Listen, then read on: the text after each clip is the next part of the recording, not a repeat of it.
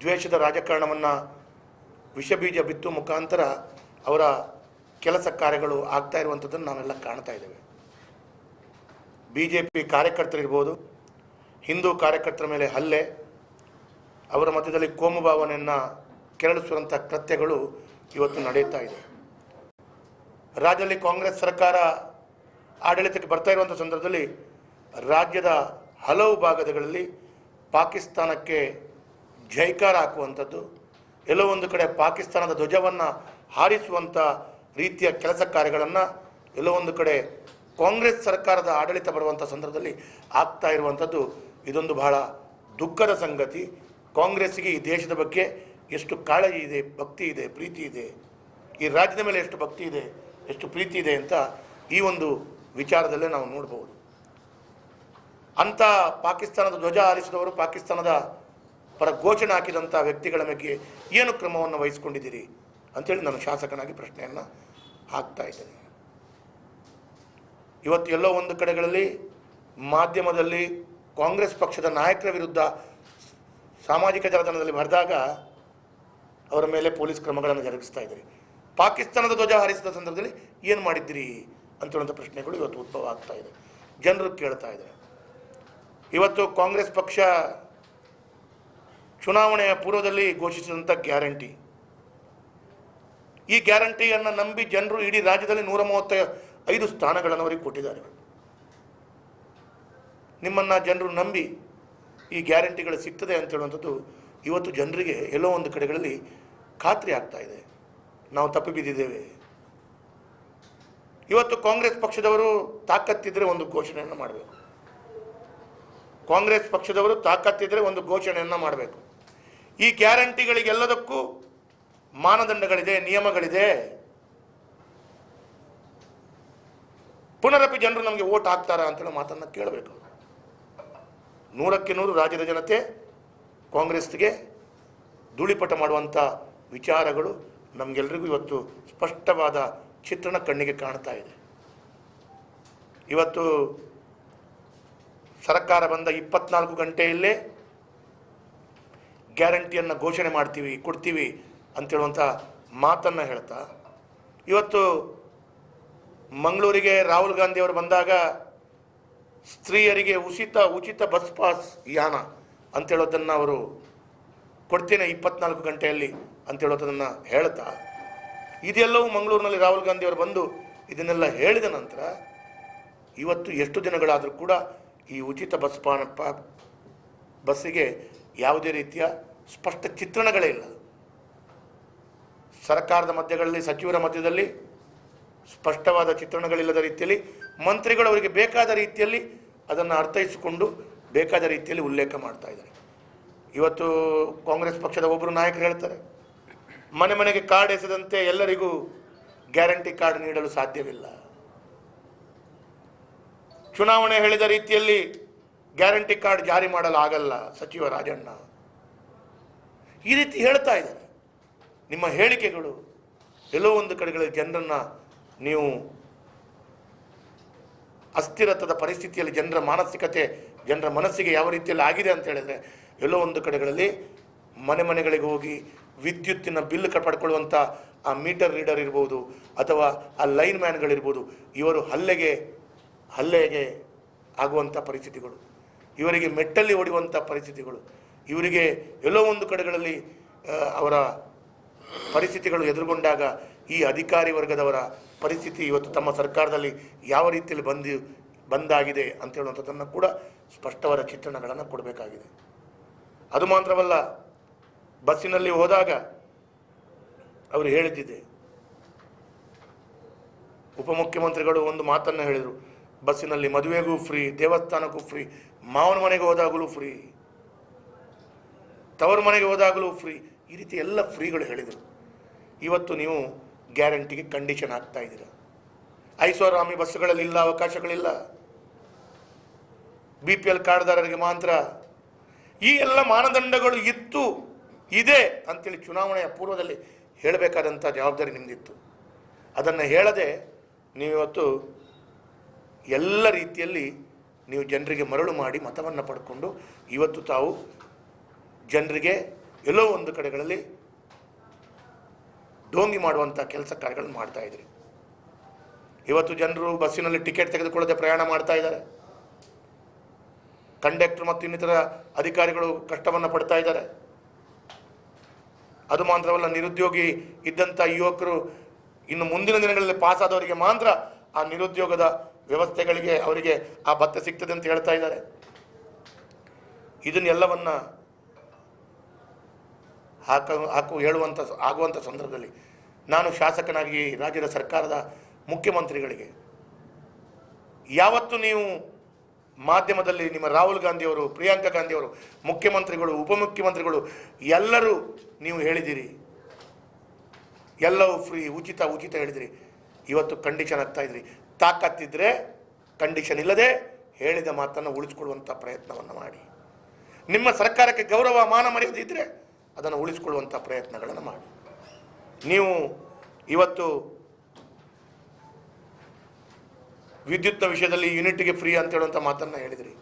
ಇದು ಎಲ್ಲವನ್ನು ಉಳಿಸ್ಕೊಳ್ಳುವಂಥ ಮಾತನ್ನು ಮಾಡಿದರೆ ನಿಮ್ಮ ಸರ್ಕಾರಕ್ಕೆ ಎಲ್ಲೋ ಒಂದು ಕಡೆ ಗೌರವ ಮರ್ಯಾದೆ ಇದೆ ಅಂತೇಳಿ ನಾನು ಭಾವಿಸ್ತಾ ಇದ್ದೇನೆ. ಅದು ಮಾತ್ರವಲ್ಲ, ಇವತ್ತು ಅಕ್ಕಿ ಫ್ರೀ ಅಂತ ಹೇಳುವಂಥದ್ದು ಮಾತನ್ನು 10 kg ಅಕ್ಕಿ ಫ್ರೀ. ಇವತ್ತು ಸರ್ಕಾರದ ಮಂತ್ರಿಗಳು ಮತ್ತು ಸರ್ಕಾರ ಸ್ಪಷ್ಟನೆಯನ್ನು ಕೊಡಬೇಕು. ಏನು ಅಂತ ಹೇಳಿದರೆ, ಈಗಾಗಲೇ ಕೇಂದ್ರ ಸರ್ಕಾರ 5 kg ಅಕ್ಕಿ ಕೊಡ್ತಾ ಇದೆ. ನೀವು ನಮ್ಮ ಸರ್ಕಾರ 10 kg ಕೊಡ್ತಾ ಇದೆ ಅಂತ ಹೇಳ್ತಾ ಇದ್ರಿ.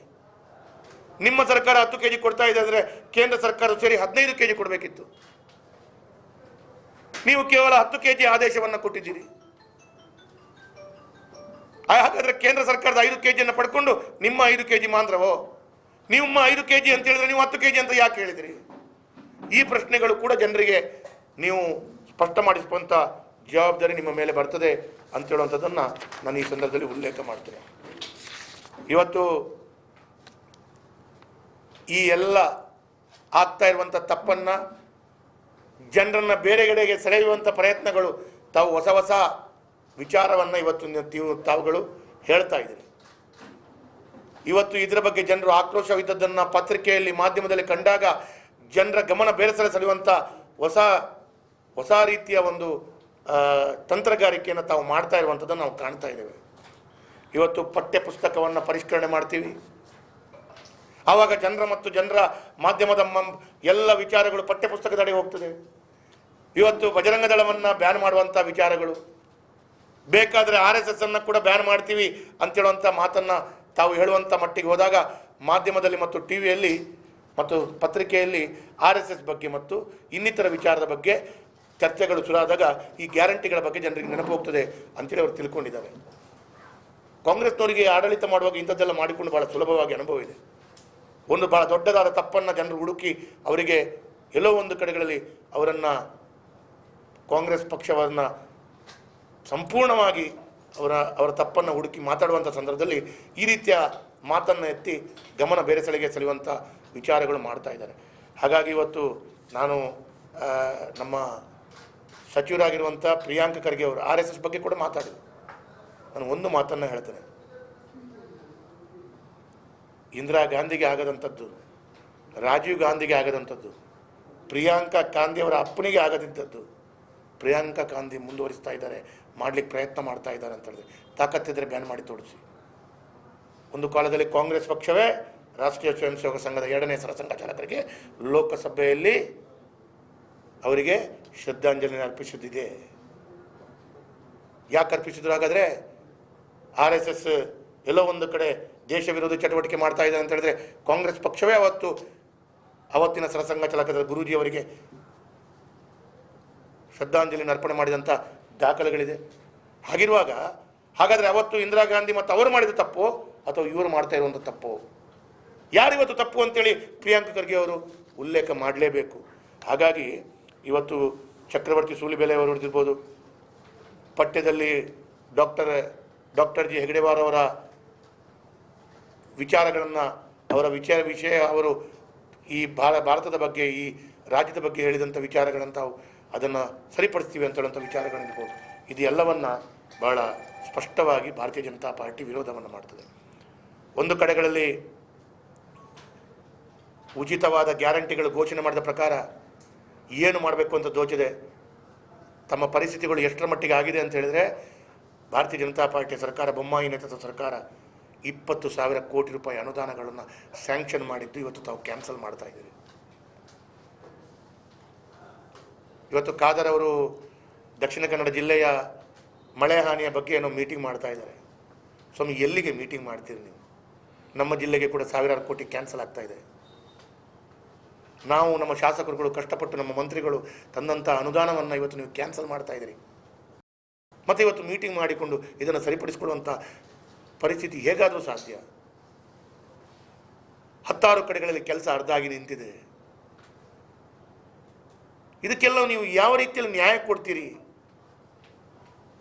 ಹಾಗಾಗಿ ಈ 20,000 ಕೋಟಿಯನ್ನು ತಾವು ನಿಲ್ಲಿಸುವಂಥ ಪ್ರಯತ್ನಗಳು, 20,000 ಕೋಟಿಯನ್ನು ನಿಲ್ಲಿಸಿ ತಾವು ಮಾಡಿದರೂ ಕೂಡ ಈ ಗ್ಯಾರಂಟಿಗೆ ಸರಿಸುಮಾರು 65,000 ಕೋಟಿಯಿಂದ 70,000 ಕೋಟಿಗಳು ಬೇಕು.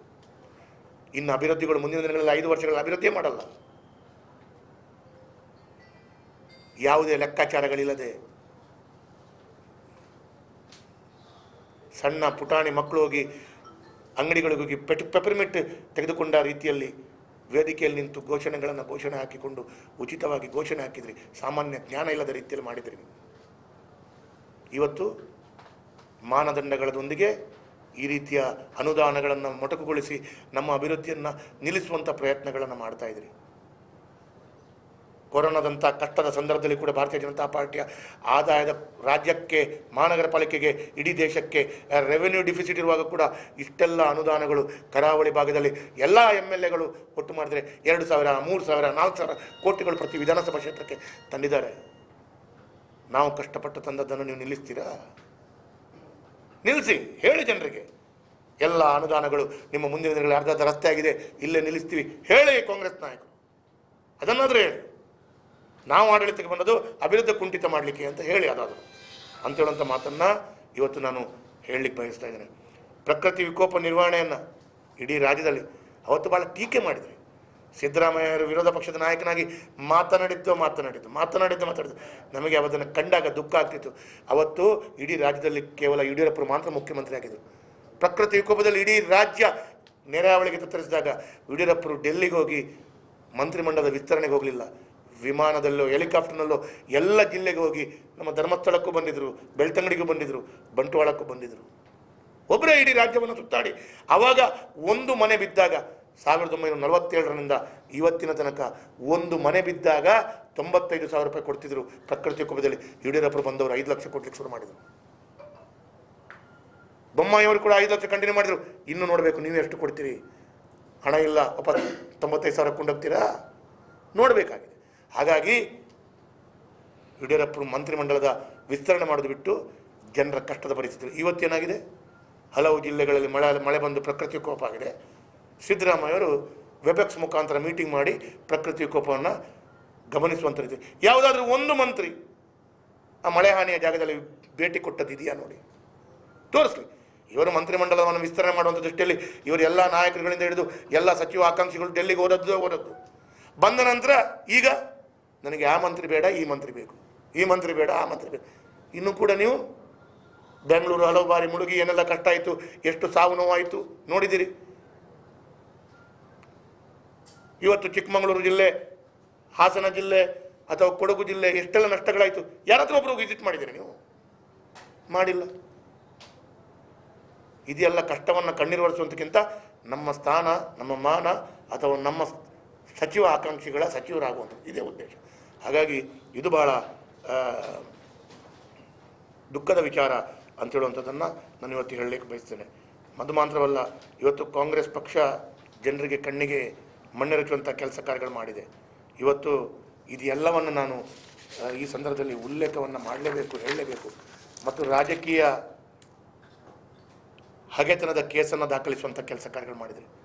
4-5 ತಿಂಗಳುಗಳ ಹಿಂದೆ ನಮ್ಮ ಮಾಜಿ ಉಪಮುಖ್ಯಮಂತ್ರಿಗಳಾದಂಥ ನಮ್ಮ ನಾಯಕರಾದಂಥ ಅಶ್ವಥ್ ನಾರಾಯಣ ಅವರು ಮಾತನಾಡಿದ 4 ತಿಂಗಳ ಹಿಂದೆ ಮಾತಾಡಿದ್ದಕ್ಕೆ ಇವತ್ತು ಕೇಸ್ ಹಾಕ್ತೀರಾ ನೀವು?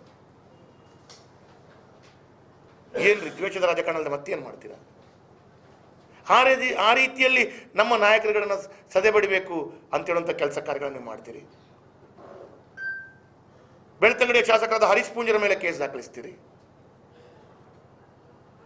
ಅದು ಮಾತ್ರವಲ್ಲ, ಬೇರೆ ಬೇರೆ ಕಡೆಗಳಲ್ಲಿ ನಮ್ಮ ಕಾರ್ಯಕರ್ತರ ಮೇಲೆ. ಇವತ್ತಂತೂ ನನ್ನ ಪತ್ರಿಕೆಯಲ್ಲಿ ಒಂದು ಕಡೆಗಳಲ್ಲಿ ನೋಡಿದೆ, ನಾಚಿಕೆ ಆಯಿತು ನನಗೆ. ಆಡಳಿತ ಮಾಡಿ ಜನರು ಅವಕಾಶ ಕೊಟ್ಟಿದ್ದಾರೆ, ಆದರೆ ಆಡಳಿತ ಮಾಡುವ ಮುಂಚೆ ಈ ರೀತಿಯ ದ್ವೇಷ ಭಾವನವನ್ನು ಮಾಡಬೇಡಿ. ಇನ್ನು ಮುಂದಿನ ದಿನಗಳಲ್ಲಿ ವಿರೋಧ ಪಕ್ಷದ ಎಲ್ಲ ಹೆಚ್ಚಿನ ಪ್ರಮುಖರ ನಾಯಕರ ಮನೆಗೆ ಲೋಕಾಯುಕ್ತ ದಾಳಿಯನ್ನು ಮಾಡಿ ಅವರನ್ನು ಮಾತನಾಡಿಸಿದ ಹಾಗೆ ಅವರ ಬಾಯಿ ಮುಚ್ಚಿಸುವಂಥ ಪ್ರಯತ್ನಗಳು ಮಾಡ್ತಾ ಇದ್ದೀರಿ ಅಂತೇಳೋದಂದ್ರೂ ಕೂಡ ಇವತ್ತು ಪತ್ರಿಕೆಯಲ್ಲಿ ವರದಿಯಾಗಿದೆ. ಇದು ದ್ವೇಷದ ರಾಜಕಾರಣವನ್ನು ತಾವು ಮಾಡುವಂಥದ್ದು ಸಂಪೂರ್ಣವಾಗಿ ಭಾರತೀಯ ಜನತಾ ಪಾರ್ಟಿ ನಾವು ಖಂಡಿಸ್ತೇವೆ. ಸಾಮಾಜಿಕ ಜಾಲತಾಣಗಳಲ್ಲಿ ಕಾಂಗ್ರೆಸ್ ನಾಯಕರು ಹೇಳ್ತಾ ಇದ್ದಾರೆ, ಸಣ್ಣ ಪುಟ್ಟ ನಾಯಕರುಗಳು, ದಕ್ಷಿಣ ಕನ್ನಡ ಜಿಲ್ಲೆ ಮತ್ತು ಉಡುಪಿ ಜಿಲ್ಲೆಯವರು ಎಲ್ಲೂ ಒಂದೇ ಒಂದು ಸರಿಸಮಾನರಾಗಿ ಕಾಂಗ್ರೆಸ್ ಪಕ್ಷವನ್ನು ಗೆಲ್ಲಿಸಲಿಲ್ಲ, ಹಾಗಾಗಿ ದಕ್ಷಿಣ ಕನ್ನಡ ಜಿಲ್ಲೆ ಉಡುಪಿಗೆ ಗ್ಯಾರಂಟಿ ಯಾಕೆ? ಏನ್ರಿ? ನಾನು ಈ ಕ್ಷೇತ್ರದ ಶಾಸಕನಾಗಿ ಬಂದ ನಂತರ ನನಗೆ ಮತ ಹಾಕಿದವರಿಗೆ ಮಾತ್ರ ಶಾಸಕನಲ್ಲ, ನಾನು ಎಲ್ಲ ಜಾತಿ ವರ್ಗ ಮತ ಪಂಥದಗಳಿಗೆ ನಾನು ಶಾಸಕನೇ. ಹಾಗೆಯೇ ಸರ್ಕಾರ ಬಂದ ನಂತರ ಎಲ್ಲರಿಗೂ ಸರ್ಕಾರದ ವ್ಯವಸ್ಥೆಗಳ ಅದರ ಲಾಭವನ್ನು ಕೊಡಬೇಕು. ನೀವೆಲ್ಲೋ ದಕ್ಷಿಣ ಕನ್ನಡ ಜಿಲ್ಲೆ ಉಡುಪಿ ಜಿಲ್ಲೆ ಇಲ್ಲಿ ಹೆಚ್ಚಿನ ಕಾಂಗ್ರೆಸ್ ಪಕ್ಷ ಇಲ್ಲಿ ಸ್ಥಾನವನ್ನು ಗೆಲ್ಲಿಲ್ಲ, ಅದಕ್ಕಾಗಿ ದಕ್ಷಿಣ ಕನ್ನಡ ಜಿಲ್ಲೆಗೆ ಉಡುಪಿ ಜಿಲ್ಲೆಗೆ ಈ ಗ್ಯಾರಂಟಿಗಳು ಹೆಚ್ಚಿನ ಅವಕಾಶಗಳು ಕೊಡಬೇಕಾಗಿಲ್ಲ ಅಂತೇಳಿ ಮಾಧ್ಯಮದಲ್ಲಿ ಕಾಂಗ್ರೆಸ್ನ ನಾಯಕರು, ಸಣ್ಣ ಸಣ್ಣ ನಾಯಕರುಗಳು, ಮಧ್ಯಮ ವರ್ಗದ ನಾಯಕರು ಮಾತಾಡಲಿಕ್ಕೆ ಇವತ್ತು ಶುರು ಮಾಡಿದ್ದಾರೆ ಅಂಥೇಳಿ ಆದರೆ ನಿಮ್ಮ ಮಾನಸಿಕತೆ ಇದರಲ್ಲಿ ತೋರಿಸ್ತದೆ. ಹಾಗಾಗಿ ಇದನ್ನೆಲ್ಲವನ್ನು ಕಂಡಾಗ ಎಲ್ಲೋ ಒಂದು ಕಡೆಗಳಲ್ಲಿ ಕಾಂಗ್ರೆಸ್ ಎಲ್ಲೋ ಒಂದು ಕಡೆ ಇವತ್ತು ಇಂಟೆನ್ಸಿವ್ ಕೇರ್ನಲ್ಲಿ ಇದ್ದುಕೊಂಡು ಆಡಳಿತ ಮಾಡ್ತಾ ಇದೆ ಅಂತೇಳುವಂಥ ಸ್ಪಷ್ಟ ಚಿತ್ರಣ ಗೊತ್ತಾಗ್ತಾ ಇದೆ. ಇವತ್ತು ಇನ್ನೊಂದು ಮಾತು ಕೇಳಿ ಬರ್ತಾ ಇದೆ, ಭಾಳ ದುಃಖ ನನಗೆ. ನಿನ್ನೆ ಖಾಸಗಿ ಬಸ್ಸು ಮಾಲಕರ ಸಂಘದ ಅಧ್ಯಕ್ಷರು ಪದಾಧಿಕಾರಿಗಳು ಬಂದರು. ದಕ್ಷಿಣ ಕನ್ನಡ ಉಡುಪಿ ಜಿಲ್ಲೆಯಲ್ಲಿ ಖಾಸಗಿ ಬಸ್ಸನ್ನು ನಿಲ್ಲಿಸ್ತಾರಂತೆ ಅಂತೇಳುವ ರೀತಿಯ ವಿಚಾರಗಳು ಸಾಮಾಜಿಕ ಜಾಲತಾಣ ಬೇರೆ ಬೇರೆ ಪತ್ರಿಕೆಯಲ್ಲಿ ಬರ್ತಾ ಇದೆ. ಇದ್ರ ಬಗ್ಗೆ ಏನು ಮಾಡಬೇಕಂತ ಗೊತ್ತಾಗಲ್ಲ ಅಂತೇಳೋ ರೀತಿಯಲ್ಲಿ ಅವರು ಆಶ್ಚರ್ಯವನ್ನು ವ್ಯಕ್ತಪಡಿಸ್ತಾ ಇದ್ದಾರೆ. ಹಾಗಾಗಿ ಅದರ ಒಟ್ಟಿಗೆ ಕೊನೆಯದಾಗಿ ನಮ್ಮ ಸುಳ್ಯದ ಶಾಸಕಿ ನೂತನವಾಗಿ ಅವರಿಗೆ ಪ್ರಪ್ರಥಮ ಬಾರಿ ವಿಧಾನಸೌಧಕ್ಕೆ ಬಂದಿದ್ದಾರೆ. ಸುಳ್ಯದ ಶಾಸಕಿ ಭಾಗೀರಥಿ ಮುರುಳ್ಳಿಕ ಇವರು ಅವರ ಮನೆ ದೇವರು ದೈವದ ವಿಷಯದಲ್ಲಿ ಸತ್ಯಸಾರಮಣಿ ಹೆಸರಿನಲ್ಲಿ ಅವರ ಪ್ರತಿಜ್ಞೆಯನ್ನು ಸ್ವೀಕಾರ ಮಾಡ್ತಿದ್ದರು. ಮುಖ್ಯಮಂತ್ರಿಗಳು ಮತ್ತು ಕಾಂಗ್ರೆಸ್ನ ನಾಯಕರು ಮಧ್ಯ ಪ್ರವೇಶಿಸಿ ದೇವರ ಹೆಸರಿನಲ್ಲಿ ಮಾತ್ರ ಭಗವಂತನ ಹೆಸರಿನಲ್ಲಿ ಮಾಡಬೇಕು, ಈ ರೀತಿ ಮಾಡಬಾರ್ದು ಅಂತ ಹೇಳಿದವರು ಅದೇ ಮುಖ್ಯಮಂತ್ರಿಗಳು, ಅದೇ ಕಾಂಗ್ರೆಸ್ನ ನಾಯಕರು ಇದ್ದಾಗ ಹಲವು ಜನರು ಕಾಂಗ್ರೆಸ್ ಪಕ್ಷದ ನಾಯಕರ ಹೆಸರಿನಲ್ಲೇ ಪ್ರತಿಜ್ಞೆ ಸ್ವೀಕಾರ ಮಾಡಿದಾಗ ಆ ಮಾತು ಎಲ್ಲಿಗೆ ಹೋಯಿತು? ಅವಾಗ ಅವರಿಗೆ ಮಾತು ಯಾಕೆ ಬಂದಿಲ್ಲ ಅಂತೇಳೋ ಪ್ರಶ್ನೆ ನಂದು. ಗೊತ್ತಿಲ್ಲದ ಅನುಭವ ಇಲ್ಲದಂಥ ನೂತನವಾಗಿ ಶಾಸಕಿಯಾಗಿ ಬಂದಂಥ ಅಕ್ಕ ಅವರು ಎಲ್ಲೋ ಒಂದು ಕಡೆಗಳಲ್ಲಿ ಪ್ರತಿಜ್ಞೆ ಸ್ವೀಕಾರ ಮಾಡಿದಾಗ ತಪ್ಪಿದೆಯೋ ಅಂತೇಳೋ ದೃಷ್ಟಿಯಲ್ಲಿ ನೀವು ಸರಿಪಡಿಸ್ಕೊಳ್ಳಿಕ್ಕೆ ಪ್ರಯತ್ನ ಮಾಡುವಂಥದ್ದು ಒಂದು ಭಾಗ ಆದರೆ, ಅನುಭವ ಇದ್ದ 2-3 ಬಾರಿ ಗೆದ್ದಂಥ ವ್ಯಕ್ತಿಗಳು ಕಾಂಗ್ರೆಸ್ ಪಕ್ಷದ ನಾಯಕರ ಮೇಲೆ ಪ್ರತಿಜ್ಞೆ ಮಾಡಿ ಇವತ್ತು ಸ್ವೀಕಾರ ಮಾಡಿದ್ರಲ್ಲ, ಇದು ದೇವದೈವಗಳಿಗೆ ಮಾಡಿದಂಥ ಅವಮಾನ ಅಲ್ವಾ? ಇದರ ಬಗ್ಗೆ ಏನಂತ ಸ್ಪಷ್ಟೀಕರಣ ಕೊಡಬೇಕಲ್ಲ ಅವರು. ಭಾಳ ದುಃಖ ಆಗತ್ತೆ. ಹಾಗಾಗಿ ಇದನ್ನೆಲ್ಲದನ್ನು ಕಂಡಾಗ ಕಾಂಗ್ರೆಸ್ ಸಂಪೂರ್ಣವಾಗಿ ರಾಜ್ಯದಲ್ಲಿ ಜನರು ಅಧಿಕಾರವನ್ನು ಕೊಟ್ಟ ನಂತರ ಕೂಡ ಅವರು ಒಂದು ರೀತಿಯಲ್ಲಿ ಕಷ್ಟದ ವಾತಾವರಣದಲ್ಲಿ ಇಂಟೆನ್ಸಿವ್ ಕೇರ್ನಲ್ಲಿ ಇದ್ದಾರೆ. ಮುಂದಿನ ದಿನಗಳು ಗೊತ್ತಿಲ್ಲ ಏನಾಗ್ತದಂತ. ಆ ರೀತಿಯ ಪರಿಸ್ಥಿತಿಗಳು ಕೆಲವೊಮ್ಮೆ ಹೇಳ್ತಿದ್ರು, ಇದು ಕಾಂಗ್ರೆಸ್ ಪಕ್ಷದ ಸರ್ಕಾರ ಅಲ್ಲ, ಇದೊಂದು ಸಮ್ಮಿಶ್ರ ಸರ್ಕಾರ ಆಗಿದೆ. ಇದು ಸಿದ್ದರಾಮಯ್ಯರ ಪಾರ್ಟಿ ಒಂದು, DK ಶಿವಕುಮಾರ ಪಾರ್ಟಿ ಒಂದು. ಅದರ ಮಧ್ಯದಲ್ಲಿ ಇವರು MB ಪಾಟೀಲ್ ಅವರು ಪೂರ್ಣಾವಧಿ ಬಗ್ಗೆ ಮಾತಾಡ್ತಾರೆ. ಇದೊಂದು ಅಂದರೆ ಎಲ್ಲೋ ಒಂದು ಕಡೆ ಇದೊಂದು ಸಮ್ಮಿಶ್ರ ಸರ್ಕಾರದ ರೀತಿಯಲ್ಲಿ ನಡೀತಾ ಇದೆ. ಹಾಗಾಗಿ ಇದರ ಪರಿಸ್ಥಿತಿ ಯಾವತ್ತು ಏನಾಗುತ್ತೋ, ಯಾವತ್ತು ಏನೋ ಆಗಬಹುದು ಅಂತ ಹೇಳೋದು ಗೊತ್ತಿಲ್ಲ. ಯಾವ ಪರಿಸ್ಥಿತಿಗಳು ಕೂಡ ತಕ್ಷಣ ಬರಬಹುದು.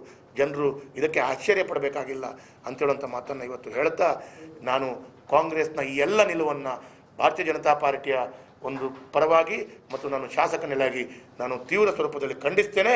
ಮತ್ತು ಅವರು ಈ ಅವಕಾಶ ಕೊಟ್ಟದ್ದನ್ನು ಸರಿದಾರಿಯಲ್ಲಿ ಪಟ್ಟು ಈ ಎಲ್ಲ ದ್ವೇಷದ ರಾಜಕಾರಣವನ್ನು ಬಿಟ್ಟು ಸರಿದಾರಿಗೆ ಬಂದಿಲ್ಲ ಅಂತ ಹೇಳಿದರೆ ಮುಂದಿನ ದಿನಗಳಲ್ಲಿ ಲೋಕಸಭಾ ಚುನಾವಣೆ ಇರ್ಬೋದು ಮತ್ತು ಮುಂದಿನ ದಿನಗಳಲ್ಲಿ ಕಾಂಗ್ರೆಸ್ ಇನ್ನಷ್ಟು ಅವನತಿಗೆ ಹೋಗಲಿಕ್ಕೆ ನಾವು 100ಕ್ಕೆ 100 ಜನರು ಇದನ್ನು ಮಾಡಿಸಿಯೇ ಶುದ್ಧ ಅಂತ ಹೇಳುವಂಥದ್ದನ್ನು ಇವತ್ತು ಹೇಳಲಿಕ್ಕೆ ಬಯಸ್ತಾ ಇದ್ದೀನಿ. ಈಗ 20,000 ಕೋಟಿ ಅನುದಾನ ಎಲ್ಲ ಇದರಲ್ಲಿ ಕಾಂಗ್ರೆಸ್ ಸರ್ಕಾರ ಅಸ್ತಿತ್ವಕ್ಕೆ ಬರ್ತಿದ್ದ ಹಾಗೆ ಸಮುದಾಯಗಳ ಮಧ್ಯದಲ್ಲಿ ಒಡಕು ಮೂಡಿಸುವಂಥ ದ್ವೇಷದ ರಾಜಕಾರಣವನ್ನು ವಿಷಬೀಜ ಬಿತ್ತು ಮುಖಾಂತರ ಅವರ ಕೆಲಸ ಕಾರ್ಯಗಳು ಆಗ್ತಾ ಇರುವಂಥದ್ದನ್ನು ನಾವೆಲ್ಲ ಕಾಣ್ತಾ ಇದ್ದೇವೆ.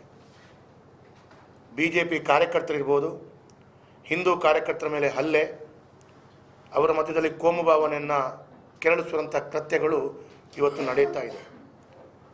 ರಾಜ್ಯದಲ್ಲಿ ಕಾಂಗ್ರೆಸ್ ಸರ್ಕಾರ ಆಡಳಿತಕ್ಕೆ ಬರ್ತಾ ಇರುವಂಥ ಸಂದರ್ಭದಲ್ಲಿ ರಾಜ್ಯದ ಹಲವು ಭಾಗಗಳಲ್ಲಿ ಪಾಕಿಸ್ತಾನಕ್ಕೆ ಜೈಕಾರ ಹಾಕುವಂಥದ್ದು, ಎಲ್ಲೋ ಒಂದು ಕಡೆ ಪಾಕಿಸ್ತಾನದ ಧ್ವಜವನ್ನು ಹಾರಿಸುವಂಥ ರೀತಿಯ ಕೆಲಸ ಕಾರ್ಯಗಳನ್ನು ಎಲ್ಲೋ ಒಂದು ಕಡೆ ಕಾಂಗ್ರೆಸ್ ಸರ್ಕಾರದ ಆಡಳಿತ ಬರುವಂಥ ಸಂದರ್ಭದಲ್ಲಿ ಆಗ್ತಾ ಇರುವಂಥದ್ದು ಇದೊಂದು ಬಹಳ ದುಃಖದ ಸಂಗತಿ.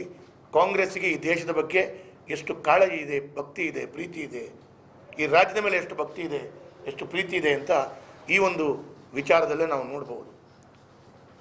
ಅಂಥ ಪಾಕಿಸ್ತಾನದ ಧ್ವಜ ಹಾರಿಸಿದವರು, ಪಾಕಿಸ್ತಾನದ ಪರ ಘೋಷಣೆ ಹಾಕಿದಂಥ ವ್ಯಕ್ತಿಗಳ ಬಗ್ಗೆ ಏನು ಕ್ರಮವನ್ನು ವಹಿಸ್ಕೊಂಡಿದ್ದೀರಿ ಅಂಥೇಳಿ ನಾನು ಶಾಸಕನಾಗಿ ಪ್ರಶ್ನೆಯನ್ನು ಹಾಕ್ತಾ ಇದ್ದೇನೆ.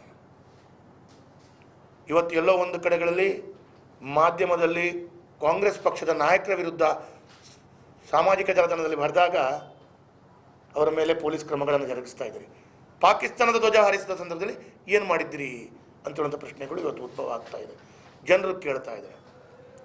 ಇವತ್ತು ಕಾಂಗ್ರೆಸ್ ಪಕ್ಷ ಚುನಾವಣೆಯ ಪೂರ್ವದಲ್ಲಿ ಘೋಷಿಸಿದಂಥ ಗ್ಯಾರಂಟಿ, ಈ ಗ್ಯಾರಂಟಿಯನ್ನು ನಂಬಿ ಜನರು ಇಡೀ ರಾಜ್ಯದಲ್ಲಿ 135 ಸ್ಥಾನಗಳನ್ನು ಅವರಿಗೆ ಕೊಟ್ಟಿದ್ದಾರೆ. ನಿಮ್ಮನ್ನು ಜನರು ನಂಬಿ ಈ ಗ್ಯಾರಂಟಿಗಳು ಸಿಗ್ತದೆ ಅಂತ ಹೇಳುವಂಥದ್ದು ಇವತ್ತು ಜನರಿಗೆ ಎಲ್ಲೋ ಒಂದು ಕಡೆಗಳಲ್ಲಿ ಖಾತ್ರಿ ಆಗ್ತಾ ಇದೆ. ನಾವು ತಪ್ಪಿ ಬಿದ್ದಿದ್ದೇವೆ. ಇವತ್ತು ಕಾಂಗ್ರೆಸ್ ಪಕ್ಷದವರು ತಾಕತ್ತಿದ್ರೆ ಒಂದು ಘೋಷಣೆಯನ್ನು ಮಾಡಬೇಕು. ಕಾಂಗ್ರೆಸ್ ಪಕ್ಷದವರು ತಾಕತ್ತಿದ್ರೆ ಒಂದು ಘೋಷಣೆಯನ್ನು ಮಾಡಬೇಕು. ಈ ಗ್ಯಾರಂಟಿಗಳಿಗೆಲ್ಲದಕ್ಕೂ ಮಾನದಂಡಗಳಿದೆ, ನಿಯಮಗಳಿದೆ. ಪುನರಪಿ ಜನರು ನಮಗೆ ವೋಟ್ ಹಾಕ್ತಾರಾ ಅಂತೇಳಿ ಮಾತನ್ನು ಕೇಳಬೇಕು. 100ಕ್ಕೆ 100 ರಾಜ್ಯದ ಜನತೆ ಕಾಂಗ್ರೆಸ್ಗೆ ಧೂಳಿಪಟ ಮಾಡುವಂಥ ವಿಚಾರಗಳು ನಮಗೆಲ್ಲರಿಗೂ ಇವತ್ತು ಸ್ಪಷ್ಟವಾದ ಚಿತ್ರಣ ಕಣ್ಣಿಗೆ ಕಾಣ್ತಾ ಇದೆ. ಇವತ್ತು ಸರ್ಕಾರ ಬಂದ 24 ಗಂಟೆಯಲ್ಲೇ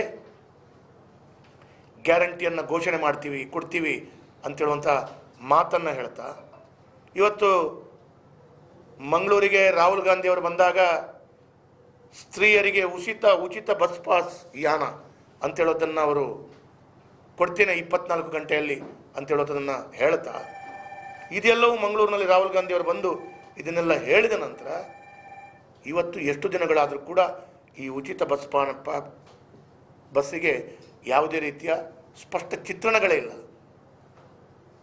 ಸರ್ಕಾರದ ಮಧ್ಯಗಳಲ್ಲಿ, ಸಚಿವರ ಮಧ್ಯದಲ್ಲಿ ಸ್ಪಷ್ಟವಾದ ಚಿತ್ರಣಗಳಿಲ್ಲದ ರೀತಿಯಲ್ಲಿ ಮಂತ್ರಿಗಳು ಅವರಿಗೆ ಬೇಕಾದ ರೀತಿಯಲ್ಲಿ ಅದನ್ನು ಅರ್ಥೈಸಿಕೊಂಡು ಬೇಕಾದ ರೀತಿಯಲ್ಲಿ ಉಲ್ಲೇಖ ಮಾಡ್ತಾ ಇದ್ದಾರೆ. ಇವತ್ತು ಕಾಂಗ್ರೆಸ್ ಪಕ್ಷದ ಒಬ್ಬರು ನಾಯಕರು ಹೇಳ್ತಾರೆ, ಮನೆ ಮನೆಗೆ ಕಾರ್ಡ್ ಎಸೆದಂತೆ ಎಲ್ಲರಿಗೂ ಗ್ಯಾರಂಟಿ ಕಾರ್ಡ್ ನೀಡಲು ಸಾಧ್ಯವಿಲ್ಲ. ಚುನಾವಣೆ ಹೇಳಿದ ರೀತಿಯಲ್ಲಿ ಗ್ಯಾರಂಟಿ ಕಾರ್ಡ್ ಜಾರಿ ಮಾಡಲಾಗಲ್ಲ ಸಚಿವ ರಾಜಣ್ಣ. ಈ ರೀತಿ ಹೇಳ್ತಾ ಇದ್ದಾರೆ. ನಿಮ್ಮ ಹೇಳಿಕೆಗಳು ಎಲ್ಲೋ ಒಂದು ಕಡೆಗಳಲ್ಲಿ ಜನರನ್ನು ನೀವು ಅಸ್ಥಿರತದ ಪರಿಸ್ಥಿತಿಯಲ್ಲಿ ಜನರ ಮಾನಸಿಕತೆ, ಜನರ ಮನಸ್ಸಿಗೆ ಯಾವ ರೀತಿಯಲ್ಲಿ ಆಗಿದೆ ಅಂತ ಹೇಳಿದರೆ, ಎಲ್ಲೋ ಒಂದು ಕಡೆಗಳಲ್ಲಿ ಮನೆಗಳಿಗೆ ಹೋಗಿ ವಿದ್ಯುತ್ತಿನ ಬಿಲ್ ಪಡ್ಕೊಳ್ಳುವಂಥ ಆ ಮೀಟರ್ ರೀಡರ್ ಇರ್ಬೋದು ಅಥವಾ ಆ ಲೈನ್ ಮ್ಯಾನ್ಗಳಿರ್ಬೋದು, ಇವರು ಹಲ್ಲೆಗೆ ಆಗುವಂಥ ಪರಿಸ್ಥಿತಿಗಳು, ಇವರಿಗೆ ಮೆಟ್ಟಲ್ಲಿ ಹೊಡೆಯುವಂಥ ಪರಿಸ್ಥಿತಿಗಳು, ಇವರಿಗೆ ಎಲ್ಲೋ ಒಂದು ಕಡೆಗಳಲ್ಲಿ ಅವರ ಪರಿಸ್ಥಿತಿಗಳು ಎದುರುಗೊಂಡಾಗ ಈ ಅಧಿಕಾರಿ ವರ್ಗದವರ ಪರಿಸ್ಥಿತಿ ಇವತ್ತು ತಮ್ಮ ಸರ್ಕಾರದಲ್ಲಿ ಯಾವ ರೀತಿಯಲ್ಲಿ ಬಂದಾಗಿದೆ ಅಂತ ಹೇಳುವಂಥದ್ದನ್ನು ಕೂಡ ಸ್ಪಷ್ಟವಾದ ಚಿತ್ರಣಗಳನ್ನು ಕೊಡಬೇಕಾಗಿದೆ. ಅದು ಮಾತ್ರವಲ್ಲ, ಬಸ್ಸಿನಲ್ಲಿ ಹೋದಾಗ ಅವರು ಹೇಳಿದ್ದಿದೆ, ಉಪಮುಖ್ಯಮಂತ್ರಿಗಳು ಒಂದು ಮಾತನ್ನು ಹೇಳಿದರು, ಬಸ್ಸಿನಲ್ಲಿ ಮದುವೆಗೂ ಫ್ರೀ, ದೇವಸ್ಥಾನಕ್ಕೂ ಫ್ರೀ, ಮಾವನ ಮನೆಗೆ ಹೋದಾಗಲೂ ಫ್ರೀ, ತವರು ಮನೆಗೆ ಹೋದಾಗಲೂ ಫ್ರೀ, ಈ ರೀತಿ ಎಲ್ಲ ಫ್ರೀಗಳು ಹೇಳಿದರು. ಇವತ್ತು ನೀವು ಗ್ಯಾರಂಟಿಗೆ ಕಂಡೀಷನ್ ಆಗ್ತಾ ಇದ್ದೀರ. ಐಷಾರಾಮಿ ಬಸ್ಸುಗಳಲ್ಲಿ ಇಲ್ಲ, ಅವಕಾಶಗಳಿಲ್ಲ, BPL ಕಾರ್ಡ್ದಾರರಿಗೆ ಮಾತ್ರ.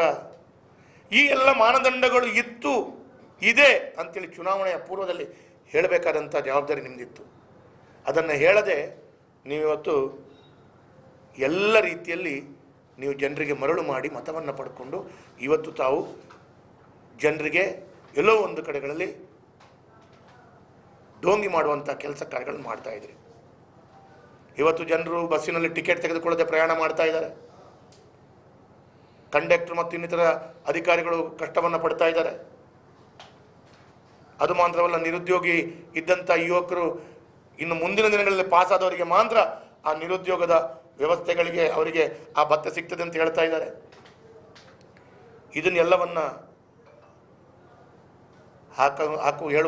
ಆಗುವಂಥ ಸಂದರ್ಭದಲ್ಲಿ ನಾನು ಶಾಸಕನಾಗಿ ರಾಜ್ಯದ ಸರ್ಕಾರದ ಮುಖ್ಯಮಂತ್ರಿಗಳಿಗೆ ಯಾವತ್ತು ನೀವು ಮಾಧ್ಯಮದಲ್ಲಿ ನಿಮ್ಮ ರಾಹುಲ್ ಗಾಂಧಿಯವರು, ಪ್ರಿಯಾಂಕಾ ಗಾಂಧಿಯವರು, ಮುಖ್ಯಮಂತ್ರಿಗಳು, ಉಪಮುಖ್ಯಮಂತ್ರಿಗಳು ಎಲ್ಲರೂ ನೀವು ಹೇಳಿದಿರಿ ಎಲ್ಲವೂ ಫ್ರೀ, ಉಚಿತ ಹೇಳಿದಿರಿ. ಇವತ್ತು ಕಂಡೀಷನ್ ಆಗ್ತಾ ಇದ್ರಿ. ತಾಕತ್ತಿದ್ರೆ ಕಂಡೀಷನ್ ಇಲ್ಲದೆ ಹೇಳಿದ ಮಾತನ್ನು ಉಳಿಸ್ಕೊಳ್ಳುವಂಥ ಪ್ರಯತ್ನವನ್ನು ಮಾಡಿ. ನಿಮ್ಮ ಸರ್ಕಾರಕ್ಕೆ ಗೌರವ ಮಾನ ಮರ್ಯಾದೆ ಇದ್ದರೆ ಅದನ್ನು ಉಳಿಸ್ಕೊಳ್ಳುವಂಥ ಪ್ರಯತ್ನಗಳನ್ನು ಮಾಡಿ. ನೀವು ಇವತ್ತು ವಿದ್ಯುತ್ನ ವಿಷಯದಲ್ಲಿ ಯೂನಿಟ್ಗೆ ಫ್ರೀ ಅಂತ ಹೇಳುವಂಥ ಮಾತನ್ನು ಹೇಳಿದಿರಿ. ಇದು ಎಲ್ಲವನ್ನು ಉಳಿಸ್ಕೊಳ್ಳುವಂಥ ಮಾತನ್ನು ಮಾಡಿದರೆ ನಿಮ್ಮ ಸರ್ಕಾರಕ್ಕೆ ಎಲ್ಲೋ ಒಂದು ಕಡೆ ಗೌರವ ಮರ್ಯಾದೆ ಇದೆ ಅಂತೇಳಿ ನಾನು ಭಾವಿಸ್ತಾ ಇದ್ದೇನೆ. ಅದು ಮಾತ್ರವಲ್ಲ, ಇವತ್ತು ಅಕ್ಕಿ ಫ್ರೀ ಅಂತ ಹೇಳುವಂಥದ್ದು ಮಾತನ್ನು 10 kg ಅಕ್ಕಿ ಫ್ರೀ.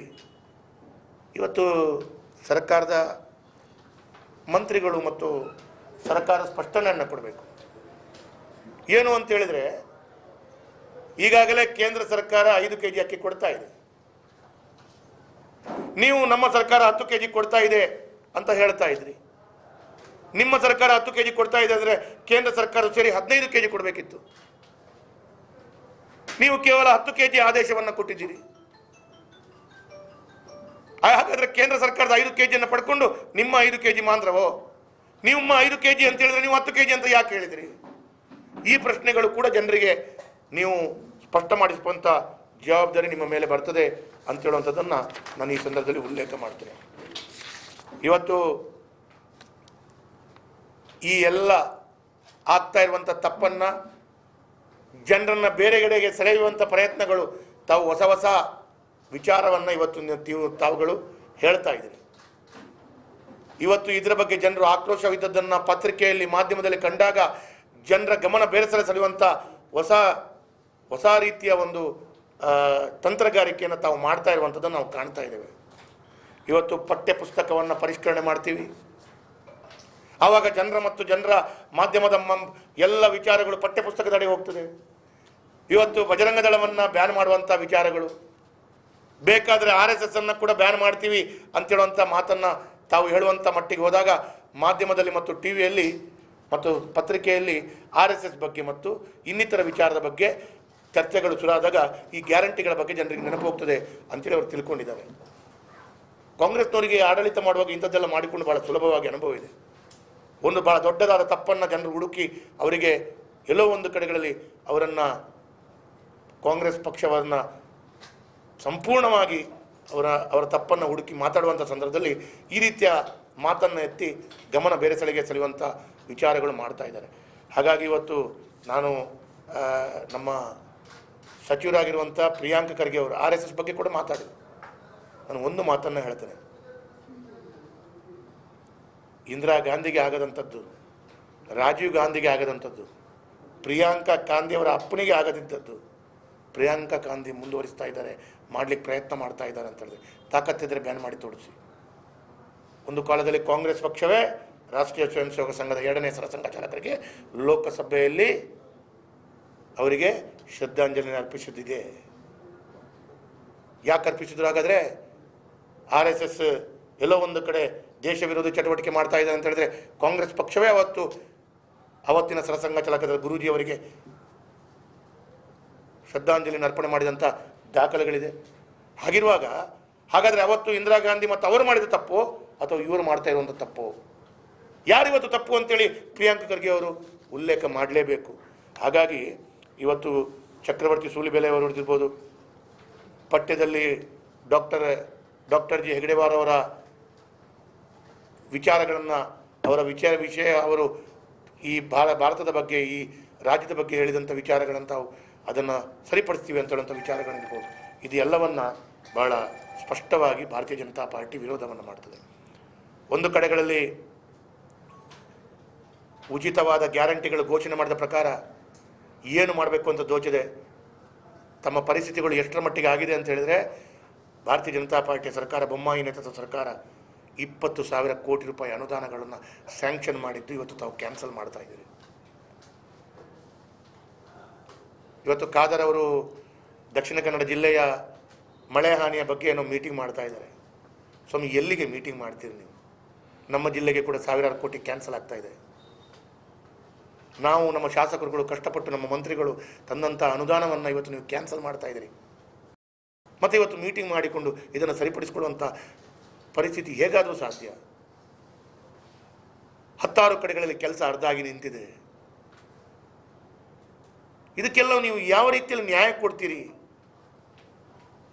ಹಾಗಾಗಿ ಈ 20,000 ಕೋಟಿಯನ್ನು ತಾವು ನಿಲ್ಲಿಸುವಂಥ ಪ್ರಯತ್ನಗಳು, 20,000 ಕೋಟಿಯನ್ನು ನಿಲ್ಲಿಸಿ ತಾವು ಮಾಡಿದರೂ ಕೂಡ ಈ ಗ್ಯಾರಂಟಿಗೆ ಸರಿಸುಮಾರು 65,000 ಕೋಟಿಯಿಂದ 70,000 ಕೋಟಿಗಳು ಬೇಕು. ಇನ್ನು ಅಭಿವೃದ್ಧಿಗಳು ಮುಂದಿನ ದಿನಗಳಲ್ಲಿ 5 ವರ್ಷಗಳ ಅಭಿವೃದ್ಧಿ ಮಾಡಲ್ಲ.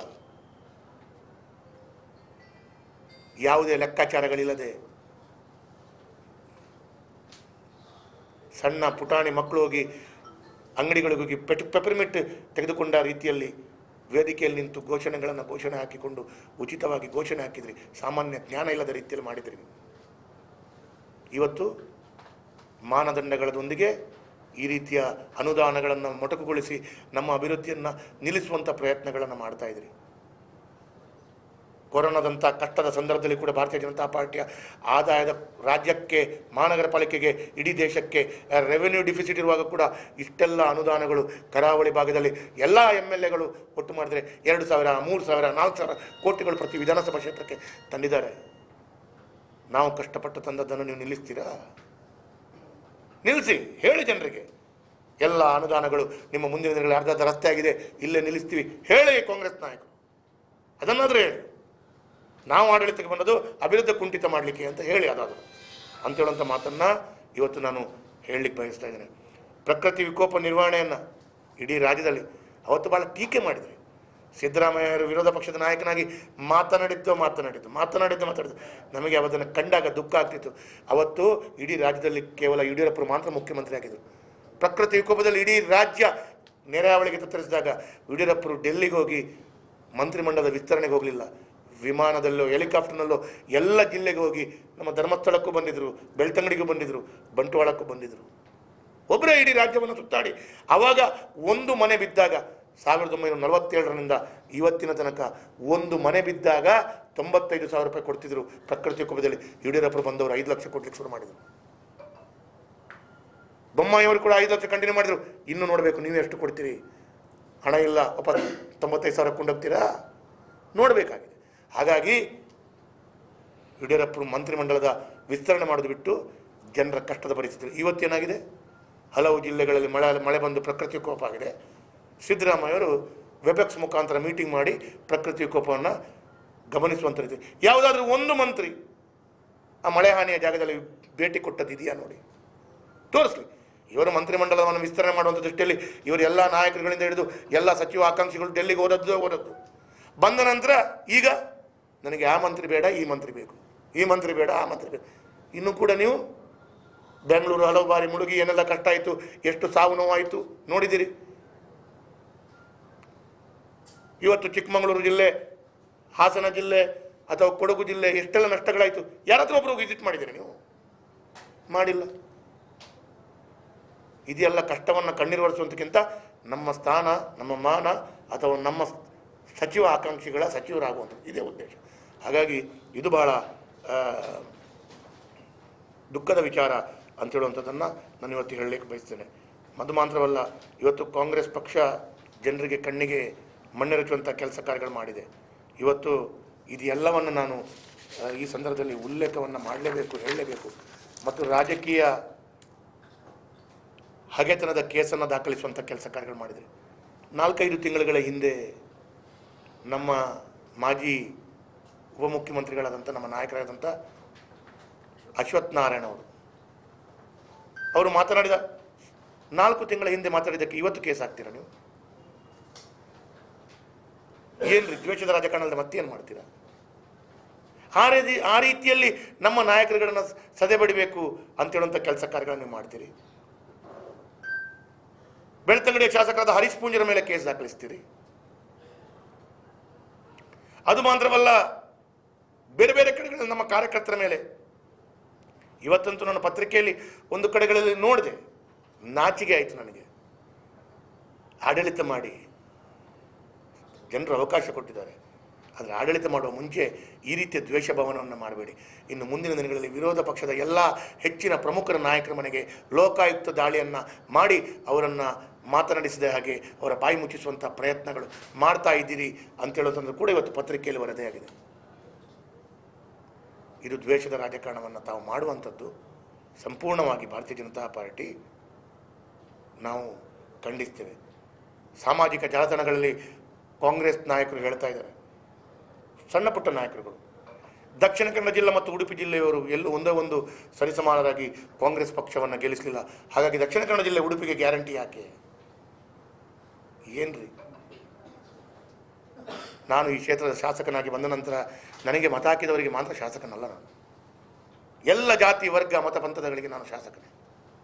ಹಾಗೆಯೇ ಸರ್ಕಾರ ಬಂದ ನಂತರ ಎಲ್ಲರಿಗೂ ಸರ್ಕಾರದ ವ್ಯವಸ್ಥೆಗಳ ಅದರ ಲಾಭವನ್ನು ಕೊಡಬೇಕು. ನೀವೆಲ್ಲೋ ದಕ್ಷಿಣ ಕನ್ನಡ ಜಿಲ್ಲೆ ಉಡುಪಿ ಜಿಲ್ಲೆ ಇಲ್ಲಿ ಹೆಚ್ಚಿನ ಕಾಂಗ್ರೆಸ್ ಪಕ್ಷ ಇಲ್ಲಿ ಸ್ಥಾನವನ್ನು ಗೆಲ್ಲಿಲ್ಲ, ಅದಕ್ಕಾಗಿ ದಕ್ಷಿಣ ಕನ್ನಡ ಜಿಲ್ಲೆಗೆ ಉಡುಪಿ ಜಿಲ್ಲೆಗೆ ಈ ಗ್ಯಾರಂಟಿಗಳು ಹೆಚ್ಚಿನ ಅವಕಾಶಗಳು ಕೊಡಬೇಕಾಗಿಲ್ಲ ಅಂತೇಳಿ ಮಾಧ್ಯಮದಲ್ಲಿ ಕಾಂಗ್ರೆಸ್ನ ನಾಯಕರು, ಸಣ್ಣ ಸಣ್ಣ ನಾಯಕರುಗಳು, ಮಧ್ಯಮ ವರ್ಗದ ನಾಯಕರು ಮಾತಾಡಲಿಕ್ಕೆ ಇವತ್ತು ಶುರು ಮಾಡಿದ್ದಾರೆ ಅಂತೇಳಿ. ಆದರೆ ನಿಮ್ಮ ಮಾನಸಿಕತೆ ಇದರಲ್ಲಿ ತೋರಿಸ್ತದೆ. ಹಾಗಾಗಿ ಇದನ್ನೆಲ್ಲವನ್ನು ಕಂಡಾಗ ಎಲ್ಲೋ ಒಂದು ಕಡೆಗಳಲ್ಲಿ ಕಾಂಗ್ರೆಸ್ ಎಲ್ಲೋ ಒಂದು ಕಡೆ ಇವತ್ತು ಇಂಟೆನ್ಸಿವ್ ಕೇರ್ನಲ್ಲಿ ಇದ್ದುಕೊಂಡು ಆಡಳಿತ ಮಾಡ್ತಾ ಇದೆ ಅಂತೇಳುವಂಥ ಸ್ಪಷ್ಟ ಚಿತ್ರಣ ಗೊತ್ತಾಗ್ತಾ ಇದೆ. ಇವತ್ತು ಇನ್ನೊಂದು ಮಾತು ಕೇಳಿ ಬರ್ತಾ ಇದೆ, ಭಾಳ ದುಃಖ ನನಗೆ. ನಿನ್ನೆ ಖಾಸಗಿ ಬಸ್ಸು ಮಾಲಕರ ಸಂಘದ ಅಧ್ಯಕ್ಷರು ಪದಾಧಿಕಾರಿಗಳು ಬಂದರು. ದಕ್ಷಿಣ ಕನ್ನಡ ಉಡುಪಿ ಜಿಲ್ಲೆಯಲ್ಲಿ ಖಾಸಗಿ ಬಸ್ಸನ್ನು ನಿಲ್ಲಿಸ್ತಾರಂತೆ ಅಂತೇಳುವ ರೀತಿಯ ವಿಚಾರಗಳು ಸಾಮಾಜಿಕ ಜಾಲತಾಣ ಬೇರೆ ಬೇರೆ ಪತ್ರಿಕೆಯಲ್ಲಿ ಬರ್ತಾ ಇದೆ. ಇದರ ಬಗ್ಗೆ ಏನು ಮಾಡಬೇಕಂತ ಗೊತ್ತಾಗಲ್ಲ ಅಂತೇಳೋ ರೀತಿಯಲ್ಲಿ ಅವರು ಆಶ್ಚರ್ಯವನ್ನು ವ್ಯಕ್ತಪಡಿಸ್ತಾ ಇದ್ದಾರೆ. ಹಾಗಾಗಿ ಅದರ ಒಟ್ಟಿಗೆ ಕೊನೆಯದಾಗಿ ನಮ್ಮ ಸುಳ್ಯದ ಶಾಸಕಿ ನೂತನವಾಗಿ ಅವರಿಗೆ ಪ್ರಪ್ರಥಮ ಬಾರಿ ಅವರು ವಿಧಾನಸೌಧಕ್ಕೆ ಬಂದಿದ್ದಾರೆ. ಸುಳ್ಯದ ಶಾಸಕಿ ಭಾಗೀರಥಿ ಮುರುಳ್ಳಿಕ ಇವರು ಅವರ ಮನೆದೇವರು ದೈವದ ವಿಷಯದಲ್ಲಿ ಸತ್ಯಸಾರಮಣಿ ಹೆಸರಿನಲ್ಲಿ ಅವರ ಪ್ರತಿಜ್ಞೆಯನ್ನು ಸ್ವೀಕಾರ ಮಾಡ್ತಿದ್ದರು. ಮುಖ್ಯಮಂತ್ರಿಗಳು ಮತ್ತು ಕಾಂಗ್ರೆಸ್ನ ನಾಯಕರು ಮಧ್ಯ ಪ್ರವೇಶಿಸಿ ದೇವರ ಹೆಸರಿನಲ್ಲಿ ಮಾತ್ರ ಭಗವಂತನ ಹೆಸರಿನಲ್ಲಿ ಮಾಡಬೇಕು, ಈ ರೀತಿ ಮಾಡಬಾರ್ದು ಅಂತ ಹೇಳಿದವರು. ಅದೇ ಮುಖ್ಯಮಂತ್ರಿಗಳು, ಅದೇ ಕಾಂಗ್ರೆಸ್ನ ನಾಯಕರು ಇದ್ದಾಗ ಹಲವು ಜನರು ಕಾಂಗ್ರೆಸ್ ಪಕ್ಷದ ನಾಯಕರ ಹೆಸರಿನಲ್ಲೇ ಪ್ರತಿಜ್ಞೆ ಸ್ವೀಕಾರ ಮಾಡಿದಾಗ ಆ ಮಾತು ಎಲ್ಲಿಗೆ ಹೋಯಿತು? ಅವಾಗ ಅವರಿಗೆ ಮಾತು ಯಾಕೆ ಬಂದಿಲ್ಲ ಅಂತೇಳೋ ಪ್ರಶ್ನೆ ನಂದು. ಗೊತ್ತಿಲ್ಲದ, ಅನುಭವ ಇಲ್ಲದಂಥ, ನೂತನವಾಗಿ ಶಾಸಕಿಯಾಗಿ ಬಂದಂಥ ಅಕ್ಕ ಅವರು ಎಲ್ಲೋ ಒಂದು ಕಡೆಗಳಲ್ಲಿ ಪ್ರತಿಜ್ಞೆ ಸ್ವೀಕಾರ ಮಾಡಿದಾಗ ತಪ್ಪಿದೆಯೋ ಅಂತೇಳೋ ದೃಷ್ಟಿಯಲ್ಲಿ ನೀವು ಸರಿಪಡಿಸ್ಕೊಳ್ಳಿಕ್ಕೆ ಪ್ರಯತ್ನ ಮಾಡುವಂಥದ್ದು ಒಂದು ಭಾಗ. ಆದರೆ ಅನುಭವ ಇದ್ದ 2-3 ಬಾರಿ ಗೆದ್ದಂಥ ವ್ಯಕ್ತಿಗಳು ಕಾಂಗ್ರೆಸ್ ಪಕ್ಷದ ನಾಯಕರ ಮೇಲೆ ಪ್ರತಿಜ್ಞೆ ಮಾಡಿ ಇವತ್ತು ಸ್ವೀಕಾರ ಮಾಡಿದ್ರಲ್ಲ, ಇದು ದೇವದೈವಗಳಿಗೆ ಮಾಡಿದಂಥ ಅವಮಾನ ಅಲ್ವಾ? ಇದರ ಬಗ್ಗೆ ಏನಂತ ಸ್ಪಷ್ಟೀಕರಣ ಕೊಡಬೇಕಲ್ಲ ಅವರು. ಭಾಳ ದುಃಖ ಆಗತ್ತೆ. ಹಾಗಾಗಿ ಇದನ್ನೆಲ್ಲದನ್ನು ಕಂಡಾಗ ಕಾಂಗ್ರೆಸ್ ಸಂಪೂರ್ಣವಾಗಿ ರಾಜ್ಯದಲ್ಲಿ ಜನರು ಅಧಿಕಾರವನ್ನು ಕೊಟ್ಟ ನಂತರ ಕೂಡ ಅವರು ಒಂದು ರೀತಿಯಲ್ಲಿ ಕಷ್ಟದ ವಾತಾವರಣದಲ್ಲಿ ಇಂಟೆನ್ಸಿವ್ ಕೇರ್ನಲ್ಲಿ ಇದ್ದಾರೆ. ಮುಂದಿನ ದಿನಗಳು ಗೊತ್ತಿಲ್ಲ ಏನಾಗ್ತದಂತ. ಆ ರೀತಿಯ ಪರಿಸ್ಥಿತಿಗಳು ಕೆಲವೊಮ್ಮೆ ಹೇಳ್ತಿದ್ರು, ಇದು ಕಾಂಗ್ರೆಸ್ ಪಕ್ಷದ ಸರ್ಕಾರ ಅಲ್ಲ, ಇದೊಂದು ಸಮ್ಮಿಶ್ರ ಸರ್ಕಾರ ಆಗಿದೆ. ಇದು ಸಿದ್ದರಾಮಯ್ಯರ ಪಾರ್ಟಿ ಒಂದು, ಡಿ ಕೆ ಶಿವಕುಮಾರ ಪಾರ್ಟಿ ಒಂದು. ಅದರ ಮಧ್ಯದಲ್ಲಿ ಇವರು ಎಂ ಬಿ ಪಾಟೀಲ್ ಅವರು ಪೂರ್ಣಾವಧಿ ಬಗ್ಗೆ ಮಾತಾಡ್ತಾರೆ. ಇದೊಂದು ಅಂದರೆ ಎಲ್ಲೋ ಒಂದು ಕಡೆ ಇದೊಂದು ಸಮ್ಮಿಶ್ರ ಸರ್ಕಾರದ ರೀತಿಯಲ್ಲಿ ನಡೀತಾ ಇದೆ. ಹಾಗಾಗಿ ಇದರ ಪರಿಸ್ಥಿತಿ ಯಾವತ್ತು ಏನಾಗುತ್ತೋ, ಯಾವತ್ತು ಏನೋ ಆಗಬಹುದು ಅಂತ ಹೇಳೋದು ಗೊತ್ತಿಲ್ಲ. ಯಾವ ಪರಿಸ್ಥಿತಿಗಳು ಕೂಡ ತಕ್ಷಣ ಬರಬಹುದು. ಜನರು ಇದಕ್ಕೆ ಆಶ್ಚರ್ಯ ಪಡಬೇಕಾಗಿಲ್ಲ ಅಂತೇಳುವಂಥ ಮಾತನ್ನು ಇವತ್ತು ಹೇಳ್ತಾ, ನಾನು ಕಾಂಗ್ರೆಸ್ನ ಈ ಎಲ್ಲ ನಿಲುವನ್ನು ಭಾರತೀಯ ಜನತಾ ಪಾರ್ಟಿಯ ಒಂದು ಪರವಾಗಿ ಮತ್ತು ನಾನು ಶಾಸಕನಾಗಿ ನಾನು ತೀವ್ರ ಸ್ವರೂಪದಲ್ಲಿ ಖಂಡಿಸ್ತೇನೆ. ಮತ್ತು ಅವರು ಈ ಅವಕಾಶ ಕೊಟ್ಟದ್ದನ್ನು ಸರಿದಾರಿಯಲ್ಲಿ ಪಟ್ಟು ಈ ಎಲ್ಲ ದ್ವೇಷದ ರಾಜಕಾರಣವನ್ನು ಬಿಟ್ಟು ಸರಿದಾರಿಗೆ ಬಂದಿಲ್ಲ ಅಂತ ಹೇಳಿದರೆ ಮುಂದಿನ ದಿನಗಳಲ್ಲಿ ಲೋಕಸಭಾ ಚುನಾವಣೆ ಇರ್ಬೋದು ಮತ್ತು ಮುಂದಿನ ದಿನಗಳಲ್ಲಿ ಕಾಂಗ್ರೆಸ್ ಇನ್ನಷ್ಟು ಅವನತಿಗೆ ಹೋಗಲಿಕ್ಕೆ ನಾವು 100ಕ್ಕೆ 100 ಜನರು ಇದನ್ನು ಮಾಡಿಸಿಯೇ ಶುದ್ಧ ಅಂತ ಹೇಳುವುದನ್ನು ಇವತ್ತು ಹೇಳಲಿಕ್ಕೆ ಬಯಸ್ತಾ ಇದ್ದೀನಿ. ಕಾಮತ್ರೆ, ಈಗ 20,000 ಕೋಟಿ ಇದು ಅನುದಾನ ಎಲ್ಲ ರಾಜ್ಯದಲ್ಲಿ ಕಾಂಗ್ರೆಸ್ ಸರ್ಕಾರ ಅಸ್ತಿತ್ವಕ್ಕೆ ಬರ್ತಿದ್ದ ಹಾಗೆ ಸಮುದಾಯಗಳ ಮಧ್ಯದಲ್ಲಿ ಒಡಕು ಮೂಡಿಸುವಂಥ ದ್ವೇಷದ ರಾಜಕಾರಣವನ್ನು ವಿಷಬೀಜ ಬಿತ್ತುವ ಮುಖಾಂತರ ಅವರ ಕೆಲಸ ಕಾರ್ಯಗಳು ಆಗ್ತಾ ಇರುವಂಥದ್ದನ್ನು ನಾವೆಲ್ಲ ಕಾಣ್ತಾ ಇದ್ದೇವೆ. BJP ಕಾರ್ಯಕರ್ತರಿರ್ಬೋದು, ಹಿಂದೂ ಕಾರ್ಯಕರ್ತರ ಮೇಲೆ ಹಲ್ಲೆ, ಅವರ ಮಧ್ಯದಲ್ಲಿ ಕೋಮು ಭಾವನೆಯನ್ನು ಕೆರಳಿಸುವಂಥ ಕೃತ್ಯಗಳು ಇವತ್ತು ನಡೆಯುತ್ತಾ ಇದೆ. ರಾಜ್ಯದಲ್ಲಿ ಕಾಂಗ್ರೆಸ್ ಸರ್ಕಾರ ಆಡಳಿತಕ್ಕೆ ಬರ್ತಾ ಇರುವಂಥ ಸಂದರ್ಭದಲ್ಲಿ ರಾಜ್ಯದ ಹಲವು ಭಾಗಗಳಲ್ಲಿ ಪಾಕಿಸ್ತಾನಕ್ಕೆ ಜೈಕಾರ ಹಾಕುವಂಥದ್ದು, ಎಲ್ಲೋ ಒಂದು ಕಡೆ ಪಾಕಿಸ್ತಾನದ ಧ್ವಜವನ್ನು ಹಾರಿಸುವಂಥ ರೀತಿಯ ಕೆಲಸ ಕಾರ್ಯಗಳನ್ನು ಎಲ್ಲೋ ಒಂದು ಕಡೆ ಕಾಂಗ್ರೆಸ್ ಸರ್ಕಾರದ ಆಡಳಿತ ಬರುವಂಥ ಸಂದರ್ಭದಲ್ಲಿ ಆಗ್ತಾ ಇರುವಂಥದ್ದು ಇದೊಂದು ಬಹಳ ದುಃಖದ ಸಂಗತಿ. ಕಾಂಗ್ರೆಸ್ಸಿಗೆ ಈ ದೇಶದ ಬಗ್ಗೆ ಎಷ್ಟು ಕಾಳಜಿ ಇದೆ, ಭಕ್ತಿ ಇದೆ, ಪ್ರೀತಿ ಇದೆ, ಈ ರಾಜ್ಯದ ಮೇಲೆ ಎಷ್ಟು ಭಕ್ತಿ ಇದೆ, ಎಷ್ಟು ಪ್ರೀತಿ ಇದೆ ಅಂತ ಈ ಒಂದು ವಿಚಾರದಲ್ಲೇ ನಾವು ನೋಡ್ಬೋದು. ಅಂಥ ಪಾಕಿಸ್ತಾನದ ಧ್ವಜ ಹಾರಿಸಿದವರು, ಪಾಕಿಸ್ತಾನದ ಪರ ಘೋಷಣೆ ಹಾಕಿದಂಥ ವ್ಯಕ್ತಿಗಳ ಬಗ್ಗೆ ಏನು ಕ್ರಮವನ್ನು ವಹಿಸ್ಕೊಂಡಿದ್ದೀರಿ ಅಂಥೇಳಿ ನಾನು ಶಾಸಕನಾಗಿ ಪ್ರಶ್ನೆಯನ್ನು ಹಾಕ್ತಾ ಇದ್ದೇನೆ. ಇವತ್ತು ಎಲ್ಲೋ ಒಂದು ಕಡೆಗಳಲ್ಲಿ ಮಾಧ್ಯಮದಲ್ಲಿ ಕಾಂಗ್ರೆಸ್ ಪಕ್ಷದ ನಾಯಕರ ವಿರುದ್ಧ ಸಾಮಾಜಿಕ ಜಾಲತಾಣದಲ್ಲಿ ಬರೆದಾಗ ಅವರ ಮೇಲೆ ಪೊಲೀಸ್ ಕ್ರಮಗಳನ್ನು ಜರುಗಿಸ್ತಾ ಇದ್ದಾರೆ. ಪಾಕಿಸ್ತಾನದ ಧ್ವಜ ಹಾರಿಸಿದ ಸಂದರ್ಭದಲ್ಲಿ ಏನು ಮಾಡಿದ್ದೀರಿ ಅಂತೇಳುವಂಥ ಪ್ರಶ್ನೆಗಳು ಇವತ್ತು ಉದ್ಭವ ಆಗ್ತಾ ಇದೆ. ಜನರು ಕೇಳ್ತಾ ಇದ್ದಾರೆ. ಇವತ್ತು ಕಾಂಗ್ರೆಸ್ ಪಕ್ಷ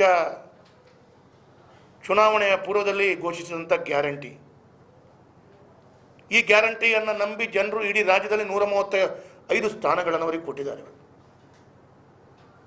ನಿಮ್ಮನ್ನು ಜನರು ನಂಬಿ ಈ ಗ್ಯಾರಂಟಿಗಳು ಸಿಗ್ತದೆ ಅಂತ ಹೇಳುವಂಥದ್ದು ಇವತ್ತು ಜನರಿಗೆ ಎಲ್ಲೋ ಒಂದು ಕಡೆಗಳಲ್ಲಿ ಖಾತ್ರಿ ಆಗ್ತಾ ಇದೆ. ನಾವು ತಪ್ಪಿ ಬಿದ್ದಿದ್ದೇವೆ. ಇವತ್ತು ಕಾಂಗ್ರೆಸ್ ಪಕ್ಷದವರು ತಾಕತ್ತಿದ್ರೆ ಒಂದು ಘೋಷಣೆಯನ್ನು ಮಾಡಬೇಕು. ಕಾಂಗ್ರೆಸ್ ಪಕ್ಷದವರು ತಾಕತ್ತಿದ್ರೆ ಒಂದು ಘೋಷಣೆಯನ್ನು ಮಾಡಬೇಕು. ಈ ಗ್ಯಾರಂಟಿಗಳಿಗೆಲ್ಲದಕ್ಕೂ ಮಾನದಂಡಗಳಿದೆ, ನಿಯಮಗಳಿದೆ. ಪುನರಪಿ ಜನರು ನಮಗೆ ವೋಟ್ ಹಾಕ್ತಾರಾ ಅಂತೇಳಿ ಮಾತನ್ನು ಕೇಳಬೇಕು.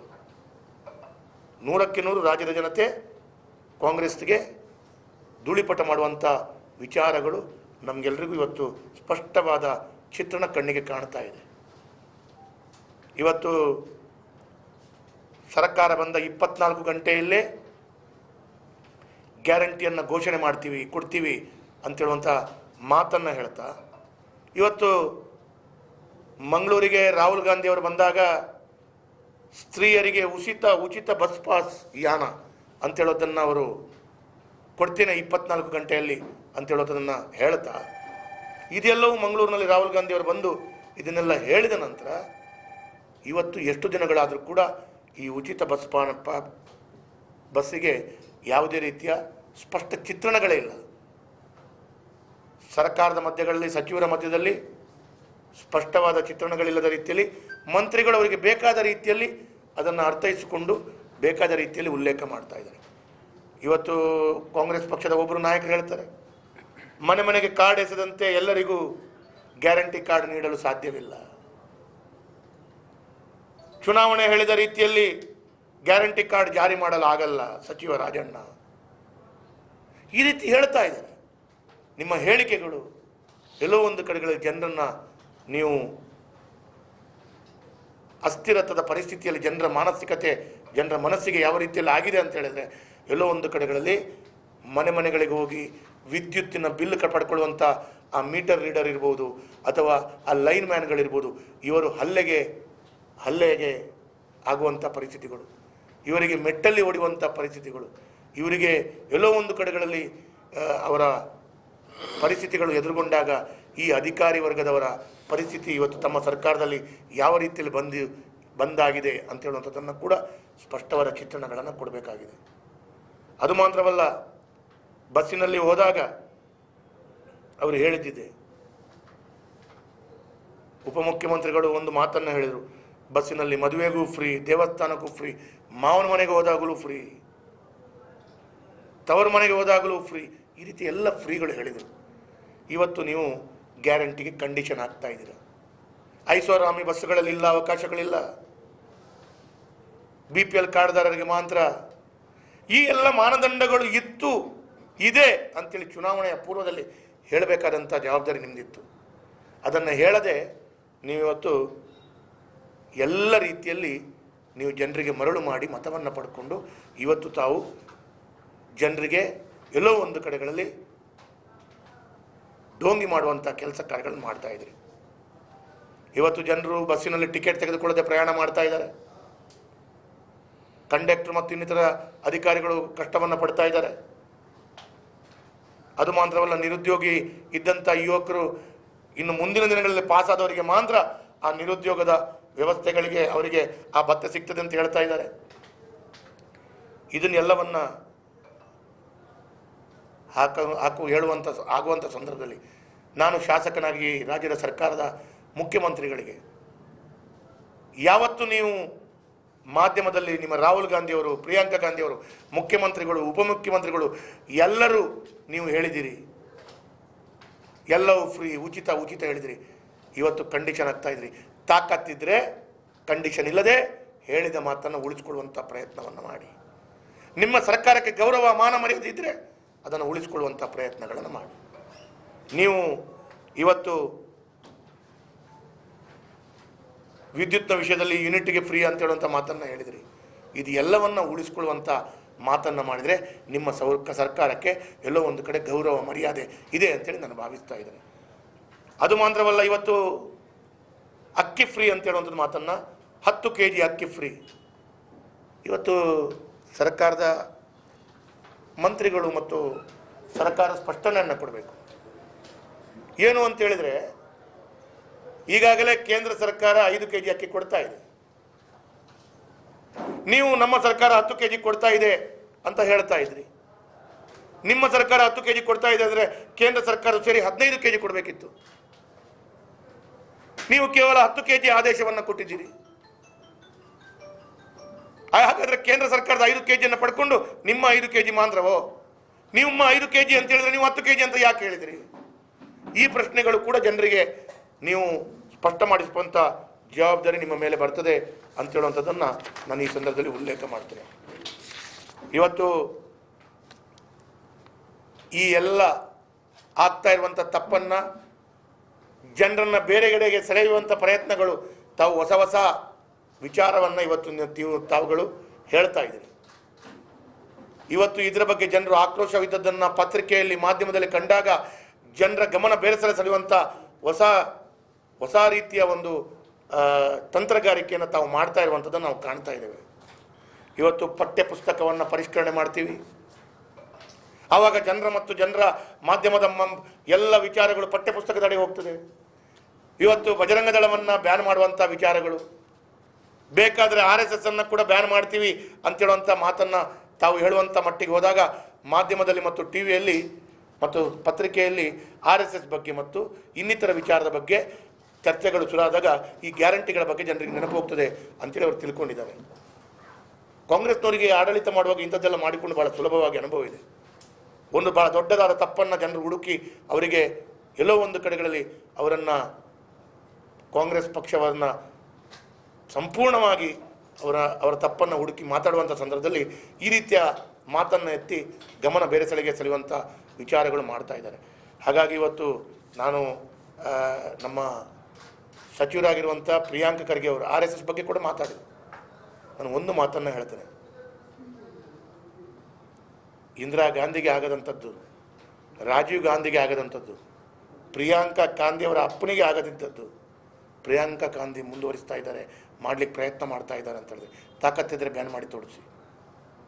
ಒಂದು ಕಾಲದಲ್ಲಿ ಕಾಂಗ್ರೆಸ್ ಪಕ್ಷವೇ ರಾಷ್ಟ್ರೀಯ ಸ್ವಯಂ ಸೇವಕ ಸಂಘದ 2ನೇ ಸರಸಂಘ ಚಾಲಕರಿಗೆ ಲೋಕಸಭೆಯಲ್ಲಿ ಅವರಿಗೆ ಶ್ರದ್ಧಾಂಜಲಿ ಅರ್ಪಿಸಿದ್ದಿದೆ.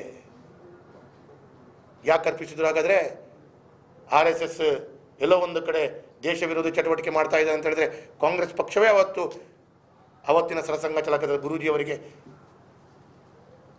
ಶ್ರದ್ಧಾಂಜಲಿಯನ್ನು ಅರ್ಪಣೆ ಮಾಡಿದಂಥ ದಾಖಲೆಗಳಿದೆ.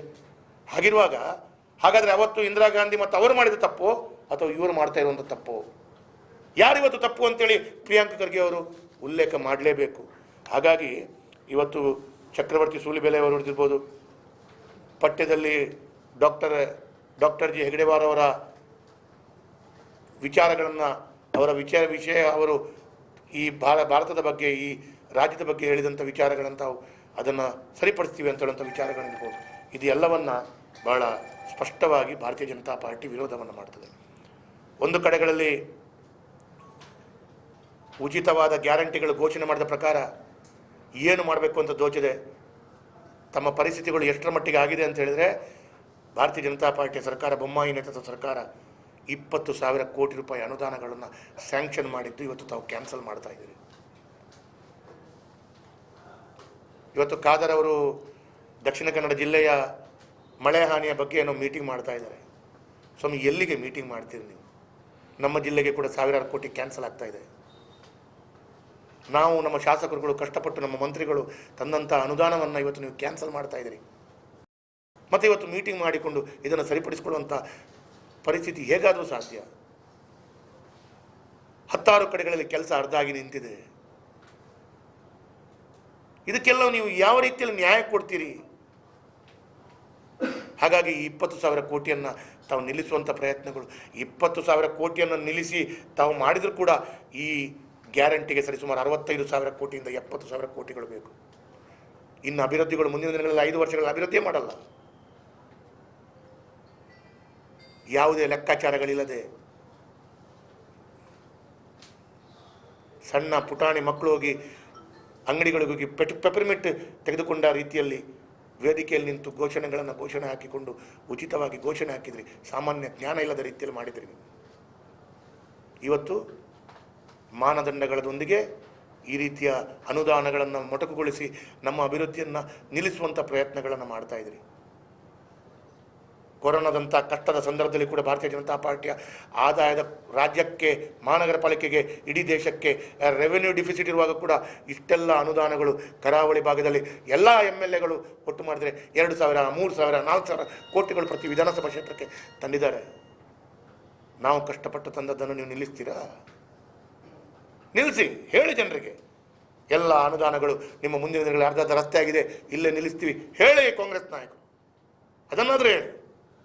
ನಾವು ಆಡಳಿತಕ್ಕೆ ಬಂದದ್ದು ಅಭಿವೃದ್ಧಿ ಕುಂಠಿತ ಮಾಡಲಿಕ್ಕೆ ಅಂತ ಹೇಳಿ ಅದಾದರೂ ಅಂತೇಳುವಂಥ ಮಾತನ್ನು ಇವತ್ತು ನಾನು ಹೇಳಲಿಕ್ಕೆ ಬಯಸ್ತಾ ಇದ್ದೇನೆ. ಪ್ರಕೃತಿ ವಿಕೋಪ ನಿರ್ವಹಣೆಯನ್ನು ಇಡೀ ರಾಜ್ಯದಲ್ಲಿ ಅವತ್ತು ಭಾಳ ಟೀಕೆ ಮಾಡಿದ್ರಿ. ಸಿದ್ದರಾಮಯ್ಯರು ವಿರೋಧ ಪಕ್ಷದ ನಾಯಕನಾಗಿ ಮಾತನಾಡಿದ್ದು ನಮಗೆ ಅವತ್ತನ್ನು ಕಂಡಾಗ ದುಃಖ ಆಗ್ತಿತ್ತು. ಅವತ್ತು ಇಡೀ ರಾಜ್ಯದಲ್ಲಿ ಕೇವಲ ಯಡಿಯೂರಪ್ಪರು ಮಾತ್ರ ಮುಖ್ಯಮಂತ್ರಿ ಆಗಿದ್ದರು. ಪ್ರಕೃತಿ ವಿಕೋಪದಲ್ಲಿ ಇಡೀ ರಾಜ್ಯ ನೆರೆಹಾವಳಿಗೆ ತತ್ತರಿಸಿದಾಗ ಯಡಿಯೂರಪ್ಪರು ಡೆಲ್ಲಿಗೆ ಹೋಗಿ ಮಂತ್ರಿಮಂಡಲದ ವಿಸ್ತರಣೆಗೆ ಹೋಗಲಿಲ್ಲ. ವಿಮಾನದಲ್ಲೋ ಹೆಲಿಕಾಪ್ಟರ್ನಲ್ಲೋ ಎಲ್ಲ ಜಿಲ್ಲೆಗೆ ಹೋಗಿ ನಮ್ಮ ಧರ್ಮಸ್ಥಳಕ್ಕೂ ಬಂದಿದ್ದರು, ಬೆಳ್ತಂಗಡಿಗೂ ಬಂದಿದ್ದರು, ಬಂಟ್ವಾಳಕ್ಕೂ ಬಂದಿದ್ದರು. ಒಬ್ಬರೇ ಇಡೀ ರಾಜ್ಯವನ್ನು ಸುತ್ತಾಡಿ ಆವಾಗ ಒಂದು ಮನೆ ಬಿದ್ದಾಗ 1947ರಿಂದ ಇವತ್ತಿನ ತನಕ ಒಂದು ಮನೆ ಬಿದ್ದಾಗ 95,000 ರೂಪಾಯಿ ಕೊಡ್ತಿದ್ರು. ಪ್ರಕೃತಿ ವಿಕೋಪದಲ್ಲಿ ಯಡಿಯೂರಪ್ಪರು ಬಂದವರು 5 ಲಕ್ಷ ಕೊಡ್ಲಿಕ್ಕೆ ಶುರು ಮಾಡಿದರು. ಬೊಮ್ಮಾಯಿಯವರು ಕೂಡ 5 ಲಕ್ಷ ಕಂಟಿನ್ಯೂ ಮಾಡಿದರು. ಇನ್ನು ನೋಡಬೇಕು ನೀವು ಎಷ್ಟು ಕೊಡ್ತೀರಿ. ಹಣ ಇಲ್ಲ, ವಾಪಸ್ 95,000 ಕೊಂಡೋಗ್ತೀರಾ? ನೋಡಬೇಕಾಗಿದೆ. ಹಾಗಾಗಿ ಯಡಿಯೂರಪ್ಪರು ಮಂತ್ರಿಮಂಡಲದ ವಿಸ್ತರಣೆ ಮಾಡೋದು ಬಿಟ್ಟು ಜನರ ಕಷ್ಟದ ಪರಿಸ್ಥಿತಿ ಇವತ್ತೇನಾಗಿದೆ? ಹಲವು ಜಿಲ್ಲೆಗಳಲ್ಲಿ ಮಳೆ ಬಂದು ಪ್ರಕೃತಿ ವಿಕೋಪ ಆಗಿದೆ. ಸಿದ್ದರಾಮಯ್ಯವರು ವೆಬೆಕ್ಸ್ ಮುಖಾಂತರ ಮೀಟಿಂಗ್ ಮಾಡಿ ಪ್ರಕೃತಿ ವಿಕೋಪವನ್ನು ಗಮನಿಸುವಂಥ ರೀತಿ ಯಾವುದಾದ್ರೂ ಒಂದು ಮಂತ್ರಿ ಆ ಮಳೆ ಹಾನಿಯ ಜಾಗದಲ್ಲಿ ಭೇಟಿ ಕೊಟ್ಟದ್ದಿದೆಯಾ ನೋಡಿ, ತೋರಿಸ್ಲಿ. ಇವರು ಮಂತ್ರಿಮಂಡಲವನ್ನು ವಿಸ್ತರಣೆ ಮಾಡುವಂಥ ದೃಷ್ಟಿಯಲ್ಲಿ ಇವರು ಎಲ್ಲ ನಾಯಕರುಗಳಿಂದ ಹಿಡಿದು ಎಲ್ಲ ಸಚಿವ ಆಕಾಂಕ್ಷಿಗಳು ಡೆಲ್ಲಿಗೆ ಓದದ್ದು ಬಂದ ನಂತರ ಈಗ ನನಗೆ ಆ ಮಂತ್ರಿ ಬೇಡ, ಈ ಮಂತ್ರಿ ಬೇಕು, ಈ ಮಂತ್ರಿ ಬೇಡ, ಆ ಮಂತ್ರಿ ಬೇಕು. ಇನ್ನೂ ಕೂಡ ನೀವು ಬೆಂಗಳೂರು ಹಲವು ಬಾರಿ ಮುಳುಗಿ ಏನೆಲ್ಲ ಕಷ್ಟ ಆಯಿತು, ಎಷ್ಟು ಸಾವು ನೋವಾಯಿತು ನೋಡಿದಿರಿ. ಇವತ್ತು ಚಿಕ್ಕಮಗಳೂರು ಜಿಲ್ಲೆ, ಹಾಸನ ಜಿಲ್ಲೆ ಅಥವಾ ಕೊಡಗು ಜಿಲ್ಲೆ ಎಷ್ಟೆಲ್ಲ ನಷ್ಟಗಳಾಯಿತು. ಯಾರಾದ್ರೂ ಒಬ್ರು ವಿಸಿಟ್ ಮಾಡಿದ್ದೀರಿ ನೀವು? ಮಾಡಿಲ್ಲ. ಇದೆಲ್ಲ ಕಷ್ಟವನ್ನು ಕಣ್ಣೀರು ಒರೆಸುವಂತಕ್ಕಿಂತ ನಮ್ಮ ಸ್ಥಾನ, ನಮ್ಮ ಮಾನ ಅಥವಾ ನಮ್ಮ ಸಚಿವ ಆಕಾಂಕ್ಷಿಗಳ ಸಚಿವರಾಗುವಂಥದ್ದು ಇದೇ ಉದ್ದೇಶ. ಹಾಗಾಗಿ ಇದು ಬಹಳ ದುಃಖದ ವಿಚಾರ ಅಂತ ಹೇಳುವಂಥದ್ದನ್ನು ನಾನು ಇವತ್ತು ಹೇಳಲಿಕ್ಕೆ ಬಯಸ್ತೇನೆ. ಅದು ಮಾತ್ರವಲ್ಲ, ಇವತ್ತು ಕಾಂಗ್ರೆಸ್ ಪಕ್ಷ ಜನರಿಗೆ ಕಣ್ಣಿಗೆ ಮಣ್ಣೆರಚುವಂಥ ಕೆಲಸ ಕಾರ್ಯಗಳು ಮಾಡಿದೆ. ಇವತ್ತು ಇದೆಲ್ಲವನ್ನು ನಾನು ಈ ಸಂದರ್ಭದಲ್ಲಿ ಉಲ್ಲೇಖವನ್ನು ಮಾಡಲೇಬೇಕು, ಹೇಳಲೇಬೇಕು. ಮತ್ತು ರಾಜಕೀಯ ಹಗೆತನದ ಕೇಸನ್ನು ದಾಖಲಿಸುವಂಥ ಕೆಲಸ ಕಾರ್ಯಗಳು ಮಾಡಿದರು. 4-5 ತಿಂಗಳುಗಳ ಹಿಂದೆ ನಮ್ಮ ಮಾಜಿ ಉಪಮುಖ್ಯಮಂತ್ರಿಗಳಾದಂಥ, ನಮ್ಮ ನಾಯಕರಾದಂಥ ಅಶ್ವಥ್ ನಾರಾಯಣ ಅವರು ಮಾತನಾಡಿದ 4 ತಿಂಗಳ ಹಿಂದೆ ಮಾತಾಡಿದ್ದಕ್ಕೆ ಇವತ್ತು ಕೇಸ್ ಹಾಕ್ತೀರಾ ನೀವು? ಏನ್ರಿ ದ್ವೇಷದ ರಾಜಕಾರಣದಲ್ಲಿ ಮತ್ತೇನು ಮಾಡ್ತೀರಾ? ಆ ರೀತಿಯಲ್ಲಿ ನಮ್ಮ ನಾಯಕರುಗಳನ್ನು ಸದೆಬಡಿಬೇಕು ಅಂತ ಹೇಳುವಂಥ ಕೆಲಸ ಕಾರ್ಯಗಳನ್ನು ನೀವು ಮಾಡ್ತೀರಿ. ಬೆಳ್ತಂಗಡಿಯ ಶಾಸಕರಾದ ಹರೀಶ್ ಪೂಂಜರ ಮೇಲೆ ಕೇಸ್ ದಾಖಲಿಸ್ತೀರಿ. ಅದು ಮಾತ್ರವಲ್ಲ, ಬೇರೆ ಬೇರೆ ಕಡೆಗಳಲ್ಲಿ ನಮ್ಮ ಕಾರ್ಯಕರ್ತರ ಮೇಲೆ. ಇವತ್ತಂತೂ ನನ್ನ ಪತ್ರಿಕೆಯಲ್ಲಿ ಒಂದು ಕಡೆಗಳಲ್ಲಿ ನೋಡಿದೆ, ನಾಚಿಕೆ ಆಯಿತು ನನಗೆ. ಆಡಳಿತ ಮಾಡಿ ಜನರು ಅವಕಾಶ ಕೊಟ್ಟಿದ್ದಾರೆ, ಆದರೆ ಆಡಳಿತ ಮಾಡುವ ಮುಂಚೆ ಈ ರೀತಿಯ ದ್ವೇಷ ಭಾವನವನ್ನು ಮಾಡಬೇಡಿ. ಇನ್ನು ಮುಂದಿನ ದಿನಗಳಲ್ಲಿ ವಿರೋಧ ಪಕ್ಷದ ಎಲ್ಲ ಹೆಚ್ಚಿನ ಪ್ರಮುಖರ ನಾಯಕರ ಮನೆಗೆ ಲೋಕಾಯುಕ್ತ ದಾಳಿಯನ್ನು ಮಾಡಿ ಅವರನ್ನು ಮಾತನಾಡಿಸಿದ ಹಾಗೆ ಅವರ ಬಾಯಿ ಮುಚ್ಚಿಸುವಂಥ ಪ್ರಯತ್ನಗಳು ಮಾಡ್ತಾ ಇದ್ದೀರಿ ಅಂತ ಹೇಳೋದಂದ್ರೆ ಕೂಡ ಇವತ್ತು ಪತ್ರಿಕೆಯಲ್ಲಿ ವರದಿಯಾಗಿದೆ. ಇದು ದ್ವೇಷದ ರಾಜಕಾರಣವನ್ನು ತಾವು ಮಾಡುವಂಥದ್ದು ಸಂಪೂರ್ಣವಾಗಿ ಭಾರತೀಯ ಜನತಾ ಪಾರ್ಟಿ ನಾವು ಖಂಡಿಸ್ತೇವೆ. ಸಾಮಾಜಿಕ ಜಾಲತಾಣಗಳಲ್ಲಿ ಕಾಂಗ್ರೆಸ್ ನಾಯಕರು ಹೇಳ್ತಾ ಇದ್ದಾರೆ, ಸಣ್ಣ ಪುಟ್ಟ ನಾಯಕರುಗಳು, ದಕ್ಷಿಣ ಕನ್ನಡ ಜಿಲ್ಲೆ ಮತ್ತು ಉಡುಪಿ ಜಿಲ್ಲೆಯವರು ಎಲ್ಲೂ ಒಂದೇ ಒಂದು ಸರಿಸಮಾನರಾಗಿ ಕಾಂಗ್ರೆಸ್ ಪಕ್ಷವನ್ನು ಗೆಲ್ಲಿಸಲಿಲ್ಲ, ಹಾಗಾಗಿ ದಕ್ಷಿಣ ಕನ್ನಡ ಜಿಲ್ಲೆ ಉಡುಪಿಗೆ ಗ್ಯಾರಂಟಿ ಯಾಕೆ? ಏನ್ರಿ? ನಾನು ಈ ಕ್ಷೇತ್ರದ ಶಾಸಕನಾಗಿ ಬಂದ ನಂತರ ನನಗೆ ಮತ ಹಾಕಿದವರಿಗೆ ಮಾತ್ರ ಶಾಸಕನಲ್ಲ ನಾನು. ಎಲ್ಲ ಜಾತಿ ವರ್ಗ ಮತ ಪಂಥದಗಳಿಗೆ ನಾನು ಶಾಸಕನೇ. ಹಾಗೆ ಸರ್ಕಾರ ಬಂದ ನಂತರ ಎಲ್ಲರಿಗೂ ಸರ್ಕಾರದ ವ್ಯವಸ್ಥೆಗಳ ಅದರ ಲಾಭವನ್ನು ಕೊಡಬೇಕು. ನೀವೆಲ್ಲೋ ದಕ್ಷಿಣ ಕನ್ನಡ ಜಿಲ್ಲೆ, ಉಡುಪಿ ಜಿಲ್ಲೆ, ಇಲ್ಲಿ ಹೆಚ್ಚಿನ ಕಾಂಗ್ರೆಸ್ ಪಕ್ಷ ಇಲ್ಲಿ ಸ್ಥಾನವನ್ನು ಗೆಲ್ಲಿಲ್ಲ, ಅದಕ್ಕಾಗಿ ದಕ್ಷಿಣ ಕನ್ನಡ ಜಿಲ್ಲೆಗೆ, ಉಡುಪಿ ಜಿಲ್ಲೆಗೆ ಈ ಗ್ಯಾರಂಟಿಗಳು ಹೆಚ್ಚಿನ ಅವಕಾಶಗಳು ಕೊಡಬೇಕಾಗಿಲ್ಲ ಅಂತೇಳಿ ಮಾಧ್ಯಮದಲ್ಲಿ ಕಾಂಗ್ರೆಸ್ನ ನಾಯಕರು, ಸಣ್ಣ ಸಣ್ಣ ನಾಯಕರುಗಳು, ಮಧ್ಯಮ ವರ್ಗದ ನಾಯಕರು ಮಾತಾಡಲಿಕ್ಕೆ ಇವತ್ತು ಶುರು ಮಾಡಿದ್ದಾರೆ ಅಂಥೇಳಿ. ಆದರೆ ನಿಮ್ಮ ಮಾನಸಿಕತೆ ಇದರಲ್ಲಿ ತೋರಿಸ್ತದೆ. ಹಾಗಾಗಿ ಇದನ್ನೆಲ್ಲವನ್ನು ಕಂಡಾಗ ಎಲ್ಲೋ ಒಂದು ಕಡೆಗಳಲ್ಲಿ ಕಾಂಗ್ರೆಸ್ ಎಲ್ಲೋ ಒಂದು ಕಡೆ ಇವತ್ತು ಇಂಟೆನ್ಸಿವ್ ಕೇರ್ನಲ್ಲಿ ಇದ್ದುಕೊಂಡು ಆಡಳಿತ ಮಾಡ್ತಾ ಇದೆ ಅಂತ ಹೇಳುವಂಥ ಸ್ಪಷ್ಟ ಚಿತ್ರಣ ಗೊತ್ತಾಗ್ತಾ ಇದೆ. ಇವತ್ತು ಇನ್ನೊಂದು ಮಾತು ಕೇಳಿ ಬರ್ತಾ ಇದೆ, ಭಾಳ ದುಃಖ ನನಗೆ. ನಿನ್ನೆ ಖಾಸಗಿ ಬಸ್ಸು ಮಾಲಕರ ಸಂಘದ ಅಧ್ಯಕ್ಷರು, ಪದಾಧಿಕಾರಿಗಳು ಬಂದರು. ದಕ್ಷಿಣ ಕನ್ನಡ ಉಡುಪಿ ಜಿಲ್ಲೆಯಲ್ಲಿ ಖಾಸಗಿ ಬಸ್ಸನ್ನು ನಿಲ್ಲಿಸ್ತಾರಂತೆ ಅಂತ ಹೇಳುವ ರೀತಿಯ ವಿಚಾರಗಳು ಸಾಮಾಜಿಕ ಜಾಲತಾಣ, ಬೇರೆ ಬೇರೆ ಪತ್ರಿಕೆಯಲ್ಲಿ ಬರ್ತಾ ಇದೆ. ಇದ್ರ ಬಗ್ಗೆ ಏನು ಮಾಡಬೇಕಂತ ಗೊತ್ತಾಗಲ್ಲ ಅಂತ ಹೇಳೋ ರೀತಿಯಲ್ಲಿ ಅವರು ಆಶ್ಚರ್ಯವನ್ನು ವ್ಯಕ್ತಪಡಿಸ್ತಾ ಇದ್ದಾರೆ. ಹಾಗಾಗಿ ಅದರ ಒಟ್ಟಿಗೆ ಕೊನೆಯದಾಗಿ ನಮ್ಮ ಸುಳ್ಯದ ಶಾಸಕಿ ನೂತನವಾಗಿ ಅವರಿಗೆ ಪ್ರಪ್ರಥಮ ಬಾರಿ ವಿಧಾನಸೌಧಕ್ಕೆ ಬಂದಿದ್ದಾರೆ. ಸುಳ್ಯದ ಶಾಸಕಿ ಭಾಗೀರಥಿ ಮುರುಳಿಕ ಇವರು ಅವರ ಮನೆದೇವರು ದೈವದ ವಿಷಯದಲ್ಲಿ ಸತ್ಯಸಾರಮಣಿ ಹೆಸರಿನಲ್ಲಿ ಅವರ ಪ್ರತಿಜ್ಞೆಯನ್ನು ಸ್ವೀಕಾರ ಮಾಡ್ತಿದ್ದರು. ಮುಖ್ಯಮಂತ್ರಿಗಳು ಮತ್ತು ಕಾಂಗ್ರೆಸ್ನ ನಾಯಕರು ಮಧ್ಯ ಪ್ರವೇಶಿಸಿ ದೇವರ ಹೆಸರಿನಲ್ಲಿ ಮಾತ್ರ, ಭಗವಂತನ ಹೆಸರಿನಲ್ಲಿ ಮಾಡಬೇಕು, ಈ ರೀತಿ ಮಾಡಬಾರ್ದು ಅಂತ ಹೇಳಿದವರು ಅದೇ ಮುಖ್ಯಮಂತ್ರಿಗಳು, ಅದೇ ಕಾಂಗ್ರೆಸ್ನ ನಾಯಕರು ಇದ್ದಾಗ ಹಲವು ಜನರು ಕಾಂಗ್ರೆಸ್ ಪಕ್ಷದ ನಾಯಕರ ಹೆಸರಿನಲ್ಲೇ ಪ್ರತಿಜ್ಞೆ ಸ್ವೀಕಾರ ಮಾಡಿದಾಗ ಆ ಮಾತು ಎಲ್ಲಿಗೆ ಹೋಯಿತು? ಅವಾಗ ಅವರಿಗೆ ಮಾತು ಯಾಕೆ ಬಂದಿಲ್ಲ ಅಂತ ಹೇಳೋ ಪ್ರಶ್ನೆ ನಂದು. ಗೊತ್ತಿಲ್ಲದ, ಅನುಭವ ಇಲ್ಲದಂಥ, ನೂತನವಾಗಿ ಶಾಸಕಿಯಾಗಿ ಬಂದಂಥ ಅಕ್ಕ ಅವರು ಎಲ್ಲೋ ಒಂದು ಕಡೆಗಳಲ್ಲಿ ಪ್ರತಿಜ್ಞೆ ಸ್ವೀಕಾರ ಮಾಡಿದಾಗ ತಪ್ಪಿದೆಯೋ ಅಂತೇಳೋ ದೃಷ್ಟಿಯಲ್ಲಿ ನೀವು ಸರಿಪಡಿಸ್ಕೊಳ್ಳಿಕ್ಕೆ ಪ್ರಯತ್ನ ಮಾಡುವಂಥದ್ದು ಒಂದು ಭಾಗ. ಆದರೆ ಅನುಭವ ಇದ್ದ 2-3 ಬಾರಿ ಗೆದ್ದಂಥ ವ್ಯಕ್ತಿಗಳು ಕಾಂಗ್ರೆಸ್ ಪಕ್ಷದ ನಾಯಕರ ಮೇಲೆ ಪ್ರತಿಜ್ಞೆ ಮಾಡಿ ಇವತ್ತು ಸ್ವೀಕಾರ ಮಾಡಿದ್ರಲ್ಲ, ಇದು ದೇವದೈವಗಳಿಗೆ ಮಾಡಿದಂಥ ಅವಮಾನ ಅಲ್ವಾ? ಇದ್ರ ಬಗ್ಗೆ ಏನಂತ ಸ್ಪಷ್ಟೀಕರಣ ಕೊಡಬೇಕಲ್ಲ ಅವರು. ಭಾಳ ದುಃಖ ಆಗತ್ತೆ. ಹಾಗಾಗಿ ಇದನ್ನೆಲ್ಲದನ್ನು ಕಂಡಾಗ ಕಾಂಗ್ರೆಸ್ ಸಂಪೂರ್ಣವಾಗಿ ರಾಜ್ಯದಲ್ಲಿ ಜನರು ಅಧಿಕಾರವನ್ನು ಕೊಟ್ಟ ನಂತರ ಕೂಡ ಅವರು ಒಂದು ರೀತಿಯಲ್ಲಿ ಕಷ್ಟದ ವಾತಾವರಣದಲ್ಲಿ ಇಂಟೆನ್ಸಿವ್ ಕೇರ್ನಲ್ಲಿ ಇದ್ದಾರೆ. ಮುಂದಿನ ದಿನಗಳು ಗೊತ್ತಿಲ್ಲ ಏನಾಗ್ತದಂತ. ಆ ರೀತಿಯ ಪರಿಸ್ಥಿತಿಗಳು ಕೆಲವೊಮ್ಮೆ ಹೇಳ್ತಿದ್ರು, ಇದು ಕಾಂಗ್ರೆಸ್ ಪಕ್ಷದ ಸರ್ಕಾರ ಅಲ್ಲ, ಇದೊಂದು ಸಮ್ಮಿಶ್ರ ಸರ್ಕಾರ ಆಗಿದೆ. ಇದು ಸಿದ್ದರಾಮಯ್ಯರ ಪಾರ್ಟಿ ಒಂದು, ಡಿ ಕೆ ಶಿವಕುಮಾರ ಪಾರ್ಟಿ ಒಂದು. ಅದರ ಮಧ್ಯದಲ್ಲಿ ಇವರು ಎಂ ಬಿ ಪಾಟೀಲ್ ಅವರು ಪೂರ್ಣಾವಧಿ ಬಗ್ಗೆ ಮಾತಾಡ್ತಾರೆ. ಇದೊಂದು ಅಂದರೆ ಎಲ್ಲೋ ಒಂದು ಕಡೆ ಇದೊಂದು ಸಮ್ಮಿಶ್ರ ಸರ್ಕಾರದ ರೀತಿಯಲ್ಲಿ ನಡೀತಾ ಇದೆ. ಹಾಗಾಗಿ ಇದರ ಪರಿಸ್ಥಿತಿ ಯಾವತ್ತು ಏನಾಗುತ್ತೋ, ಯಾವತ್ತು ಏನೋ ಆಗಬಹುದು ಅಂತ ಹೇಳಿದ್ರು ಗೊತ್ತಿಲ್ಲ. ಯಾವ ಪರಿಸ್ಥಿತಿಗಳು ಕೂಡ ತಕ್ಷಣ ಬರಬಹುದು. ಜನರು ಇದಕ್ಕೆ ಆಶ್ಚರ್ಯ ಪಡಬೇಕಾಗಿಲ್ಲ ಅಂತೇಳುವಂಥ ಮಾತನ್ನು ಇವತ್ತು ಹೇಳ್ತಾ, ನಾನು ಕಾಂಗ್ರೆಸ್ನ ಈ ಎಲ್ಲ ನಿಲುವನ್ನು ಭಾರತೀಯ ಜನತಾ ಪಾರ್ಟಿಯ ಒಂದು ಪರವಾಗಿ ಮತ್ತು ನಾನು ಶಾಸಕನಾಗಿ ನಾನು ತೀವ್ರ ಸ್ವರೂಪದಲ್ಲಿ ಖಂಡಿಸ್ತೇನೆ. ಮತ್ತು ಅವರು ಈ ಅವಕಾಶ ಕೊಟ್ಟದ್ದನ್ನು ಸರಿದಾರಿಯಲ್ಲಿ ಪಟ್ಟು ಈ ಎಲ್ಲ ದ್ವೇಷದ ರಾಜಕಾರಣವನ್ನು ಬಿಟ್ಟು ಸರಿದಾರಿಗೆ ಬಂದಿಲ್ಲ ಅಂತ ಹೇಳಿದರೆ ಮುಂದಿನ ದಿನಗಳಲ್ಲಿ ಲೋಕಸಭಾ ಚುನಾವಣೆ ಇರಬಹುದು ಮತ್ತು ಮುಂದಿನ ದಿನಗಳಲ್ಲಿ ಕಾಂಗ್ರೆಸ್ ಇನ್ನಷ್ಟು ಅವನತಿಗೆ ಹೋಗಲಿಕ್ಕೆ ನಾವು 100ಕ್ಕೆ 100 ಜನರು ಇದನ್ನು ಮಾಡಿಸಿಯೇ ಶುದ್ಧ ಅಂತ ಹೇಳುವಂಥದ್ದನ್ನು ಇವತ್ತು ಹೇಳಲಿಕ್ಕೆ ಬಯಸ್ತಾ ಇದ್ದೀನಿ.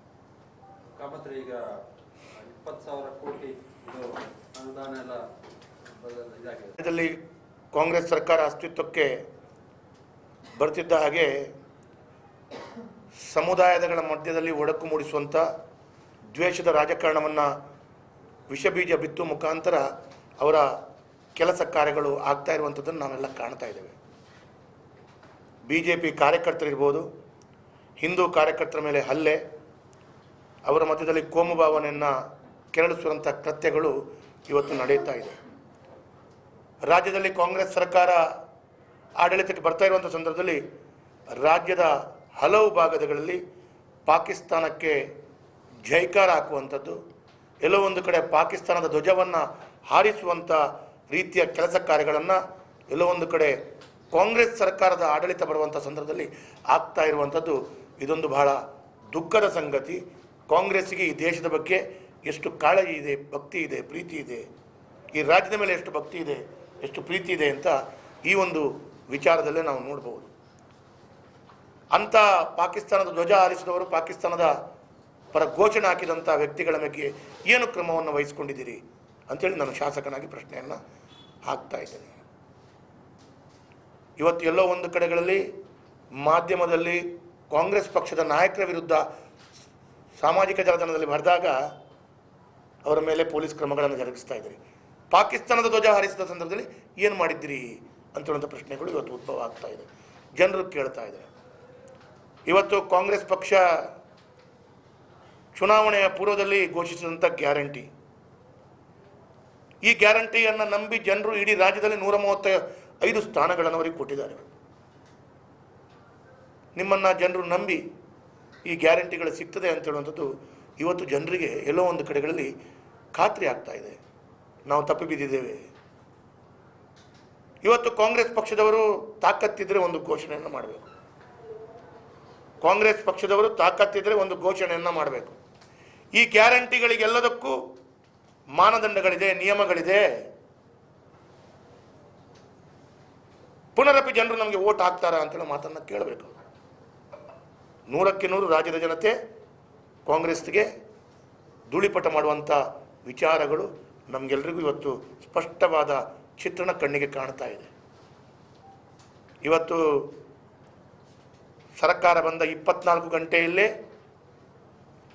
ಗ್ಯಾರಂಟಿಯನ್ನು ಘೋಷಣೆ ಮಾಡ್ತೀವಿ, ಕೊಡ್ತೀವಿ ಅಂತೇಳುವಂಥ ಮಾತನ್ನು ಹೇಳ್ತಾ, ಇವತ್ತು ಮಂಗಳೂರಿಗೆ ರಾಹುಲ್ ಗಾಂಧಿ ಅವರು ಬಂದಾಗ ಸ್ತ್ರೀಯರಿಗೆ ಉಚಿತ ಬಸ್ ಪಾಸ್ ಯಾನ ಅಂತೇಳೋದನ್ನು ಅವರು ಕೊಡ್ತೇನೆ 24 ಗಂಟೆಯಲ್ಲಿ ಅಂತೇಳೋದನ್ನು ಹೇಳ್ತಾ, ಇದೆಲ್ಲವೂ ಮಂಗಳೂರಿನಲ್ಲಿ ರಾಹುಲ್ ಗಾಂಧಿ ಅವರು ಬಂದು ಇದನ್ನೆಲ್ಲ ಹೇಳಿದ ನಂತರ ಇವತ್ತು ಎಷ್ಟು ದಿನಗಳಾದರೂ ಕೂಡ ಈ ಉಚಿತ ಬಸ್ಸಿಗೆ ಯಾವುದೇ ರೀತಿಯ ಸ್ಪಷ್ಟ ಚಿತ್ರಣಗಳೇ ಇಲ್ಲ. ಸರ್ಕಾರದ ಮಧ್ಯಗಳಲ್ಲಿ, ಸಚಿವರ ಮಧ್ಯದಲ್ಲಿ ಸ್ಪಷ್ಟವಾದ ಚಿತ್ರಣಗಳಿಲ್ಲದ ರೀತಿಯಲ್ಲಿ ಮಂತ್ರಿಗಳು ಅವರಿಗೆ ಬೇಕಾದ ರೀತಿಯಲ್ಲಿ ಅದನ್ನು ಅರ್ಥೈಸಿಕೊಂಡು ಬೇಕಾದ ರೀತಿಯಲ್ಲಿ ಉಲ್ಲೇಖ ಮಾಡ್ತಾ ಇದ್ದಾರೆ. ಇವತ್ತು ಕಾಂಗ್ರೆಸ್ ಪಕ್ಷದ ಒಬ್ಬರು ನಾಯಕರು ಹೇಳ್ತಾರೆ, ಮನೆ ಮನೆಗೆ ಕಾರ್ಡ್ ಎಸೆದಂತೆ ಎಲ್ಲರಿಗೂ ಗ್ಯಾರಂಟಿ ಕಾರ್ಡ್ ನೀಡಲು ಸಾಧ್ಯವಿಲ್ಲ. ಚುನಾವಣೆ ಹೇಳಿದ ರೀತಿಯಲ್ಲಿ ಗ್ಯಾರಂಟಿ ಕಾರ್ಡ್ ಜಾರಿ ಮಾಡಲು ಆಗಲ್ಲ ಸಚಿವ ರಾಜಣ್ಣ. ಈ ರೀತಿ ಹೇಳ್ತಾ ಇದ್ದಾರೆ. ನಿಮ್ಮ ಹೇಳಿಕೆಗಳು ಎಲ್ಲೋ ಒಂದು ಕಡೆಗಳಲ್ಲಿ ಜನರನ್ನು ನೀವು ಅಸ್ಥಿರತದ ಪರಿಸ್ಥಿತಿಯಲ್ಲಿ ಜನರ ಮಾನಸಿಕತೆ, ಜನರ ಮನಸ್ಸಿಗೆ ಯಾವ ರೀತಿಯಲ್ಲಿ ಆಗಿದೆ ಅಂತ ಹೇಳಿದರೆ, ಎಲ್ಲೋ ಒಂದು ಕಡೆಗಳಲ್ಲಿ ಮನೆ ಮನೆಗಳಿಗೆ ಹೋಗಿ ವಿದ್ಯುತ್ತಿನ ಬಿಲ್ ಪಡ್ಕೊಳ್ಳುವಂಥ ಆ ಮೀಟರ್ ರೀಡರ್ ಇರ್ಬೋದು ಅಥವಾ ಆ ಲೈನ್ ಮ್ಯಾನ್ಗಳಿರ್ಬೋದು, ಇವರು ಹಲ್ಲೆಗೆ ಆಗುವಂಥ ಪರಿಸ್ಥಿತಿಗಳು, ಇವರಿಗೆ ಮೆಟ್ಟಲ್ಲಿ ಹೊಡೆಯುವಂಥ ಪರಿಸ್ಥಿತಿಗಳು, ಇವರಿಗೆ ಎಲ್ಲೋ ಒಂದು ಕಡೆಗಳಲ್ಲಿ ಅವರ ಪರಿಸ್ಥಿತಿಗಳು ಎದುರುಗೊಂಡಾಗ ಈ ಅಧಿಕಾರಿ ವರ್ಗದವರ ಪರಿಸ್ಥಿತಿ ಇವತ್ತು ತಮ್ಮ ಸರ್ಕಾರದಲ್ಲಿ ಯಾವ ರೀತಿಯಲ್ಲಿ ಬಂದಾಗಿದೆ ಅಂತ ಹೇಳುವಂಥದ್ದನ್ನು ಕೂಡ ಸ್ಪಷ್ಟವಾದ ಚಿತ್ರಣಗಳನ್ನು ಕೊಡಬೇಕಾಗಿದೆ. ಅದು ಮಾತ್ರವಲ್ಲ, ಬಸ್ಸಿನಲ್ಲಿ ಹೋದಾಗ ಅವರು ಹೇಳಿದ್ದಿದೆ, ಉಪಮುಖ್ಯಮಂತ್ರಿಗಳು ಒಂದು ಮಾತನ್ನು ಹೇಳಿದರು, ಬಸ್ಸಿನಲ್ಲಿ ಮದುವೆಗೂ ಫ್ರೀ, ದೇವಸ್ಥಾನಕ್ಕೂ ಫ್ರೀ, ಮಾವನ ಮನೆಗೆ ಹೋದಾಗಲೂ ಫ್ರೀ, ತವರು ಮನೆಗೆ ಹೋದಾಗಲೂ ಫ್ರೀ, ಈ ರೀತಿ ಎಲ್ಲ ಫ್ರೀಗಳು ಹೇಳಿದರು. ಇವತ್ತು ನೀವು ಗ್ಯಾರಂಟಿಗೆ ಕಂಡೀಷನ್ ಆಗ್ತಾ ಇದ್ದೀರಾ. ಐಷಾರಾಮಿ ಬಸ್ಸುಗಳಲ್ಲಿ ಇಲ್ಲ, ಅವಕಾಶಗಳಿಲ್ಲ, BPL ಕಾರ್ಡ್ದಾರರಿಗೆ ಮಾತ್ರ. ಈ ಎಲ್ಲ ಮಾನದಂಡಗಳು ಇದೆ ಅಂತೇಳಿ ಚುನಾವಣೆಯ ಪೂರ್ವದಲ್ಲಿ ಹೇಳಬೇಕಾದಂಥ ಜವಾಬ್ದಾರಿ ನಿಮ್ಮದಿತ್ತು. ಅದನ್ನು ಹೇಳದೆ ನೀವಿವತ್ತು ಎಲ್ಲ ರೀತಿಯಲ್ಲಿ ನೀವು ಜನರಿಗೆ ಮರಳು ಮಾಡಿ ಮತವನ್ನು ಪಡ್ಕೊಂಡು ಇವತ್ತು ತಾವು ಜನರಿಗೆ ಎಲ್ಲೋ ಒಂದು ಕಡೆಗಳಲ್ಲಿ ಡೋಂಗಿ ಮಾಡುವಂಥ ಕೆಲಸ ಕಾರ್ಯಗಳನ್ನು ಮಾಡ್ತಾ ಇದ್ರಿ. ಇವತ್ತು ಜನರು ಬಸ್ಸಿನಲ್ಲಿ ಟಿಕೆಟ್ ತೆಗೆದುಕೊಳ್ಳದೆ ಪ್ರಯಾಣ ಮಾಡ್ತಾ ಇದ್ದಾರೆ. ಕಂಡಕ್ಟರ್ ಮತ್ತು ಇನ್ನಿತರ ಅಧಿಕಾರಿಗಳು ಕಷ್ಟವನ್ನು ಪಡ್ತಾ ಇದ್ದಾರೆ. ಅದು ಮಾತ್ರವಲ್ಲ, ನಿರುದ್ಯೋಗಿ ಇದ್ದಂಥ ಯುವಕರು ಇನ್ನು ಮುಂದಿನ ದಿನಗಳಲ್ಲಿ ಪಾಸಾದವರಿಗೆ ಮಾತ್ರ ಆ ನಿರುದ್ಯೋಗದ ವ್ಯವಸ್ಥೆಗಳಿಗೆ ಅವರಿಗೆ ಆ ಭತ್ಯೆ ಸಿಗ್ತದೆ ಅಂತ ಹೇಳ್ತಾ ಇದ್ದಾರೆ. ಇದನ್ನೆಲ್ಲವನ್ನು ಆಗುವಂಥ ಸಂದರ್ಭದಲ್ಲಿ ನಾನು ಶಾಸಕನಾಗಿ ರಾಜ್ಯದ ಸರ್ಕಾರದ ಮುಖ್ಯಮಂತ್ರಿಗಳಿಗೆ ಯಾವತ್ತು ನೀವು ಮಾಧ್ಯಮದಲ್ಲಿ ನಿಮ್ಮ ರಾಹುಲ್ ಗಾಂಧಿಯವರು, ಪ್ರಿಯಾಂಕಾ ಗಾಂಧಿಯವರು, ಮುಖ್ಯಮಂತ್ರಿಗಳು, ಉಪಮುಖ್ಯಮಂತ್ರಿಗಳು ಎಲ್ಲರೂ ನೀವು ಹೇಳಿದಿರಿ, ಎಲ್ಲವೂ ಫ್ರೀ, ಉಚಿತ ಹೇಳಿದಿರಿ. ಇವತ್ತು ಕಂಡೀಷನ್ ಆಗ್ತಾ ಇದ್ರಿ. ತಾಕತ್ತಿದ್ರೆ ಕಂಡೀಷನ್ ಇಲ್ಲದೆ ಹೇಳಿದ ಮಾತನ್ನು ಉಳಿಸ್ಕೊಳ್ಳುವಂಥ ಪ್ರಯತ್ನವನ್ನು ಮಾಡಿ. ನಿಮ್ಮ ಸರ್ಕಾರಕ್ಕೆ ಗೌರವ ಮಾನ ಮರ್ಯಾದೆ ಇದ್ದರೆ ಅದನ್ನು ಉಳಿಸ್ಕೊಳ್ಳುವಂಥ ಪ್ರಯತ್ನಗಳನ್ನು ಮಾಡಿ. ನೀವು ಇವತ್ತು ವಿದ್ಯುತ್ನ ವಿಷಯದಲ್ಲಿ ಯೂನಿಟ್ಗೆ ಫ್ರೀ ಅಂತ ಹೇಳುವಂಥ ಮಾತನ್ನು ಹೇಳಿದಿರಿ. ಇದು ಎಲ್ಲವನ್ನು ಉಳಿಸ್ಕೊಳ್ಳುವಂಥ ಮಾತನ್ನು ಮಾಡಿದರೆ ನಿಮ್ಮ ಸರ್ಕಾರಕ್ಕೆ ಎಲ್ಲೋ ಒಂದು ಕಡೆ ಗೌರವ ಮರ್ಯಾದೆ ಇದೆ ಅಂತೇಳಿ ನಾನು ಭಾವಿಸ್ತಾ ಇದ್ದೇನೆ. ಅದು ಮಾತ್ರವಲ್ಲ, ಇವತ್ತು ಅಕ್ಕಿ ಫ್ರೀ ಅಂತ ಹೇಳುವಂಥದ್ದು ಮಾತನ್ನು, 10 kg ಅಕ್ಕಿ ಫ್ರೀ. ಇವತ್ತು ಸರ್ಕಾರದ ಮಂತ್ರಿಗಳು ಮತ್ತು ಸರ್ಕಾರ ಸ್ಪಷ್ಟನೆಯನ್ನು ಕೊಡಬೇಕು. ಏನು ಅಂತ ಹೇಳಿದರೆ, ಈಗಾಗಲೇ ಕೇಂದ್ರ ಸರ್ಕಾರ 5 kg ಅಕ್ಕಿ ಕೊಡ್ತಾ ಇದೆ. ನೀವು ನಮ್ಮ ಸರ್ಕಾರ 10 kg ಕೊಡ್ತಾ ಇದೆ ಅಂತ ಹೇಳ್ತಾ ಇದ್ರಿ. ನಿಮ್ಮ ಸರ್ಕಾರ 10 kg ಕೊಡ್ತಾ ಇದೆ ಅಂದರೆ ಕೇಂದ್ರ ಸರ್ಕಾರ ಸೇರಿ 15 kg ಕೊಡಬೇಕಿತ್ತು. ನೀವು ಕೇವಲ 10 kg ಆದೇಶವನ್ನು ಕೊಟ್ಟಿದ್ದೀರಿ. ಹಾಗಾದರೆ ಕೇಂದ್ರ ಸರ್ಕಾರದ 5 kg ಪಡ್ಕೊಂಡು ನಿಮ್ಮ 5 kg ಮಾತ್ರವೋ? ನಿಮ್ಮ 5 kg ಅಂತ ಹೇಳಿದ್ರೆ ನೀವು 10 kg ಅಂತ ಯಾಕೆ ಹೇಳಿದ್ರಿ? ಈ ಪ್ರಶ್ನೆಗಳು ಕೂಡ ಜನರಿಗೆ ನೀವು ಸ್ಪಷ್ಟ ಮಾಡಿಸುವಂಥ ಜವಾಬ್ದಾರಿ ನಿಮ್ಮ ಮೇಲೆ ಬರ್ತದೆ ಅಂತ ಹೇಳುವಂಥದ್ದನ್ನು ನಾನು ಈ ಸಂದರ್ಭದಲ್ಲಿ ಉಲ್ಲೇಖ ಮಾಡ್ತೇನೆ. ಇವತ್ತು ಈ ಎಲ್ಲ ಆಗ್ತಾ ಇರುವಂಥ ತಪ್ಪನ್ನು, ಜನರನ್ನು ಬೇರೆಗಡೆಗೆ ಸೆಳೆಯುವಂಥ ಪ್ರಯತ್ನಗಳು, ತಾವು ಹೊಸ ವಿಚಾರವನ್ನು ಇವತ್ತು ತಾವುಗಳು ಹೇಳ್ತಾ ಇದ್ದೀರಿ. ಇವತ್ತು ಇದರ ಬಗ್ಗೆ ಜನರು ಆಕ್ರೋಶವಿದ್ದದ್ದನ್ನು ಪತ್ರಿಕೆಯಲ್ಲಿ, ಮಾಧ್ಯಮದಲ್ಲಿ ಕಂಡಾಗ ಜನರ ಗಮನ ಬೇರೆ ಸೆಳೆಯುವಂಥ ಹೊಸ ರೀತಿಯ ಒಂದು ತಂತ್ರಗಾರಿಕೆಯನ್ನು ತಾವು ಮಾಡ್ತಾ ಇರುವಂಥದ್ದನ್ನು ನಾವು ಕಾಣ್ತಾ ಇದ್ದೇವೆ. ಇವತ್ತು ಪಠ್ಯ ಪುಸ್ತಕವನ್ನು ಪರಿಷ್ಕರಣೆ ಮಾಡ್ತೀವಿ, ಆವಾಗ ಜನರ ಮಾಧ್ಯಮದ ಎಲ್ಲ ವಿಚಾರಗಳು ಪಠ್ಯ ಪುಸ್ತಕದಡಿ ಹೋಗ್ತದೆ. ಇವತ್ತು ಬಜರಂಗ ದಳವನ್ನು ಬ್ಯಾನ್ ಮಾಡುವಂಥ ವಿಚಾರಗಳು, ಬೇಕಾದರೆ RSS ಅನ್ನು ಕೂಡ ಬ್ಯಾನ್ ಮಾಡ್ತೀವಿ ಅಂತೇಳುವಂಥ ಮಾತನ್ನು ತಾವು ಹೇಳುವಂಥ ಮಟ್ಟಿಗೆ ಹೋದಾಗ ಮಾಧ್ಯಮದಲ್ಲಿ ಮತ್ತು ಟಿವಿಯಲ್ಲಿ ಮತ್ತು ಪತ್ರಿಕೆಯಲ್ಲಿ RSS ಬಗ್ಗೆ ಮತ್ತು ಇನ್ನಿತರ ವಿಚಾರದ ಬಗ್ಗೆ ಚರ್ಚೆಗಳು ಶುರುವಾದಾಗ ಈ ಗ್ಯಾರಂಟಿಗಳ ಬಗ್ಗೆ ಜನರಿಗೆ ನೆನಪು ಹೋಗ್ತದೆ ಅಂತೇಳಿ ಅವರು ತಿಳ್ಕೊಂಡಿದ್ದಾರೆ. ಕಾಂಗ್ರೆಸ್ನವರಿಗೆ ಆಡಳಿತ ಮಾಡುವಾಗ ಇಂಥದ್ದೆಲ್ಲ ಮಾಡಿಕೊಂಡು ಭಾಳ ಸುಲಭವಾಗಿ ಅನುಭವ ಇದೆ. ಒಂದು ಭಾಳ ದೊಡ್ಡದಾದ ತಪ್ಪನ್ನು ಜನರು ಹುಡುಕಿ ಅವರಿಗೆ ಎಲ್ಲೋ ಒಂದು ಕಡೆಗಳಲ್ಲಿ ಅವರನ್ನು ಕಾಂಗ್ರೆಸ್ ಪಕ್ಷವನ್ನು ಸಂಪೂರ್ಣವಾಗಿ ಅವರ ತಪ್ಪನ್ನು ಹುಡುಕಿ ಮಾತಾಡುವಂಥ ಸಂದರ್ಭದಲ್ಲಿ ಈ ರೀತಿಯ ಮಾತನ್ನು ಎತ್ತಿ ಗಮನ ಬೇರೆ ಸೆಳೆಯುವಂಥ ವಿಚಾರಗಳು ಮಾಡ್ತಾ ಇದ್ದಾರೆ. ಹಾಗಾಗಿ ಇವತ್ತು ನಾನು ನಮ್ಮ ಸಚಿವರಾಗಿರುವಂಥ ಪ್ರಿಯಾಂಕ ಖರ್ಗೆ ಅವರು RSS ಬಗ್ಗೆ ಕೂಡ ಮಾತಾಡಿದರು. ನಾನು ಒಂದು ಮಾತನ್ನು ಹೇಳ್ತೇನೆ, ಇಂದಿರಾ ಗಾಂಧಿಗೆ ಆಗದಂಥದ್ದು, ರಾಜೀವ್ ಗಾಂಧಿಗೆ ಆಗದಂಥದ್ದು, ಪ್ರಿಯಾಂಕಾ ಗಾಂಧಿ ಅವರ ಅಪ್ಪನಿಗೆ ಆಗದಿದ್ದದ್ದು ಪ್ರಿಯಾಂಕಾ ಗಾಂಧಿ ಮುಂದುವರಿಸ್ತಾ ಇದ್ದಾರೆ, ಮಾಡಲಿಕ್ಕೆ ಪ್ರಯತ್ನ ಮಾಡ್ತಾ ಇದ್ದಾರೆ ಅಂತ ಹೇಳಿದ್ರೆ ತಾಕತ್ತಿದ್ರೆ ಬ್ಯಾನ್ ಮಾಡಿ ತೋರಿಸಿ. ಒಂದು ಕಾಲದಲ್ಲಿ ಕಾಂಗ್ರೆಸ್ ಪಕ್ಷವೇ ರಾಷ್ಟ್ರೀಯ ಸ್ವಯಂ ಸೇವಕ ಸಂಘದ 2ನೇ ಸರಸಂಘ ಚಾಲಕರಿಗೆ ಲೋಕಸಭೆಯಲ್ಲಿ ಅವರಿಗೆ ಶ್ರದ್ಧಾಂಜಲಿ ಅರ್ಪಿಸಿದ್ದಿದೆ. ಯಾಕೆ ಅರ್ಪಿಸಿದ್ರು? ಹಾಗಾದರೆ RSS ಎಲ್ಲೋ ಒಂದು ಕಡೆ ದೇಶ ವಿರೋಧಿ ಚಟುವಟಿಕೆ ಮಾಡ್ತಾ ಇದೆ ಅಂತ ಹೇಳಿದ್ರೆ ಕಾಂಗ್ರೆಸ್ ಪಕ್ಷವೇ ಅವತ್ತಿನ ಸರಸಂಘ ಚಾಲಕರ ಗುರೂಜಿಯವರಿಗೆ ಶ್ರದ್ಧಾಂಜಲಿ ಅರ್ಪಣೆ ಮಾಡಿದಂಥ ದಾಖಲೆಗಳಿದೆ. ಹಾಗಿರುವಾಗ ಹಾಗಾದರೆ ಅವತ್ತು ಇಂದಿರಾ ಗಾಂಧಿ ಮತ್ತು ಅವರು ಮಾಡಿದ ತಪ್ಪು ಅಥವಾ ಇವರು ಮಾಡ್ತಾ ಇರುವಂಥ ತಪ್ಪು? ಯಾರಿವತ್ತು ತಪ್ಪು ಅಂತೇಳಿ ಪ್ರಿಯಾಂಕ ಖರ್ಗೆ ಅವರು ಉಲ್ಲೇಖ ಮಾಡಲೇಬೇಕು. ಹಾಗಾಗಿ ಇವತ್ತು ಚಕ್ರವರ್ತಿ ಸೂಲಿಬೆಲೆ ಅವರು ಹಿಡಿದಿರ್ಬೋದು, ಪಠ್ಯದಲ್ಲಿ ಡಾಕ್ಟರ್ ಜಿ ಹೆಗಡೆವಾರ್ ಅವರ ವಿಚಾರಗಳನ್ನು ಅವರ ವಿಷಯ ಅವರು ಈ ಭಾರತದ ಬಗ್ಗೆ ಈ ರಾಜ್ಯದ ಬಗ್ಗೆ ಹೇಳಿದಂಥ ವಿಚಾರಗಳಂತಾವು ಅದನ್ನು ಸರಿಪಡಿಸ್ತೀವಿ ಅಂತ ಹೇಳುವಂಥ ವಿಚಾರಗಳಿರ್ಬೋದು. ಇದು ಎಲ್ಲವನ್ನು ಭಾಳ ಸ್ಪಷ್ಟವಾಗಿ ಭಾರತೀಯ ಜನತಾ ಪಾರ್ಟಿ ವಿರೋಧವನ್ನು ಮಾಡ್ತದೆ. ಒಂದು ಕಡೆಗಳಲ್ಲಿ ಉಚಿತವಾದ ಗ್ಯಾರಂಟಿಗಳು ಘೋಷಣೆ ಮಾಡಿದ ಪ್ರಕಾರ ಏನು ಮಾಡಬೇಕು ಅಂತ ದೋಚಿದೆ. ತಮ್ಮ ಪರಿಸ್ಥಿತಿಗಳು ಎಷ್ಟರ ಮಟ್ಟಿಗೆ ಆಗಿದೆ ಅಂತ ಹೇಳಿದರೆ ಭಾರತೀಯ ಜನತಾ ಪಾರ್ಟಿಯ ಸರ್ಕಾರ, ಬೊಮ್ಮಾಯಿ ನೇತೃತ್ವದ ಸರ್ಕಾರ 20,000 ಕೋಟಿ ರೂಪಾಯಿ ಅನುದಾನಗಳನ್ನು ಸ್ಯಾಂಕ್ಷನ್ ಮಾಡಿದ್ದು ಇವತ್ತು ತಾವು ಕ್ಯಾನ್ಸಲ್ ಮಾಡ್ತಾ ಇದ್ದೀರಿ. ಇವತ್ತು ಖಾದರ್ ಅವರು ದಕ್ಷಿಣ ಕನ್ನಡ ಜಿಲ್ಲೆಯ ಮಳೆ ಹಾನಿಯ ಬಗ್ಗೆ ಏನೋ ಮೀಟಿಂಗ್ ಮಾಡ್ತಾ ಇದ್ದಾರೆ. ಸ್ವಾಮಿ, ಎಲ್ಲಿಗೆ ಮೀಟಿಂಗ್ ಮಾಡ್ತೀರಿ ನೀವು? ನಮ್ಮ ಜಿಲ್ಲೆಗೆ ಕೂಡ 1,000 ಕೋಟಿ ಕ್ಯಾನ್ಸಲ್ ಆಗ್ತಾ ಇದೆ. ನಾವು ನಮ್ಮ ಶಾಸಕರುಗಳು ಕಷ್ಟಪಟ್ಟು ನಮ್ಮ ಮಂತ್ರಿಗಳು ತಂದಂಥ ಅನುದಾನವನ್ನು ಇವತ್ತು ನೀವು ಕ್ಯಾನ್ಸಲ್ ಮಾಡ್ತಾ ಇದ್ದೀರಿ. ಮತ್ತು ಇವತ್ತು ಮೀಟಿಂಗ್ ಮಾಡಿಕೊಂಡು ಇದನ್ನು ಸರಿಪಡಿಸಿಕೊಳ್ಳುವಂಥ ಪರಿಸ್ಥಿತಿ ಹೇಗಾದರೂ ಸಾಧ್ಯ? 10 ಕಡೆಗಳಲ್ಲಿ ಕೆಲಸ ಅರ್ಧ ಆಗಿ ನಿಂತಿದೆ. ಇದಕ್ಕೆಲ್ಲ ನೀವು ಯಾವ ರೀತಿಯಲ್ಲಿ ನ್ಯಾಯ ಕೊಡ್ತೀರಿ? ಹಾಗಾಗಿ 20,000 ಕೋಟಿಯನ್ನು ತಾವು ನಿಲ್ಲಿಸುವಂಥ ಪ್ರಯತ್ನಗಳು, 20,000 ಕೋಟಿಯನ್ನು ನಿಲ್ಲಿಸಿ ತಾವು ಮಾಡಿದರೂ ಕೂಡ ಈ ಗ್ಯಾರಂಟಿಗೆ ಸರಿಸುಮಾರು 65,000 ಕೋಟಿಯಿಂದ 70,000 ಕೋಟಿಗಳು ಬೇಕು. ಇನ್ನು ಅಭಿವೃದ್ಧಿಗಳು ಮುಂದಿನ ದಿನಗಳಲ್ಲಿ 5 ವರ್ಷಗಳಲ್ಲಿ ಅಭಿವೃದ್ಧಿಯೇ ಮಾಡಲ್ಲ. ಯಾವುದೇ ಲೆಕ್ಕಾಚಾರಗಳಿಲ್ಲದೆ ಸಣ್ಣ ಪುಟಾಣಿ ಮಕ್ಕಳು ಹೋಗಿ ಅಂಗಡಿಗಳಿಗೆ ಹೋಗಿ ಪೆಪರ್ಮಿಂಟ್ ತೆಗೆದುಕೊಂಡ ರೀತಿಯಲ್ಲಿ ವೇದಿಕೆಯಲ್ಲಿ ನಿಂತು ಘೋಷಣೆ ಹಾಕಿಕೊಂಡು ಉಚಿತವಾಗಿ ಘೋಷಣೆ ಹಾಕಿದ್ರಿ. ಸಾಮಾನ್ಯ ಜ್ಞಾನ ಇಲ್ಲದ ರೀತಿಯಲ್ಲಿ ಮಾಡಿದ್ರಿ ನೀವು. ಇವತ್ತು ಮಾನದಂಡಗಳದೊಂದಿಗೆ ಈ ರೀತಿಯ ಅನುದಾನಗಳನ್ನು ಮೊಟಕುಗೊಳಿಸಿ ನಮ್ಮ ಅಭಿವೃದ್ಧಿಯನ್ನು ನಿಲ್ಲಿಸುವಂಥ ಪ್ರಯತ್ನಗಳನ್ನು ಮಾಡ್ತಾ ಇದ್ರಿ. ಕೊರೋನಾದಂಥ ಕಷ್ಟದ ಸಂದರ್ಭದಲ್ಲಿ ಕೂಡ ಭಾರತೀಯ ಜನತಾ ಪಾರ್ಟಿಯ ಆದಾಯದ ರಾಜ್ಯಕ್ಕೆ, ಮಹಾನಗರ ಪಾಲಿಕೆಗೆ, ಇಡೀ ದೇಶಕ್ಕೆ ರೆವೆನ್ಯೂ ಡಿಫಿಸಿಟ್ ಇರುವಾಗ ಕೂಡ ಇಷ್ಟೆಲ್ಲ ಅನುದಾನಗಳು ಕರಾವಳಿ ಭಾಗದಲ್ಲಿ ಎಲ್ಲ MLAಗಳು ಒಟ್ಟು ಮಾಡಿದರೆ 2,000, 3,000, 4,000 ಕೋಟಿಗಳು ಪ್ರತಿ ವಿಧಾನಸಭಾ ಕ್ಷೇತ್ರಕ್ಕೆ ತಂದಿದ್ದಾರೆ. ನಾವು ಕಷ್ಟಪಟ್ಟು ತಂದದ್ದನ್ನು ನೀವು ನಿಲ್ಲಿಸ್ತೀರಾ? ನಿಲ್ಲಿಸಿ, ಹೇಳಿ ಜನರಿಗೆ.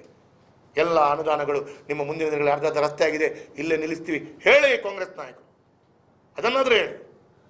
ನಾವು ಆಡಳಿತಕ್ಕೆ ಬಂದದ್ದು ಅಭಿವೃದ್ಧಿ ಕುಂಠಿತ ಮಾಡಲಿಕ್ಕೆ ಅಂತ ಹೇಳಿ ಅದಾದರು ಅಂತ ಹೇಳುವಂಥ ಮಾತನ್ನು ಇವತ್ತು ನಾನು ಹೇಳಲಿಕ್ಕೆ ಬಯಸ್ತಾ ಇದ್ದೇನೆ.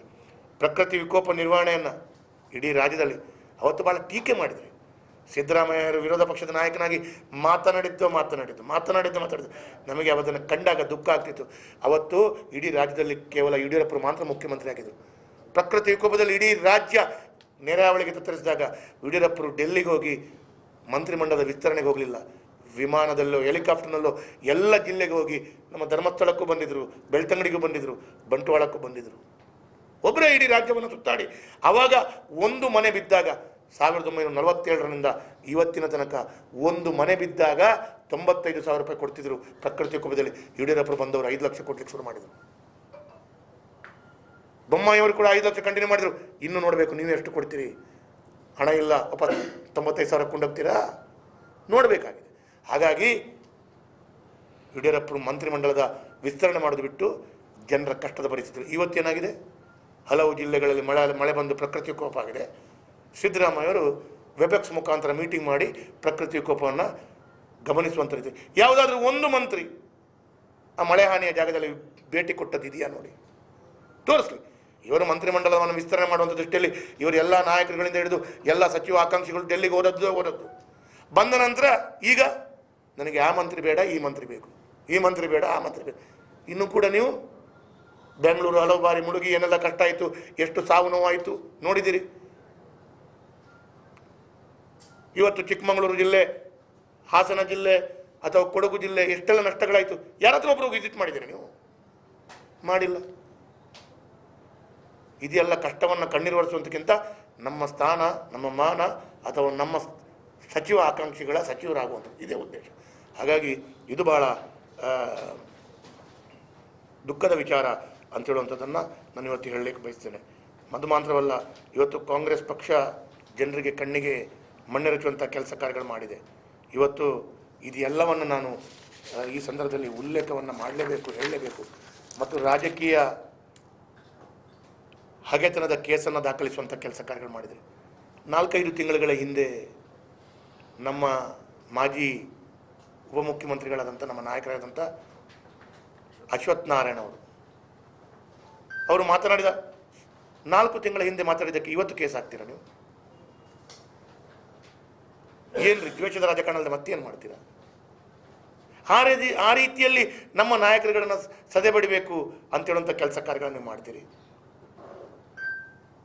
ಬೆಳ್ತಂಗಡಿಯ ಶಾಸಕರಾದ ಹರೀಶ್ ಪೂಂಜರ ಮೇಲೆ ಕೇಸ್ ದಾಖಲಿಸ್ತೀರಿ. ಅದು ಮಾತ್ರವಲ್ಲ, ಬೇರೆ ಬೇರೆ ಕಡೆಗಳಲ್ಲಿ ನಮ್ಮ ಕಾರ್ಯಕರ್ತರ ಮೇಲೆ. ಇವತ್ತಂತೂ ನನ್ನ ಪತ್ರಿಕೆಯಲ್ಲಿ ಒಂದು ಕಡೆಗಳಲ್ಲಿ ನೋಡಿದೆ, ನಾಚಿಕೆ ಆಯಿತು ನನಗೆ. ಆಡಳಿತ ಮಾಡಿ ಜನರು ಅವಕಾಶ ಕೊಟ್ಟಿದ್ದಾರೆ, ಆದರೆ ಆಡಳಿತ ಮಾಡುವ ಮುಂಚೆ ಈ ರೀತಿಯ ದ್ವೇಷ ಭಾವನವನ್ನು ಮಾಡಬೇಡಿ. ಇನ್ನು ಮುಂದಿನ ದಿನಗಳಲ್ಲಿ ವಿರೋಧ ಪಕ್ಷದ ಎಲ್ಲ ಹೆಚ್ಚಿನ ಪ್ರಮುಖರ ನಾಯಕರ ಮನೆಗೆ ಲೋಕಾಯುಕ್ತ ದಾಳಿಯನ್ನು ಮಾಡಿ ಅವರನ್ನು ಮಾತನಾಡಿಸಿದ ಹಾಗೆ ಅವರ ಬಾಯಿ ಮುಚ್ಚಿಸುವಂಥ ಪ್ರಯತ್ನಗಳು ಮಾಡ್ತಾ ಇದ್ದೀರಿ ಅಂತೇಳೋದಂದ್ರೂ ಕೂಡ ಇವತ್ತು ಪತ್ರಿಕೆಯಲ್ಲಿ ವರದಿಯಾಗಿದೆ. ಇದು ದ್ವೇಷದ ರಾಜಕಾರಣವನ್ನು ತಾವು ಮಾಡುವಂಥದ್ದು ಸಂಪೂರ್ಣವಾಗಿ ಭಾರತೀಯ ಜನತಾ ಪಾರ್ಟಿ ನಾವು ಖಂಡಿಸ್ತೇವೆ. ಸಾಮಾಜಿಕ ಜಾಲತಾಣಗಳಲ್ಲಿ ಕಾಂಗ್ರೆಸ್ ನಾಯಕರು ಹೇಳ್ತಾ ಇದ್ದಾರೆ, ಸಣ್ಣ ಪುಟ್ಟ ನಾಯಕರುಗಳು, ದಕ್ಷಿಣ ಕನ್ನಡ ಜಿಲ್ಲೆ ಮತ್ತು ಉಡುಪಿ ಜಿಲ್ಲೆಯವರು ಎಲ್ಲೂ ಒಂದೇ ಒಂದು ಸರಿಸಮಾನರಾಗಿ ಕಾಂಗ್ರೆಸ್ ಪಕ್ಷವನ್ನು ಗೆಲ್ಲಿಸಲಿಲ್ಲ. ಹಾಗಾಗಿ ದಕ್ಷಿಣ ಕನ್ನಡ ಜಿಲ್ಲೆ ಉಡುಪಿಗೆ ಗ್ಯಾರಂಟಿ ಯಾಕೆ? ಏನ್ರಿ? ನಾನು ಈ ಕ್ಷೇತ್ರದ ಶಾಸಕನಾಗಿ ಬಂದ ನಂತರ ನನಗೆ ಮತ ಹಾಕಿದವರಿಗೆ ಮಾತ್ರ ಶಾಸಕನಲ್ಲ, ನಾನು ಎಲ್ಲ ಜಾತಿ ವರ್ಗ ಮತ ಪಂಥದಗಳಿಗೆ ನಾನು ಶಾಸಕನೇ.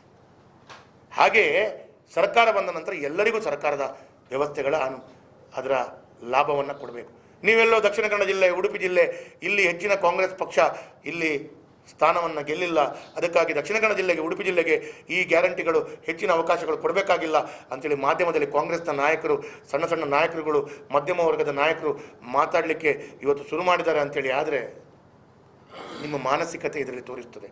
ಹಾಗಾಗಿ ಇದನ್ನೆಲ್ಲವನ್ನು ಕಂಡಾಗ ಎಲ್ಲೋ ಒಂದು ಕಡೆಗಳಲ್ಲಿ ಕಾಂಗ್ರೆಸ್ ಎಲ್ಲೋ ಒಂದು ಕಡೆ ಇವತ್ತು ಇಂಟೆನ್ಸಿವ್ ಕೇರ್ನಲ್ಲಿ ಇದ್ದುಕೊಂಡು ಆಡಳಿತ ಮಾಡ್ತಾ ಇದೆ ಅಂತೇಳುವಂಥ ಸ್ಪಷ್ಟ ಚಿತ್ರಣ ಗೊತ್ತಾಗ್ತಾ ಇದೆ.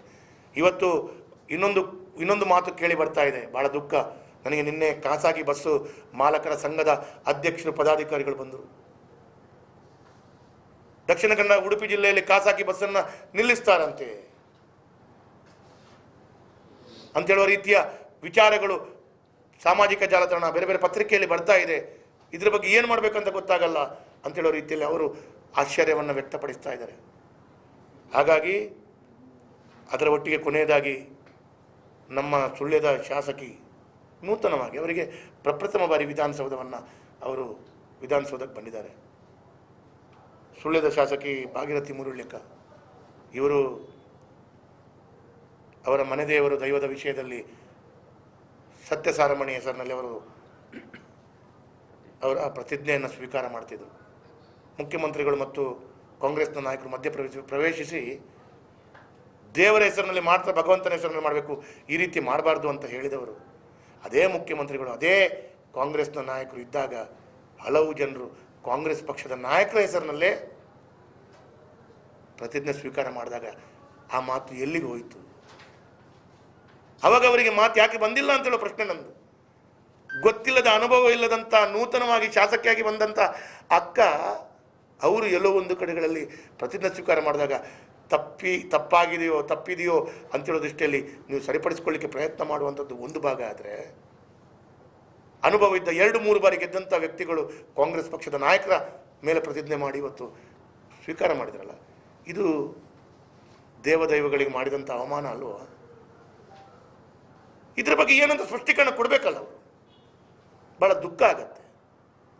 ಹಾಗಾಗಿ ಇದನ್ನೆಲ್ಲದನ್ನು ಕಂಡಾಗ ಕಾಂಗ್ರೆಸ್ ಸಂಪೂರ್ಣವಾಗಿ ರಾಜ್ಯದಲ್ಲಿ ಜನರು ಅಧಿಕಾರವನ್ನು ಕೊಟ್ಟ ನಂತರ ಕೂಡ ಅವರು ಒಂದು ರೀತಿಯಲ್ಲಿ ಕಷ್ಟದ ವಾತಾವರಣದಲ್ಲಿ ಇಂಟೆನ್ಸಿವ್ ಕೇರ್ನಲ್ಲಿ ಇದ್ದಾರೆ. ಮುಂದಿನ ದಿನಗಳು ಗೊತ್ತಿಲ್ಲ ಏನಾಗ್ತದಂತ.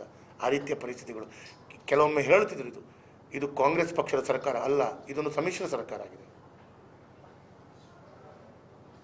ಇದು ಸಿದ್ದರಾಮಯ್ಯರ ಪಾರ್ಟಿ ಒಂದು, DK ಶಿವಕುಮಾರ ಪಾರ್ಟಿ ಒಂದು.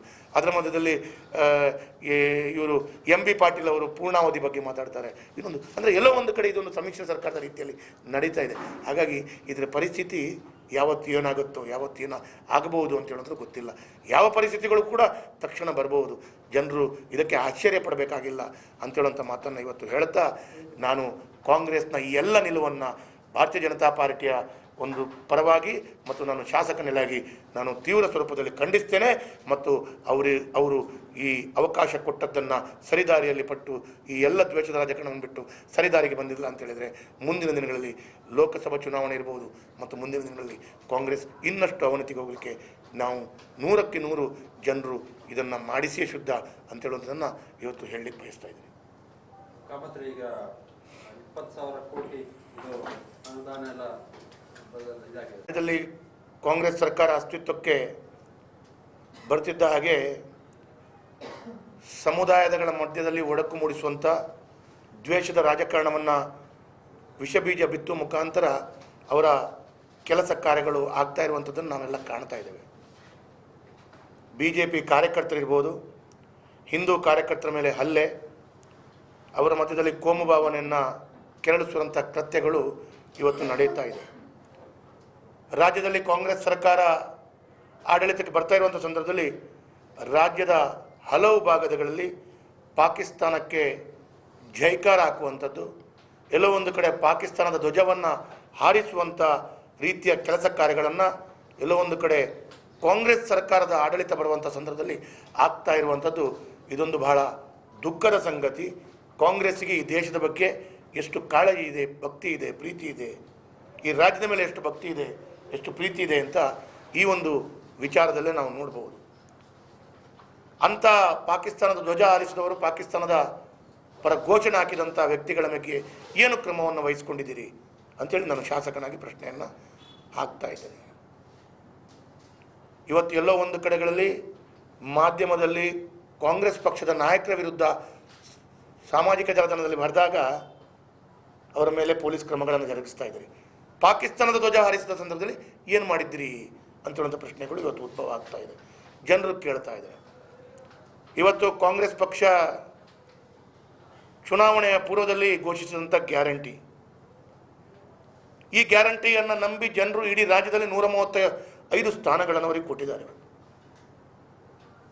ನಿಮ್ಮನ್ನು ಜನರು ನಂಬಿ ಈ ಗ್ಯಾರಂಟಿಗಳು ಸಿಗ್ತದೆ ಅಂತ ಹೇಳುವಂಥದ್ದು ಇವತ್ತು ಜನರಿಗೆ ಎಲ್ಲೋ ಒಂದು ಕಡೆಗಳಲ್ಲಿ ಖಾತ್ರಿ ಆಗ್ತಾ ಇದೆ. ನಾವು ತಪ್ಪಿ ಬಿದ್ದಿದ್ದೇವೆ. ಇವತ್ತು ಕಾಂಗ್ರೆಸ್ ಪಕ್ಷದವರು ತಾಕತ್ತಿದ್ರೆ ಒಂದು ಘೋಷಣೆಯನ್ನು ಮಾಡಬೇಕು. ಕಾಂಗ್ರೆಸ್ ಪಕ್ಷದವರು ತಾಕತ್ತಿದ್ರೆ ಒಂದು ಘೋಷಣೆಯನ್ನು ಮಾಡಬೇಕು. ಈ ಗ್ಯಾರಂಟಿಗಳಿಗೆಲ್ಲದಕ್ಕೂ ಮಾನದಂಡಗಳಿದೆ, ನಿಯಮಗಳಿದೆ. ಪುನರಪಿ ಜನರು ನಮಗೆ ವೋಟ್ ಹಾಕ್ತಾರಾ ಅಂತೇಳಿ ಮಾತನ್ನು ಕೇಳಬೇಕು. 100ಕ್ಕೆ 100 ರಾಜ್ಯದ ಜನತೆ ಕಾಂಗ್ರೆಸ್ಗೆ ಧೂಳಿಪಟ ಮಾಡುವಂಥ ವಿಚಾರಗಳು ನಮಗೆಲ್ಲರಿಗೂ ಇವತ್ತು ಸ್ಪಷ್ಟವಾದ ಚಿತ್ರಣ ಕಣ್ಣಿಗೆ ಕಾಣ್ತಾ ಇದೆ. ಇವತ್ತು ಸರ್ಕಾರ ಬಂದ 24 ಗಂಟೆಯಲ್ಲೇ ಗ್ಯಾರಂಟಿಯನ್ನು ಘೋಷಣೆ ಮಾಡ್ತೀವಿ, ಕೊಡ್ತೀವಿ ಅಂತೇಳುವಂಥ ಮಾತನ್ನು ಹೇಳ್ತಾ, ಇವತ್ತು ಮಂಗಳೂರಿಗೆ ರಾಹುಲ್ ಗಾಂಧಿ ಅವರು ಬಂದಾಗ ಸ್ತ್ರೀಯರಿಗೆ ಉಚಿತ ಬಸ್ ಪಾಸ್ ಯಾನ ಅಂತೇಳೋದನ್ನು ಅವರು ಕೊಡ್ತೇನೆ 24 ಗಂಟೆಯಲ್ಲಿ ಅಂತೇಳೋದನ್ನು ಹೇಳ್ತಾ ಇದೆಲ್ಲವೂ ಮಂಗಳೂರಿನಲ್ಲಿ ರಾಹುಲ್ ಗಾಂಧಿ ಅವರು ಬಂದು ಇದನ್ನೆಲ್ಲ ಹೇಳಿದ ನಂತರ ಇವತ್ತು ಎಷ್ಟು ದಿನಗಳಾದರೂ ಕೂಡ ಈ ಉಚಿತ ಬಸ್ಸಿಗೆ ಯಾವುದೇ ರೀತಿಯ ಸ್ಪಷ್ಟ ಚಿತ್ರಣಗಳೇ ಇಲ್ಲ. ಸರ್ಕಾರದ ಮಧ್ಯಗಳಲ್ಲಿ, ಸಚಿವರ ಮಧ್ಯದಲ್ಲಿ ಸ್ಪಷ್ಟವಾದ ಚಿತ್ರಣಗಳಿಲ್ಲದ ರೀತಿಯಲ್ಲಿ ಮಂತ್ರಿಗಳು ಅವರಿಗೆ ಬೇಕಾದ ರೀತಿಯಲ್ಲಿ ಅದನ್ನು ಅರ್ಥೈಸಿಕೊಂಡು ಬೇಕಾದ ರೀತಿಯಲ್ಲಿ ಉಲ್ಲೇಖ ಮಾಡ್ತಾ ಇದ್ದಾರೆ. ಇವತ್ತು ಕಾಂಗ್ರೆಸ್ ಪಕ್ಷದ ಒಬ್ಬರು ನಾಯಕರು ಹೇಳ್ತಾರೆ, ಮನೆ ಮನೆಗೆ ಕಾರ್ಡ್ ಎಸೆದಂತೆ ಎಲ್ಲರಿಗೂ ಗ್ಯಾರಂಟಿ ಕಾರ್ಡ್ ನೀಡಲು ಸಾಧ್ಯವಿಲ್ಲ. ಚುನಾವಣೆ ಹೇಳಿದ ರೀತಿಯಲ್ಲಿ ಗ್ಯಾರಂಟಿ ಕಾರ್ಡ್ ಜಾರಿ ಮಾಡಲು ಆಗಲ್ಲ ಸಚಿವ ರಾಜಣ್ಣ. ಈ ರೀತಿ ಹೇಳ್ತಾ ಇದ್ದಾರೆ. ನಿಮ್ಮ ಹೇಳಿಕೆಗಳು ಎಲ್ಲೋ ಒಂದು ಕಡೆಗಳಲ್ಲಿ ಜನರನ್ನು ನೀವು ಅಸ್ಥಿರತದ ಪರಿಸ್ಥಿತಿಯಲ್ಲಿ ಜನರ ಮಾನಸಿಕತೆ, ಜನರ ಮನಸ್ಸಿಗೆ ಯಾವ ರೀತಿಯಲ್ಲಿ ಆಗಿದೆ ಅಂತ ಹೇಳಿದರೆ, ಎಲ್ಲೋ ಒಂದು ಕಡೆಗಳಲ್ಲಿ ಮನೆ ಮನೆಗಳಿಗೆ ಹೋಗಿ ವಿದ್ಯುತ್ತಿನ ಬಿಲ್ ಪಡ್ಕೊಳ್ಳುವಂಥ ಆ ಮೀಟರ್ ರೀಡರ್ ಇರ್ಬೋದು ಅಥವಾ ಆ ಲೈನ್ ಮ್ಯಾನ್ಗಳಿರ್ಬೋದು, ಇವರು ಹಲ್ಲೆಗೆ ಆಗುವಂಥ ಪರಿಸ್ಥಿತಿಗಳು, ಇವರಿಗೆ ಮೆಟ್ಟಲ್ಲಿ ಹೊಡೆಯುವಂಥ ಪರಿಸ್ಥಿತಿಗಳು, ಇವರಿಗೆ ಎಲ್ಲೋ ಒಂದು ಕಡೆಗಳಲ್ಲಿ ಅವರ ಪರಿಸ್ಥಿತಿಗಳು ಎದುರುಗೊಂಡಾಗ ಈ ಅಧಿಕಾರಿ ವರ್ಗದವರ ಪರಿಸ್ಥಿತಿ ಇವತ್ತು ತಮ್ಮ ಸರ್ಕಾರದಲ್ಲಿ ಯಾವ ರೀತಿಯಲ್ಲಿ ಬಂದಾಗಿದೆ ಅಂತ ಹೇಳುವಂಥದ್ದನ್ನು ಕೂಡ ಸ್ಪಷ್ಟವಾದ ಚಿತ್ರಣಗಳನ್ನು ಕೊಡಬೇಕಾಗಿದೆ. ಅದು ಮಾತ್ರವಲ್ಲ, ಬಸ್ಸಿನಲ್ಲಿ ಹೋದಾಗ ಅವರು ಹೇಳಿದ್ದಿದೆ, ಉಪಮುಖ್ಯಮಂತ್ರಿಗಳು ಒಂದು ಮಾತನ್ನು ಹೇಳಿದರು, ಬಸ್ಸಿನಲ್ಲಿ ಮದುವೆಗೂ ಫ್ರೀ, ದೇವಸ್ಥಾನಕ್ಕೂ ಫ್ರೀ, ಮಾವನ ಮನೆಗೆ ಹೋದಾಗಲೂ ಫ್ರೀ,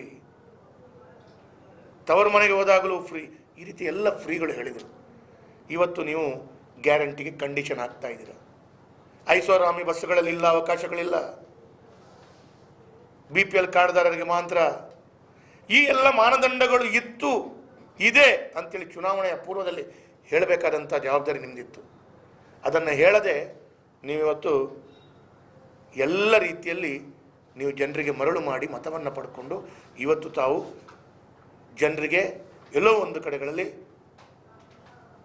ಡೋಂಗಿ ಮಾಡುವಂಥ ಕೆಲಸ ಕಾರ್ಯಗಳನ್ನು ಮಾಡ್ತಾ ಇದ್ದೀರಿ. ಇವತ್ತು ಜನರು ಬಸ್ಸಿನಲ್ಲಿ ಟಿಕೆಟ್ ತೆಗೆದುಕೊಳ್ಳದೆ ಪ್ರಯಾಣ ಮಾಡ್ತಾ ಇದ್ದಾರೆ. ಕಂಡಕ್ಟರ್ ಮತ್ತು ಇನ್ನಿತರ ಅಧಿಕಾರಿಗಳು ಕಷ್ಟವನ್ನು ಪಡ್ತಾ ಇದ್ದಾರೆ.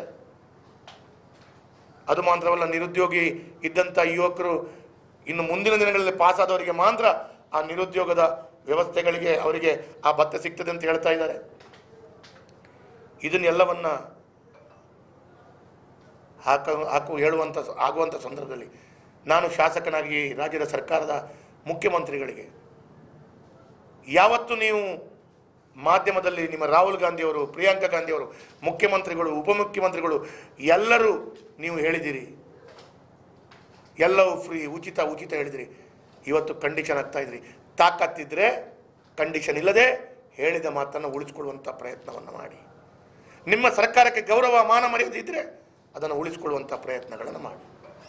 ನೀವು ಇವತ್ತು ವಿದ್ಯುತ್ನ ವಿಷಯದಲ್ಲಿ ಯೂನಿಟ್ಗೆ ಫ್ರೀ ಅಂತ ಹೇಳುವಂಥ ಮಾತನ್ನು ಹೇಳಿದಿರಿ. ಇದು ಎಲ್ಲವನ್ನು ಉಳಿಸ್ಕೊಳ್ಳುವಂಥ ಮಾತನ್ನು ಮಾಡಿದರೆ ನಿಮ್ಮ ಸರ್ಕಾರಕ್ಕೆ ಎಲ್ಲೋ ಒಂದು ಕಡೆ ಗೌರವ, ಮರ್ಯಾದೆ ಇದೆ ಅಂತೇಳಿ ನಾನು ಭಾವಿಸ್ತಾ ಇದ್ದೇನೆ. ಅದು ಮಾತ್ರವಲ್ಲ, ಇವತ್ತು ಅಕ್ಕಿ ಫ್ರೀ ಅಂತ ಹೇಳುವಂಥದ್ದು ಮಾತನ್ನು, 10 kg ಅಕ್ಕಿ ಫ್ರೀ. ಇವತ್ತು ಸರ್ಕಾರದ ಮಂತ್ರಿಗಳು ಮತ್ತು ಸರ್ಕಾರ ಸ್ಪಷ್ಟನೆಯನ್ನು ಕೊಡಬೇಕು. ಏನು ಅಂತ ಹೇಳಿದರೆ, ಈಗಾಗಲೇ ಕೇಂದ್ರ ಸರ್ಕಾರ 5 kg ಅಕ್ಕಿ ಕೊಡ್ತಾ ಇದೆ. ನೀವು ನಮ್ಮ ಸರ್ಕಾರ 10 kg ಕೊಡ್ತಾ ಇದೆ ಅಂತ ಹೇಳ್ತಾ ಇದ್ರಿ. ನಿಮ್ಮ ಸರ್ಕಾರ 10 kg ಕೊಡ್ತಾ ಇದೆ ಅಂದರೆ ಕೇಂದ್ರ ಸರ್ಕಾರ ಸೇರಿ 15 kg ಕೊಡಬೇಕಿತ್ತು. ನೀವು ಕೇವಲ 10 kg ಆದೇಶವನ್ನು ಕೊಟ್ಟಿದ್ದೀರಿ. ಹಾಗಾದ್ರೆ ಕೇಂದ್ರ ಸರ್ಕಾರದ 5 kg ಪಡ್ಕೊಂಡು ನಿಮ್ಮ 5 kg ಮಾತ್ರವೋ? ನಿಮ್ಮ 5 kg ಅಂತ ಹೇಳಿದ್ರೆ ನೀವು 10 kg ಅಂತ ಯಾಕೆ ಹೇಳಿದ್ರಿ? ಈ ಪ್ರಶ್ನೆಗಳು ಕೂಡ ಜನರಿಗೆ ನೀವು ಸ್ಪಷ್ಟ ಮಾಡಿಸುವಂಥ ಜವಾಬ್ದಾರಿ ನಿಮ್ಮ ಮೇಲೆ ಬರ್ತದೆ ಅಂತ ಹೇಳುವಂಥದ್ದನ್ನು ನಾನು ಈ ಸಂದರ್ಭದಲ್ಲಿ ಉಲ್ಲೇಖ ಮಾಡ್ತೇನೆ. ಇವತ್ತು ಈ ಎಲ್ಲ ಆಗ್ತಾ ಇರುವಂಥ ತಪ್ಪನ್ನು, ಜನರನ್ನು ಬೇರೆಗಡೆಗೆ ಸೆಳೆಯುವಂಥ ಪ್ರಯತ್ನಗಳು, ತಾವು ಹೊಸ ವಿಚಾರವನ್ನು ಇವತ್ತು ತಾವುಗಳು ಹೇಳ್ತಾ ಇದ್ದೀರಿ. ಇವತ್ತು ಇದರ ಬಗ್ಗೆ ಜನರು ಆಕ್ರೋಶವಿದ್ದದ್ದನ್ನು ಪತ್ರಿಕೆಯಲ್ಲಿ, ಮಾಧ್ಯಮದಲ್ಲಿ ಕಂಡಾಗ ಜನರ ಗಮನ ಬೇರೆ ಸೆಳೆಯುವಂಥ ಹೊಸ ರೀತಿಯ ಒಂದು ತಂತ್ರಗಾರಿಕೆಯನ್ನು ತಾವು ಮಾಡ್ತಾ ಇರುವಂಥದ್ದನ್ನು ನಾವು ಕಾಣ್ತಾ ಇದ್ದೇವೆ.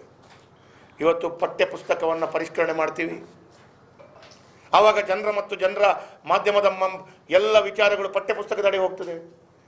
ಇವತ್ತು ಬಜರಂಗ ದಳವನ್ನು ಬ್ಯಾನ್ ಮಾಡುವಂಥ ವಿಚಾರಗಳು, ಬೇಕಾದರೆ RSS ಅನ್ನು ಕೂಡ ಬ್ಯಾನ್ ಮಾಡ್ತೀವಿ ಅಂತೇಳುವಂಥ ಮಾತನ್ನು ತಾವು ಹೇಳುವಂಥ ಮಟ್ಟಿಗೆ ಹೋದಾಗ ಮಾಧ್ಯಮದಲ್ಲಿ ಮತ್ತು ಟಿವಿಯಲ್ಲಿ ಮತ್ತು ಪತ್ರಿಕೆಯಲ್ಲಿ RSS ಬಗ್ಗೆ ಮತ್ತು ಇನ್ನಿತರ ವಿಚಾರದ ಬಗ್ಗೆ ಚರ್ಚೆಗಳು ಶುರುವಾದಾಗ ಈ ಗ್ಯಾರಂಟಿಗಳ ಬಗ್ಗೆ ಜನರಿಗೆ ನೆನಪು ಹೋಗ್ತದೆ ಅಂತೇಳಿ ಅವರು ತಿಳ್ಕೊಂಡಿದ್ದಾರೆ. ಕಾಂಗ್ರೆಸ್ನವರಿಗೆ ಆಡಳಿತ ಮಾಡುವಾಗ ಇಂಥದ್ದೆಲ್ಲ ಮಾಡಿಕೊಂಡು ಭಾಳ ಸುಲಭವಾಗಿ ಅನುಭವ ಇದೆ. ಒಂದು ಭಾಳ ದೊಡ್ಡದಾದ ತಪ್ಪನ್ನು ಜನರು ಹುಡುಕಿ ಅವರಿಗೆ ಎಲ್ಲೋ ಒಂದು ಕಡೆಗಳಲ್ಲಿ ಕಾಂಗ್ರೆಸ್ ಪಕ್ಷವನ್ನು ಸಂಪೂರ್ಣವಾಗಿ ಅವರ ತಪ್ಪನ್ನು ಹುಡುಕಿ ಮಾತಾಡುವಂಥ ಸಂದರ್ಭದಲ್ಲಿ ಈ ರೀತಿಯ ಮಾತನ್ನು ಎತ್ತಿ ಗಮನ ಬೇರೆ ಸೆಳೆಗೆ ಸೆಳೆಯುವಂಥ ವಿಚಾರಗಳು ಮಾಡ್ತಾ ಇದ್ದಾರೆ. ಹಾಗಾಗಿ ಇವತ್ತು ನಾನು ನಮ್ಮ ಸಚಿವರಾಗಿರುವಂಥ ಪ್ರಿಯಾಂಕ ಖರ್ಗೆ ಅವರು RSS ಬಗ್ಗೆ ಕೂಡ ಮಾತಾಡಿದರು. ನಾನು ಒಂದು ಮಾತನ್ನು ಹೇಳ್ತೇನೆ, ಇಂದಿರಾ ಗಾಂಧಿಗೆ ಆಗದಂಥದ್ದು, ರಾಜೀವ್ ಗಾಂಧಿಗೆ ಆಗದಂಥದ್ದು, ಪ್ರಿಯಾಂಕಾ ಗಾಂಧಿ ಅವರ ಅಪ್ಪನಿಗೆ ಆಗದಂಥದ್ದು ಪ್ರಿಯಾಂಕಾ ಗಾಂಧಿ ಮುಂದುವರಿಸ್ತಾ ಇದ್ದಾರೆ, ಮಾಡಲಿಕ್ಕೆ ಪ್ರಯತ್ನ ಮಾಡ್ತಾ ಇದ್ದಾರೆ ಅಂತ ಹೇಳಿದ್ರೆ ತಾಕತ್ತಿದ್ರೆ ಬ್ಯಾನ್ ಮಾಡಿ ತೋರಿಸಿ. ಒಂದು ಕಾಲದಲ್ಲಿ ಕಾಂಗ್ರೆಸ್ ಪಕ್ಷವೇ ರಾಷ್ಟ್ರೀಯ ಸ್ವಯಂ ಸೇವಕ ಸಂಘದ 2ನೇ ಸರಸಂಘ ಚಾಲಕರಿಗೆ ಲೋಕಸಭೆಯಲ್ಲಿ ಅವರಿಗೆ ಶ್ರದ್ಧಾಂಜಲಿ ಅರ್ಪಿಸಿದ್ದಿದೆ. ಯಾಕೆ ಅರ್ಪಿಸಿದ್ರು? ಹಾಗಾದರೆ RSS ಎಲ್ಲೋ ಒಂದು ಕಡೆ ದೇಶ ವಿರೋಧಿ ಚಟುವಟಿಕೆ ಮಾಡ್ತಾ ಇದೆ ಅಂತ ಹೇಳಿದ್ರೆ ಕಾಂಗ್ರೆಸ್ ಪಕ್ಷವೇ ಅವತ್ತಿನ ಸರಸಂಘ ಚಾಲಕರ ಗುರೂಜಿ ಅವರಿಗೆ ಶ್ರದ್ಧಾಂಜಲಿನ ಅರ್ಪಣೆ ಮಾಡಿದಂಥ ದಾಖಲೆಗಳಿದೆ. ಹಾಗಿರುವಾಗ ಹಾಗಾದರೆ ಅವತ್ತು ಇಂದಿರಾ ಗಾಂಧಿ ಮತ್ತು ಅವರು ಮಾಡಿದ ತಪ್ಪು ಅಥವಾ ಇವರು ಮಾಡ್ತಾ ಇರುವಂಥ ತಪ್ಪು? ಯಾರಿವತ್ತು ತಪ್ಪು ಅಂತೇಳಿ ಪ್ರಿಯಾಂಕ ಖರ್ಗೆ ಅವರು ಉಲ್ಲೇಖ ಮಾಡಲೇಬೇಕು. ಹಾಗಾಗಿ ಇವತ್ತು ಚಕ್ರವರ್ತಿ ಸೂಲಿಬೆಲೆ ಅವರು ಹಿಡಿದಿರ್ಬೋದು, ಪಠ್ಯದಲ್ಲಿ ಡಾಕ್ಟರ್ ಜಿ ಹೆಗಡೆವಾರ್ ಅವರ ವಿಚಾರಗಳನ್ನು ವಿಷಯ ಅವರು ಈ ಭಾರತದ ಬಗ್ಗೆ ಈ ರಾಜ್ಯದ ಬಗ್ಗೆ ಹೇಳಿದಂಥ ವಿಚಾರಗಳಂತಾವು ಅದನ್ನು ಸರಿಪಡಿಸ್ತೀವಿ ಅಂತ ಹೇಳುವಂಥ ವಿಚಾರಗಳಿರ್ಬೋದು. ಇದು ಎಲ್ಲವನ್ನು ಭಾಳ ಸ್ಪಷ್ಟವಾಗಿ ಭಾರತೀಯ ಜನತಾ ಪಾರ್ಟಿ ವಿರೋಧವನ್ನು ಮಾಡ್ತದೆ. ಒಂದು ಕಡೆಗಳಲ್ಲಿ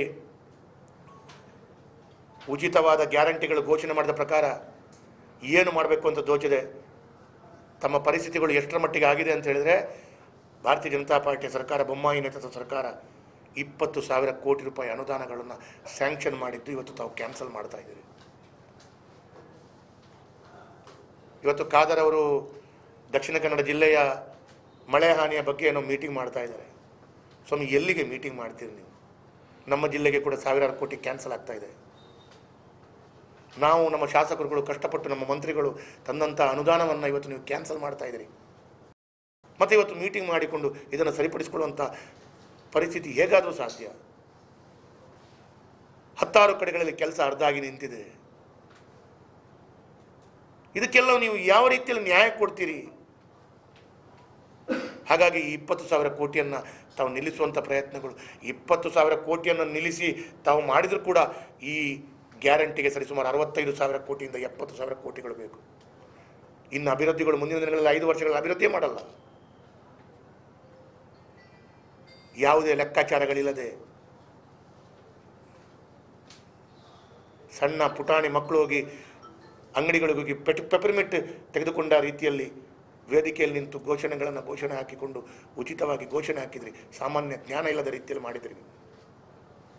ಇವತ್ತು ಮಾನದಂಡಗಳೊಂದಿಗೆ ಈ ರೀತಿಯ ಅನುದಾನಗಳನ್ನು ಮೊಟಕುಗೊಳಿಸಿ ನಮ್ಮ ಅಭಿವೃದ್ಧಿಯನ್ನು ನಿಲ್ಲಿಸುವಂಥ ಪ್ರಯತ್ನಗಳನ್ನು ಮಾಡ್ತಾ ಇದ್ರಿ. ಕೊರೋನಾದಂಥ ಕಷ್ಟದ ಸಂದರ್ಭದಲ್ಲಿ ಕೂಡ ಭಾರತೀಯ ಜನತಾ ಪಾರ್ಟಿಯ ಆದಾಯದ ರಾಜ್ಯಕ್ಕೆ, ಮಹಾನಗರ ಪಾಲಿಕೆಗೆ, ಇಡೀ ದೇಶಕ್ಕೆ ರೆವೆನ್ಯೂ ಡಿಫಿಸಿಟ್ ಇರುವಾಗ ಕೂಡ ಇಷ್ಟೆಲ್ಲ ಅನುದಾನಗಳು ಕರಾವಳಿ ಭಾಗದಲ್ಲಿ ಎಲ್ಲ MLAಗಳು ಒಟ್ಟು ಮಾಡಿದರೆ 2,000, 3,000, 4,000 ಕೋಟಿಗಳು ಪ್ರತಿ ವಿಧಾನಸಭಾ ಕ್ಷೇತ್ರಕ್ಕೆ ತಂದಿದ್ದಾರೆ. ನಾವು ಕಷ್ಟಪಟ್ಟು ತಂದದ್ದನ್ನು ನೀವು ನಿಲ್ಲಿಸ್ತೀರಾ? ನಿಲ್ಲಿಸಿ, ಹೇಳಿ ಜನರಿಗೆ. ಎಲ್ಲ ಅನುದಾನಗಳು ನಿಮ್ಮ ಮುಂದಿನ ದಿನಗಳಲ್ಲಿ ಅರ್ಧ ರಸ್ತೆ ಆಗಿದೆ, ಇಲ್ಲೇ ನಿಲ್ಲಿಸ್ತೀವಿ ಹೇಳಿ ಕಾಂಗ್ರೆಸ್ ನಾಯಕರು. ಅದನ್ನಾದರೂ ಹೇಳಿ. ನಾವು ಆಡಳಿತಕ್ಕೆ ಬಂದದ್ದು ಅಭಿವೃದ್ಧಿ ಕುಂಠಿತ ಮಾಡಲಿಕ್ಕೆ ಅಂತ ಹೇಳಿ ಅದಾದರೂ ಅಂತೇಳುವಂಥ ಮಾತನ್ನು ಇವತ್ತು ನಾನು ಹೇಳಲಿಕ್ಕೆ ಬಯಸ್ತಾ ಇದ್ದೇನೆ. ಪ್ರಕೃತಿ ವಿಕೋಪ ನಿರ್ವಹಣೆಯನ್ನು ಇಡೀ ರಾಜ್ಯದಲ್ಲಿ ಅವತ್ತು ಭಾಳ ಟೀಕೆ ಮಾಡಿದ್ರಿ. ಸಿದ್ದರಾಮಯ್ಯರು ವಿರೋಧ ಪಕ್ಷದ ನಾಯಕನಾಗಿ ಮಾತನಾಡಿದ್ದು ನಮಗೆ ಅವತ್ತನ್ನು ಕಂಡಾಗ ದುಃಖ ಆಗ್ತಿತ್ತು. ಅವತ್ತು ಇಡೀ ರಾಜ್ಯದಲ್ಲಿ ಕೇವಲ ಯಡಿಯೂರಪ್ಪರು ಮಾತ್ರ ಮುಖ್ಯಮಂತ್ರಿ ಆಗಿದ್ದರು. ಪ್ರಕೃತಿ ವಿಕೋಪದಲ್ಲಿ ಇಡೀ ರಾಜ್ಯ ನೆರೆಹಾವಳಿಗೆ ತತ್ತರಿಸಿದಾಗ ಯಡಿಯೂರಪ್ಪರು ಡೆಲ್ಲಿಗೆ ಹೋಗಿ ಮಂತ್ರಿಮಂಡಲದ ವಿಸ್ತರಣೆಗೆ ಹೋಗಲಿಲ್ಲ. ವಿಮಾನದಲ್ಲೋ ಹೆಲಿಕಾಪ್ಟರ್ನಲ್ಲೋ ಎಲ್ಲ ಜಿಲ್ಲೆಗೆ ಹೋಗಿ ನಮ್ಮ ಧರ್ಮಸ್ಥಳಕ್ಕೂ ಬಂದಿದ್ದರು, ಬೆಳ್ತಂಗಡಿಗೂ ಬಂದಿದ್ದರು, ಬಂಟ್ವಾಳಕ್ಕೂ ಬಂದಿದ್ದರು. ಒಬ್ಬರೇ ಇಡೀ ರಾಜ್ಯವನ್ನು ಸುತ್ತಾಡಿ ಆವಾಗ ಒಂದು ಮನೆ ಬಿದ್ದಾಗ 1947ರಿಂದ ಇವತ್ತಿನ ತನಕ ಒಂದು ಮನೆ ಬಿದ್ದಾಗ 95,000 ರೂಪಾಯಿ ಕೊಡ್ತಿದ್ರು. ಪ್ರಕೃತಿ ವಿಕೋಪದಲ್ಲಿ ಯಡಿಯೂರಪ್ಪರು ಬಂದವರು 5 ಲಕ್ಷ ಕೊಡ್ಲಿಕ್ಕೆ ಶುರು ಮಾಡಿದರು. ಬೊಮ್ಮಾಯಿಯವರು ಕೂಡ 5 ಲಕ್ಷ ಕಂಟಿನ್ಯೂ ಮಾಡಿದರು. ಇನ್ನು ನೋಡಬೇಕು ನೀವು ಎಷ್ಟು ಕೊಡ್ತೀರಿ, ಹಣ ಇಲ್ಲ ವಾಪಸ್ 95,000 ಕೊಂಡೋಗ್ತೀರಾ, ನೋಡಬೇಕಾಗಿದೆ. ಹಾಗಾಗಿ ಯಡಿಯೂರಪ್ಪರು ಮಂತ್ರಿಮಂಡಲದ ವಿಸ್ತರಣೆ ಮಾಡೋದು ಬಿಟ್ಟು ಜನರ ಕಷ್ಟದ ಪರಿಸ್ಥಿತಿ ಇವತ್ತೇನಾಗಿದೆ, ಹಲವು ಜಿಲ್ಲೆಗಳಲ್ಲಿ ಮಳೆ ಬಂದು ಪ್ರಕೃತಿ ವಿಕೋಪ ಆಗಿದೆ. ಸಿದ್ದರಾಮಯ್ಯವರು ವೆಬೆಕ್ಸ್ ಮುಖಾಂತರ ಮೀಟಿಂಗ್ ಮಾಡಿ ಪ್ರಕೃತಿ ವಿಕೋಪವನ್ನು ಗಮನಿಸುವಂಥ ರೀತಿ ಯಾವುದಾದ್ರೂ ಒಂದು ಮಂತ್ರಿ ಆ ಮಳೆ ಹಾನಿಯ ಜಾಗದಲ್ಲಿ ಭೇಟಿ ಕೊಟ್ಟದ್ದಿದೆಯಾ ನೋಡಿ, ತೋರಿಸ್ಲಿ. ಇವರು ಮಂತ್ರಿಮಂಡಲವನ್ನು ವಿಸ್ತರಣೆ ಮಾಡುವಂಥ ದೃಷ್ಟಿಯಲ್ಲಿ ಇವರು ಎಲ್ಲ ನಾಯಕರುಗಳಿಂದ ಹಿಡಿದು ಎಲ್ಲ ಸಚಿವ ಆಕಾಂಕ್ಷಿಗಳು ಡೆಲ್ಲಿಗೆ ಹೋದದ್ದು ಬಂದ ನಂತರ ಈಗ ನನಗೆ ಆ ಮಂತ್ರಿ ಬೇಡ, ಈ ಮಂತ್ರಿ ಬೇಕು, ಈ ಮಂತ್ರಿ ಬೇಡ, ಆ ಮಂತ್ರಿ ಬೇಕು. ಇನ್ನೂ ಕೂಡ ನೀವು ಬೆಂಗಳೂರು ಹಲವು ಬಾರಿ ಮುಳುಗಿ ಏನೆಲ್ಲ ಕಷ್ಟ ಆಯಿತು, ಎಷ್ಟು ಸಾವು ನೋವಾಯಿತು ನೋಡಿದ್ದೀರಿ. ಇವತ್ತು ಚಿಕ್ಕಮಗಳೂರು ಜಿಲ್ಲೆ, ಹಾಸನ ಜಿಲ್ಲೆ ಅಥವಾ ಕೊಡಗು ಜಿಲ್ಲೆ ಎಷ್ಟೆಲ್ಲ ನಷ್ಟಗಳಾಯಿತು. ಯಾರಾದರೂ ಒಬ್ಬರು ವಿಸಿಟ್ ಮಾಡಿದ್ದೀರಿ ನೀವು? ಮಾಡಿಲ್ಲ. ಇದೆಲ್ಲ ಕಷ್ಟವನ್ನು ಕಣ್ಣೀರು ಒರೆಸುವಂತಕ್ಕಿಂತ ನಮ್ಮ ಸ್ಥಾನ, ನಮ್ಮ ಮಾನ ಅಥವಾ ನಮ್ಮ ಸಚಿವ ಆಕಾಂಕ್ಷಿಗಳ ಸಚಿವರಾಗುವಂಥದ್ದು ಇದೇ ಉದ್ದೇಶ. ಹಾಗಾಗಿ ಇದು ಭಾಳ ದುಃಖದ ವಿಚಾರ ಅಂತೇಳುವಂಥದ್ದನ್ನು ನಾನು ಇವತ್ತು ಹೇಳಲಿಕ್ಕೆ ಬಯಸ್ತೇನೆ. ಅದು ಮಾತ್ರವಲ್ಲ, ಇವತ್ತು ಕಾಂಗ್ರೆಸ್ ಪಕ್ಷ ಜನರಿಗೆ ಕಣ್ಣಿಗೆ ಮಣ್ಣೆರಚುವಂಥ ಕೆಲಸ ಕಾರ್ಯಗಳು ಮಾಡಿದೆ. ಇವತ್ತು ಇದೆಲ್ಲವನ್ನು ನಾನು ಈ ಸಂದರ್ಭದಲ್ಲಿ ಉಲ್ಲೇಖವನ್ನು ಮಾಡಲೇಬೇಕು, ಹೇಳಲೇಬೇಕು. ಮತ್ತು ರಾಜಕೀಯ ಹಗೆತನದ ಕೇಸನ್ನು ದಾಖಲಿಸುವಂಥ ಕೆಲಸ ಕಾರ್ಯಗಳು ಮಾಡಿದೆ. 4-5 ತಿಂಗಳುಗಳ ಹಿಂದೆ ನಮ್ಮ ಮಾಜಿ ಉಪಮುಖ್ಯಮಂತ್ರಿಗಳಾದಂಥ ನಮ್ಮ ನಾಯಕರಾದಂಥ ಅಶ್ವಥ್ ನಾರಾಯಣ ಅವರು ಮಾತನಾಡಿದ 4 ತಿಂಗಳ ಹಿಂದೆ ಮಾತಾಡಿದ್ದಕ್ಕೆ ಇವತ್ತು ಕೇಸ್ ಹಾಕ್ತೀರಾ ನೀವು? ಏನ್ರಿ ದ್ವೇಷದ ರಾಜಕಾರಣದಲ್ಲಿ ಮತ್ತೇನು ಮಾಡ್ತೀರಾ? ಆ ರೀತಿಯಲ್ಲಿ ನಮ್ಮ ನಾಯಕರುಗಳನ್ನು ಸದೆ ಬಡಿಬೇಕು ಅಂತೇಳುವಂಥ ಕೆಲಸ ಕಾರ್ಯಗಳನ್ನು ನೀವು ಮಾಡ್ತೀರಿ. ಬೆಳ್ತಂಗಡಿಯ ಶಾಸಕರಾದ ಹರೀಶ್ ಪೂಂಜರ ಮೇಲೆ ಕೇಸ್ ದಾಖಲಿಸ್ತೀರಿ. ಅದು ಮಾತ್ರವಲ್ಲ, ಬೇರೆ ಬೇರೆ ಕಡೆಗಳಲ್ಲಿ ನಮ್ಮ ಕಾರ್ಯಕರ್ತರ ಮೇಲೆ ಇವತ್ತಂತೂ ನನ್ನ ಪತ್ರಿಕೆಯಲ್ಲಿ ಒಂದು ಕಡೆಗಳಲ್ಲಿ ನೋಡಿದೆ, ನಾಚಿಕೆ ಆಯಿತು ನನಗೆ. ಆಡಳಿತ ಮಾಡಿ ಜನರು ಅವಕಾಶ ಕೊಟ್ಟಿದ್ದಾರೆ, ಆದರೆ ಆಡಳಿತ ಮಾಡುವ ಮುಂಚೆ ಈ ರೀತಿಯ ದ್ವೇಷ ಭಾವನವನ್ನು ಮಾಡಬೇಡಿ. ಇನ್ನು ಮುಂದಿನ ದಿನಗಳಲ್ಲಿ ವಿರೋಧ ಪಕ್ಷದ ಎಲ್ಲ ಹೆಚ್ಚಿನ ಪ್ರಮುಖರ ನಾಯಕರ ಮನೆಗೆ ಲೋಕಾಯುಕ್ತ ದಾಳಿಯನ್ನು ಮಾಡಿ ಅವರನ್ನು ಮಾತನಾಡಿಸಿದ ಹಾಗೆ ಅವರ ಬಾಯಿ ಮುಚ್ಚಿಸುವಂಥ ಪ್ರಯತ್ನಗಳು ಮಾಡ್ತಾ ಇದ್ದೀರಿ ಅಂತೇಳೋದಂದ್ರೂ ಕೂಡ ಇವತ್ತು ಪತ್ರಿಕೆಯಲ್ಲಿ ವರದಿಯಾಗಿದೆ. ಇದು ದ್ವೇಷದ ರಾಜಕಾರಣವನ್ನು ತಾವು ಮಾಡುವಂಥದ್ದು ಸಂಪೂರ್ಣವಾಗಿ ಭಾರತೀಯ ಜನತಾ ಪಾರ್ಟಿ ನಾವು ಖಂಡಿಸ್ತೇವೆ. ಸಾಮಾಜಿಕ ಜಾಲತಾಣಗಳಲ್ಲಿ ಕಾಂಗ್ರೆಸ್ ನಾಯಕರು ಹೇಳ್ತಾ ಇದ್ದಾರೆ, ಸಣ್ಣ ಪುಟ್ಟ ನಾಯಕರುಗಳು, ದಕ್ಷಿಣ ಕನ್ನಡ ಜಿಲ್ಲೆ ಮತ್ತು ಉಡುಪಿ ಜಿಲ್ಲೆಯವರು ಎಲ್ಲೂ ಒಂದೇ ಒಂದು ಸರಿಸಮಾನರಾಗಿ ಕಾಂಗ್ರೆಸ್ ಪಕ್ಷವನ್ನು ಗೆಲ್ಲಿಸಲಿಲ್ಲ, ಹಾಗಾಗಿ ದಕ್ಷಿಣ ಕನ್ನಡ ಜಿಲ್ಲೆ ಉಡುಪಿಗೆ ಗ್ಯಾರಂಟಿ ಯಾಕೆ? ಏನ್ರಿ? ನಾನು ಈ ಕ್ಷೇತ್ರದ ಶಾಸಕನಾಗಿ ಬಂದ ನಂತರ ನನಗೆ ಮತ ಹಾಕಿದವರಿಗೆ ಮಾತ್ರ ಶಾಸಕನಲ್ಲ, ನಾನು ಎಲ್ಲ ಜಾತಿ ವರ್ಗ ಮತ ಪಂಥದಗಳಿಗೆ ನಾನು ಶಾಸಕನೇ. ಹಾಗೆಯೇ ಸರ್ಕಾರ ಬಂದ ನಂತರ ಎಲ್ಲರಿಗೂ ಸರ್ಕಾರದ ವ್ಯವಸ್ಥೆಗಳ ಅದರ ಲಾಭವನ್ನು ಕೊಡಬೇಕು.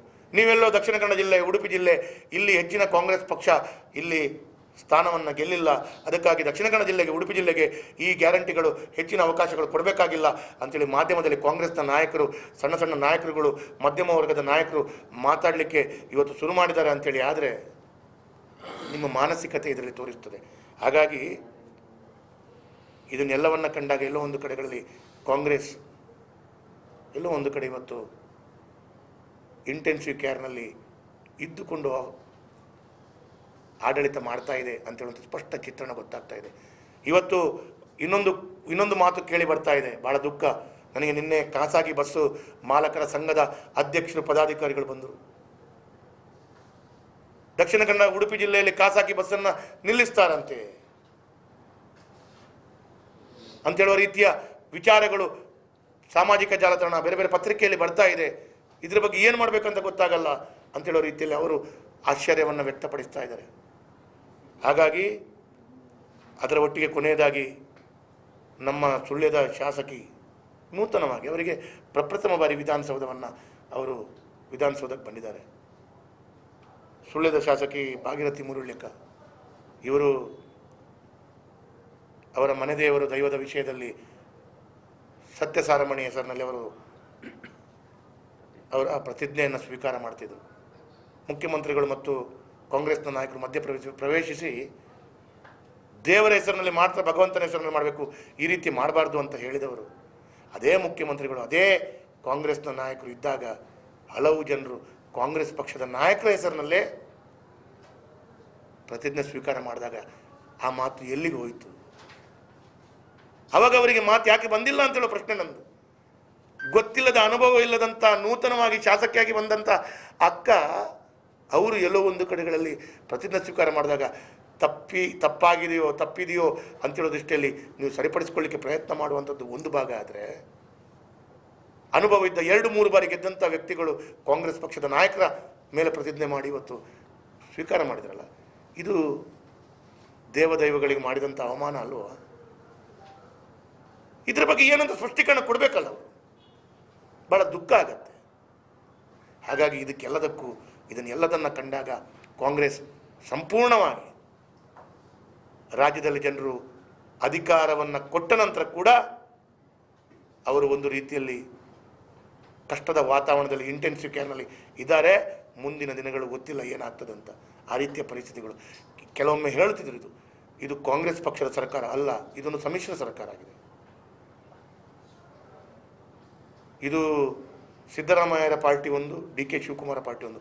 ಅದರ ಮಧ್ಯದಲ್ಲಿ ಇವರು ಎಂ ಬಿ ಪಾಟೀಲ್ ಅವರು ಪೂರ್ಣಾವಧಿ ಬಗ್ಗೆ ಮಾತಾಡ್ತಾರೆ. ಇದೊಂದು ಅಂದರೆ ಎಲ್ಲೋ ಒಂದು ಕಡೆ ಇದೊಂದು ಸಮ್ಮಿಶ್ರ ಸರ್ಕಾರದ ರೀತಿಯಲ್ಲಿ ನಡೀತಾ ಇದೆ.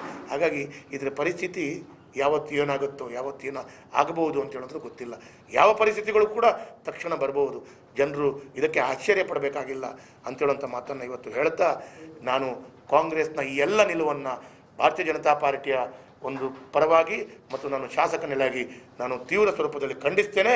ಮತ್ತು ಅವರು ಈ ಅವಕಾಶ ಕೊಟ್ಟದ್ದನ್ನು ಸರಿದಾರಿಯಲ್ಲಿ ಪಟ್ಟು ಈ ಎಲ್ಲ ದ್ವೇಷದ ರಾಜಕಾರಣವನ್ನು ಬಿಟ್ಟು ಸರಿದಾರಿಗೆ ಬಂದಿಲ್ಲ ಅಂತ ಹೇಳಿದರೆ ಮುಂದಿನ ದಿನಗಳಲ್ಲಿ ಲೋಕಸಭಾ ಚುನಾವಣೆ ಇರ್ಬೋದು ಮತ್ತು ಮುಂದಿನ ದಿನಗಳಲ್ಲಿ ಕಾಂಗ್ರೆಸ್ ಇನ್ನಷ್ಟು ಅವನತಿಗೆ ಹೋಗಲಿಕ್ಕೆ ನಾವು 100ಕ್ಕೆ 100 ಜನರು ಇದನ್ನು ಮಾಡಿಸಿಯೇ ಶುದ್ಧ ಅಂತೇಳುವುದನ್ನು ಇವತ್ತು ಹೇಳಲಿಕ್ಕೆ ಬಯಸ್ತಾ ಇದ್ದೀನಿ. ಈಗ 20,000 ಕೋಟಿ ಅನುದಾನ ಎಲ್ಲ ರಾಜ್ಯದಲ್ಲಿ ಕಾಂಗ್ರೆಸ್ ಸರ್ಕಾರ ಅಸ್ತಿತ್ವಕ್ಕೆ ಬರ್ತಿದ್ದ ಹಾಗೆ ಸಮುದಾಯಗಳ ಮಧ್ಯದಲ್ಲಿ ಒಡಕು ಮೂಡಿಸುವಂಥ ದ್ವೇಷದ ರಾಜಕಾರಣವನ್ನು ವಿಷಬೀಜ ಬಿತ್ತು ಮುಖಾಂತರ ಅವರ ಕೆಲಸ ಕಾರ್ಯಗಳು ಆಗ್ತಾ ಇರುವಂಥದ್ದನ್ನು ನಾವೆಲ್ಲ ಕಾಣ್ತಾ ಇದ್ದೇವೆ. BJP ಕಾರ್ಯಕರ್ತರಿರ್ಬೋದು, ಹಿಂದೂ ಕಾರ್ಯಕರ್ತರ ಮೇಲೆ ಹಲ್ಲೆ, ಅವರ ಮಧ್ಯದಲ್ಲಿ ಕೋಮು ಭಾವನೆಯನ್ನು ಕೆರಳಿಸುವಂಥ ಕೃತ್ಯಗಳು ಇವತ್ತು ನಡೆಯುತ್ತಾ ಇದೆ. ರಾಜ್ಯದಲ್ಲಿ ಕಾಂಗ್ರೆಸ್ ಸರ್ಕಾರ ಆಡಳಿತಕ್ಕೆ ಬರ್ತಾ ಇರುವಂಥ ಸಂದರ್ಭದಲ್ಲಿ ರಾಜ್ಯದ ಹಲವು ಭಾಗಗಳಲ್ಲಿ ಪಾಕಿಸ್ತಾನಕ್ಕೆ ಜೈಕಾರ ಹಾಕುವಂಥದ್ದು, ಎಲ್ಲೋ ಒಂದು ಕಡೆ ಪಾಕಿಸ್ತಾನದ ಧ್ವಜವನ್ನು ಹಾರಿಸುವಂಥ ರೀತಿಯ ಕೆಲಸ ಕಾರ್ಯಗಳನ್ನು ಎಲ್ಲೋ ಒಂದು ಕಡೆ ಕಾಂಗ್ರೆಸ್ ಸರ್ಕಾರದ ಆಡಳಿತ ಬರುವಂಥ ಸಂದರ್ಭದಲ್ಲಿ ಆಗ್ತಾ ಇರುವಂಥದ್ದು ಇದೊಂದು ಬಹಳ ದುಃಖದ ಸಂಗತಿ. ಕಾಂಗ್ರೆಸ್ಸಿಗೆ ಈ ದೇಶದ ಬಗ್ಗೆ ಎಷ್ಟು ಕಾಳಜಿ ಇದೆ, ಭಕ್ತಿ ಇದೆ, ಪ್ರೀತಿ ಇದೆ, ಈ ರಾಜ್ಯದ ಮೇಲೆ ಎಷ್ಟು ಭಕ್ತಿ ಇದೆ, ಎಷ್ಟು ಪ್ರೀತಿ ಇದೆ ಅಂತ ಈ ಒಂದು ವಿಚಾರದಲ್ಲೇ ನಾವು ನೋಡ್ಬೋದು. ಅಂಥ ಪಾಕಿಸ್ತಾನದ ಧ್ವಜ ಹಾರಿಸಿದವರು, ಪಾಕಿಸ್ತಾನದ ಪರ ಘೋಷಣೆ ಹಾಕಿದಂಥ ವ್ಯಕ್ತಿಗಳ ಬಗ್ಗೆ ಏನು ಕ್ರಮವನ್ನು ವಹಿಸಿಕೊಂಡಿದ್ದೀರಿ ಅಂಥೇಳಿ ನಾನು ಶಾಸಕನಾಗಿ ಪ್ರಶ್ನೆಯನ್ನು ಹಾಕ್ತಾ ಇದ್ದೇನೆ. ಇವತ್ತು ಎಲ್ಲೋ ಒಂದು ಕಡೆಗಳಲ್ಲಿ ಮಾಧ್ಯಮದಲ್ಲಿ ಕಾಂಗ್ರೆಸ್ ಪಕ್ಷದ ನಾಯಕರ ವಿರುದ್ಧ ಸಾಮಾಜಿಕ ಜಾಲತಾಣದಲ್ಲಿ ಬರೆದಾಗ ಅವರ ಮೇಲೆ ಪೊಲೀಸ್ ಕ್ರಮಗಳನ್ನು ಜರುಗಿಸ್ತಾ ಇದ್ದಾರೆ. ಪಾಕಿಸ್ತಾನದ ಧ್ವಜ ಹಾರಿಸಿದ ಸಂದರ್ಭದಲ್ಲಿ ಏನು ಮಾಡಿದ್ದೀರಿ ಅಂತೇಳುವಂಥ ಪ್ರಶ್ನೆಗಳು ಇವತ್ತು ಉದ್ಭವ ಆಗ್ತಾ ಇದೆ. ಜನರು ಕೇಳ್ತಾ ಇದ್ದಾರೆ. ಇವತ್ತು ಕಾಂಗ್ರೆಸ್ ಪಕ್ಷ ಚುನಾವಣೆಯ ಪೂರ್ವದಲ್ಲಿ ಘೋಷಿಸಿದಂಥ ಗ್ಯಾರಂಟಿ, ಈ ಗ್ಯಾರಂಟಿಯನ್ನು ನಂಬಿ ಜನರು ಇಡೀ ರಾಜ್ಯದಲ್ಲಿ 135 ಸ್ಥಾನಗಳನ್ನು ಅವರಿಗೆ ಕೊಟ್ಟಿದ್ದಾರೆ. ನಿಮ್ಮನ್ನು ಜನರು ನಂಬಿ ಈ ಗ್ಯಾರಂಟಿಗಳು ಸಿಗ್ತದೆ ಅಂತ ಹೇಳುವಂಥದ್ದು ಇವತ್ತು ಜನರಿಗೆ ಎಲ್ಲೋ ಒಂದು ಕಡೆಗಳಲ್ಲಿ ಖಾತ್ರಿ ಆಗ್ತಾ ಇದೆ. ನಾವು ತಪ್ಪಿ ಬಿದ್ದಿದ್ದೇವೆ. ಇವತ್ತು ಕಾಂಗ್ರೆಸ್ ಪಕ್ಷದವರು ತಾಕತ್ತಿದ್ರೆ ಒಂದು ಘೋಷಣೆಯನ್ನು ಮಾಡಬೇಕು. ಕಾಂಗ್ರೆಸ್ ಪಕ್ಷದವರು ತಾಕತ್ತಿದ್ರೆ ಒಂದು ಘೋಷಣೆಯನ್ನು ಮಾಡಬೇಕು. ಈ ಗ್ಯಾರಂಟಿಗಳಿಗೆಲ್ಲದಕ್ಕೂ ಮಾನದಂಡಗಳಿದೆ, ನಿಯಮಗಳಿದೆ. ಪುನರಪಿ ಜನರು ನಮಗೆ ವೋಟ್ ಹಾಕ್ತಾರಾ ಅಂತೇಳಿ ಮಾತನ್ನು ಕೇಳಬೇಕು. 100ಕ್ಕೆ 100 ರಾಜ್ಯದ ಜನತೆ ಕಾಂಗ್ರೆಸ್ಗೆ ಧೂಳಿಪಟ ಮಾಡುವಂಥ ವಿಚಾರಗಳು ನಮಗೆಲ್ಲರಿಗೂ ಇವತ್ತು ಸ್ಪಷ್ಟವಾದ ಚಿತ್ರಣ ಕಣ್ಣಿಗೆ ಕಾಣ್ತಾ ಇದೆ. ಇವತ್ತು ಸರ್ಕಾರ ಬಂದ 24 ಗಂಟೆಯಲ್ಲೇ ಗ್ಯಾರಂಟಿಯನ್ನು ಘೋಷಣೆ ಮಾಡ್ತೀವಿ, ಕೊಡ್ತೀವಿ ಅಂತೇಳುವಂಥ ಮಾತನ್ನು ಹೇಳ್ತಾ, ಇವತ್ತು ಮಂಗಳೂರಿಗೆ ರಾಹುಲ್ ಗಾಂಧಿ ಅವರು ಬಂದಾಗ ಸ್ತ್ರೀಯರಿಗೆ ಉಚಿತ ಬಸ್ ಪಾಸ್ ಯಾನ ಅಂತೇಳೋದನ್ನು ಅವರು ಕೊಡ್ತೇನೆ 24 ಗಂಟೆಯಲ್ಲಿ ಅಂತೇಳೋದನ್ನು ಹೇಳ್ತಾ, ಇದೆಲ್ಲವೂ ಮಂಗಳೂರಿನಲ್ಲಿ ರಾಹುಲ್ ಗಾಂಧಿ ಅವರು ಬಂದು ಇದನ್ನೆಲ್ಲ ಹೇಳಿದ ನಂತರ ಇವತ್ತು ಎಷ್ಟು ದಿನಗಳಾದರೂ ಕೂಡ ಈ ಉಚಿತ ಬಸ್ಸಿಗೆ ಯಾವುದೇ ರೀತಿಯ ಸ್ಪಷ್ಟ ಚಿತ್ರಣಗಳೇ ಇಲ್ಲ. ಸರ್ಕಾರದ ಮಧ್ಯಗಳಲ್ಲಿ, ಸಚಿವರ ಮಧ್ಯದಲ್ಲಿ ಸ್ಪಷ್ಟವಾದ ಚಿತ್ರಣಗಳಿಲ್ಲದ ರೀತಿಯಲ್ಲಿ ಮಂತ್ರಿಗಳು ಅವರಿಗೆ ಬೇಕಾದ ರೀತಿಯಲ್ಲಿ ಅದನ್ನು ಅರ್ಥೈಸಿಕೊಂಡು ಬೇಕಾದ ರೀತಿಯಲ್ಲಿ ಉಲ್ಲೇಖ ಮಾಡ್ತಾ ಇದ್ದಾರೆ. ಇವತ್ತು ಕಾಂಗ್ರೆಸ್ ಪಕ್ಷದ ಒಬ್ಬರು ನಾಯಕರು ಹೇಳ್ತಾರೆ, ಮನೆ ಮನೆಗೆ ಕಾರ್ಡ್ ಎಸೆದಂತೆ ಎಲ್ಲರಿಗೂ ಗ್ಯಾರಂಟಿ ಕಾರ್ಡ್ ನೀಡಲು ಸಾಧ್ಯವಿಲ್ಲ. ಚುನಾವಣೆ ಹೇಳಿದ ರೀತಿಯಲ್ಲಿ ಗ್ಯಾರಂಟಿ ಕಾರ್ಡ್ ಜಾರಿ ಮಾಡಲು ಆಗಲ್ಲ ಸಚಿವ ರಾಜಣ್ಣ. ಈ ರೀತಿ ಹೇಳ್ತಾ ಇದ್ದಾರೆ. ನಿಮ್ಮ ಹೇಳಿಕೆಗಳು ಎಲ್ಲೋ ಒಂದು ಕಡೆಗಳಲ್ಲಿ ಜನರನ್ನು ನೀವು ಅಸ್ಥಿರತದ ಪರಿಸ್ಥಿತಿಯಲ್ಲಿ ಜನರ ಮಾನಸಿಕತೆ, ಜನರ ಮನಸ್ಸಿಗೆ ಯಾವ ರೀತಿಯಲ್ಲಿ ಆಗಿದೆ ಅಂತ ಹೇಳಿದರೆ, ಎಲ್ಲೋ ಒಂದು ಕಡೆಗಳಲ್ಲಿ ಮನೆಗಳಿಗೆ ಹೋಗಿ ವಿದ್ಯುತ್ತಿನ ಬಿಲ್ ಪಡ್ಕೊಳ್ಳುವಂಥ ಆ ಮೀಟರ್ ರೀಡರ್ ಇರ್ಬೋದು ಅಥವಾ ಆ ಲೈನ್ ಮ್ಯಾನ್ಗಳಿರ್ಬೋದು, ಇವರು ಹಲ್ಲೆಗೆ ಆಗುವಂಥ ಪರಿಸ್ಥಿತಿಗಳು, ಇವರಿಗೆ ಮೆಟ್ಟಲ್ಲಿ ಹೊಡೆಯುವಂಥ ಪರಿಸ್ಥಿತಿಗಳು, ಇವರಿಗೆ ಎಲ್ಲೋ ಒಂದು ಕಡೆಗಳಲ್ಲಿ ಅವರ ಪರಿಸ್ಥಿತಿಗಳು ಎದುರುಗೊಂಡಾಗ ಈ ಅಧಿಕಾರಿ ವರ್ಗದವರ ಪರಿಸ್ಥಿತಿ ಇವತ್ತು ತಮ್ಮ ಸರ್ಕಾರದಲ್ಲಿ ಯಾವ ರೀತಿಯಲ್ಲಿ ಬಂದಾಗಿದೆ ಅಂತ ಹೇಳುವಂಥದ್ದನ್ನು ಕೂಡ ಸ್ಪಷ್ಟವಾದ ಚಿತ್ರಣಗಳನ್ನು ಕೊಡಬೇಕಾಗಿದೆ. ಅದು ಮಾತ್ರವಲ್ಲ, ಬಸ್ಸಿನಲ್ಲಿ ಹೋದಾಗ ಅವರು ಹೇಳಿದ್ದಿದೆ, ಉಪಮುಖ್ಯಮಂತ್ರಿಗಳು ಒಂದು ಮಾತನ್ನು ಹೇಳಿದರು, ಬಸ್ಸಿನಲ್ಲಿ ಮದುವೆಗೂ ಫ್ರೀ, ದೇವಸ್ಥಾನಕ್ಕೂ ಫ್ರೀ, ಮಾವನ ಮನೆಗೆ ಹೋದಾಗಲೂ ಫ್ರೀ, ತವರು ಮನೆಗೆ ಹೋದಾಗಲೂ ಫ್ರೀ, ಈ ರೀತಿ ಎಲ್ಲ ಫ್ರೀಗಳು ಹೇಳಿದರು. ಇವತ್ತು ನೀವು ಗ್ಯಾರಂಟಿಗೆ ಕಂಡೀಷನ್ ಆಗ್ತಾ ಇದ್ದೀರ. ಐಷಾರಾಮಿ ಬಸ್ಸುಗಳಲ್ಲಿ ಇಲ್ಲ, ಅವಕಾಶಗಳಿಲ್ಲ,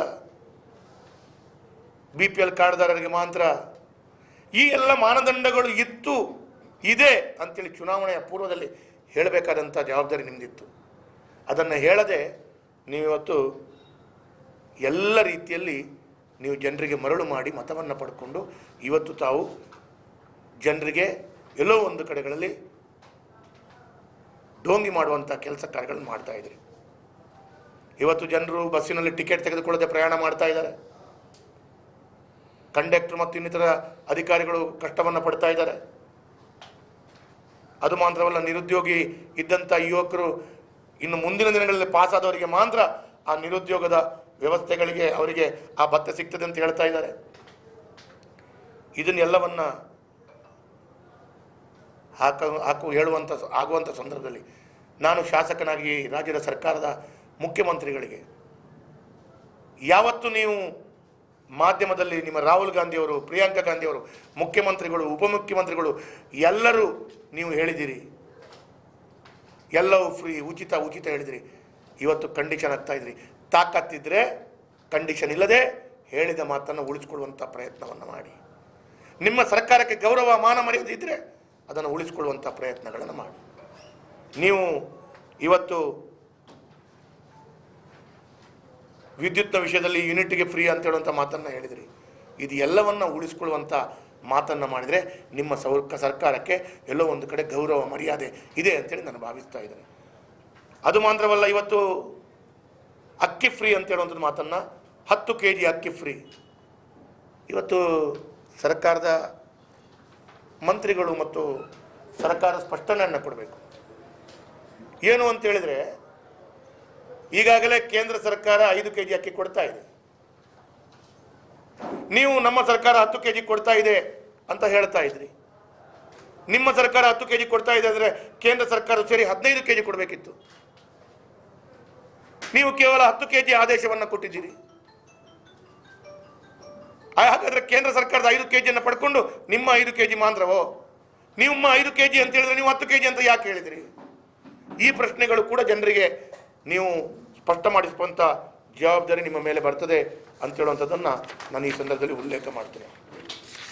ಇವತ್ತು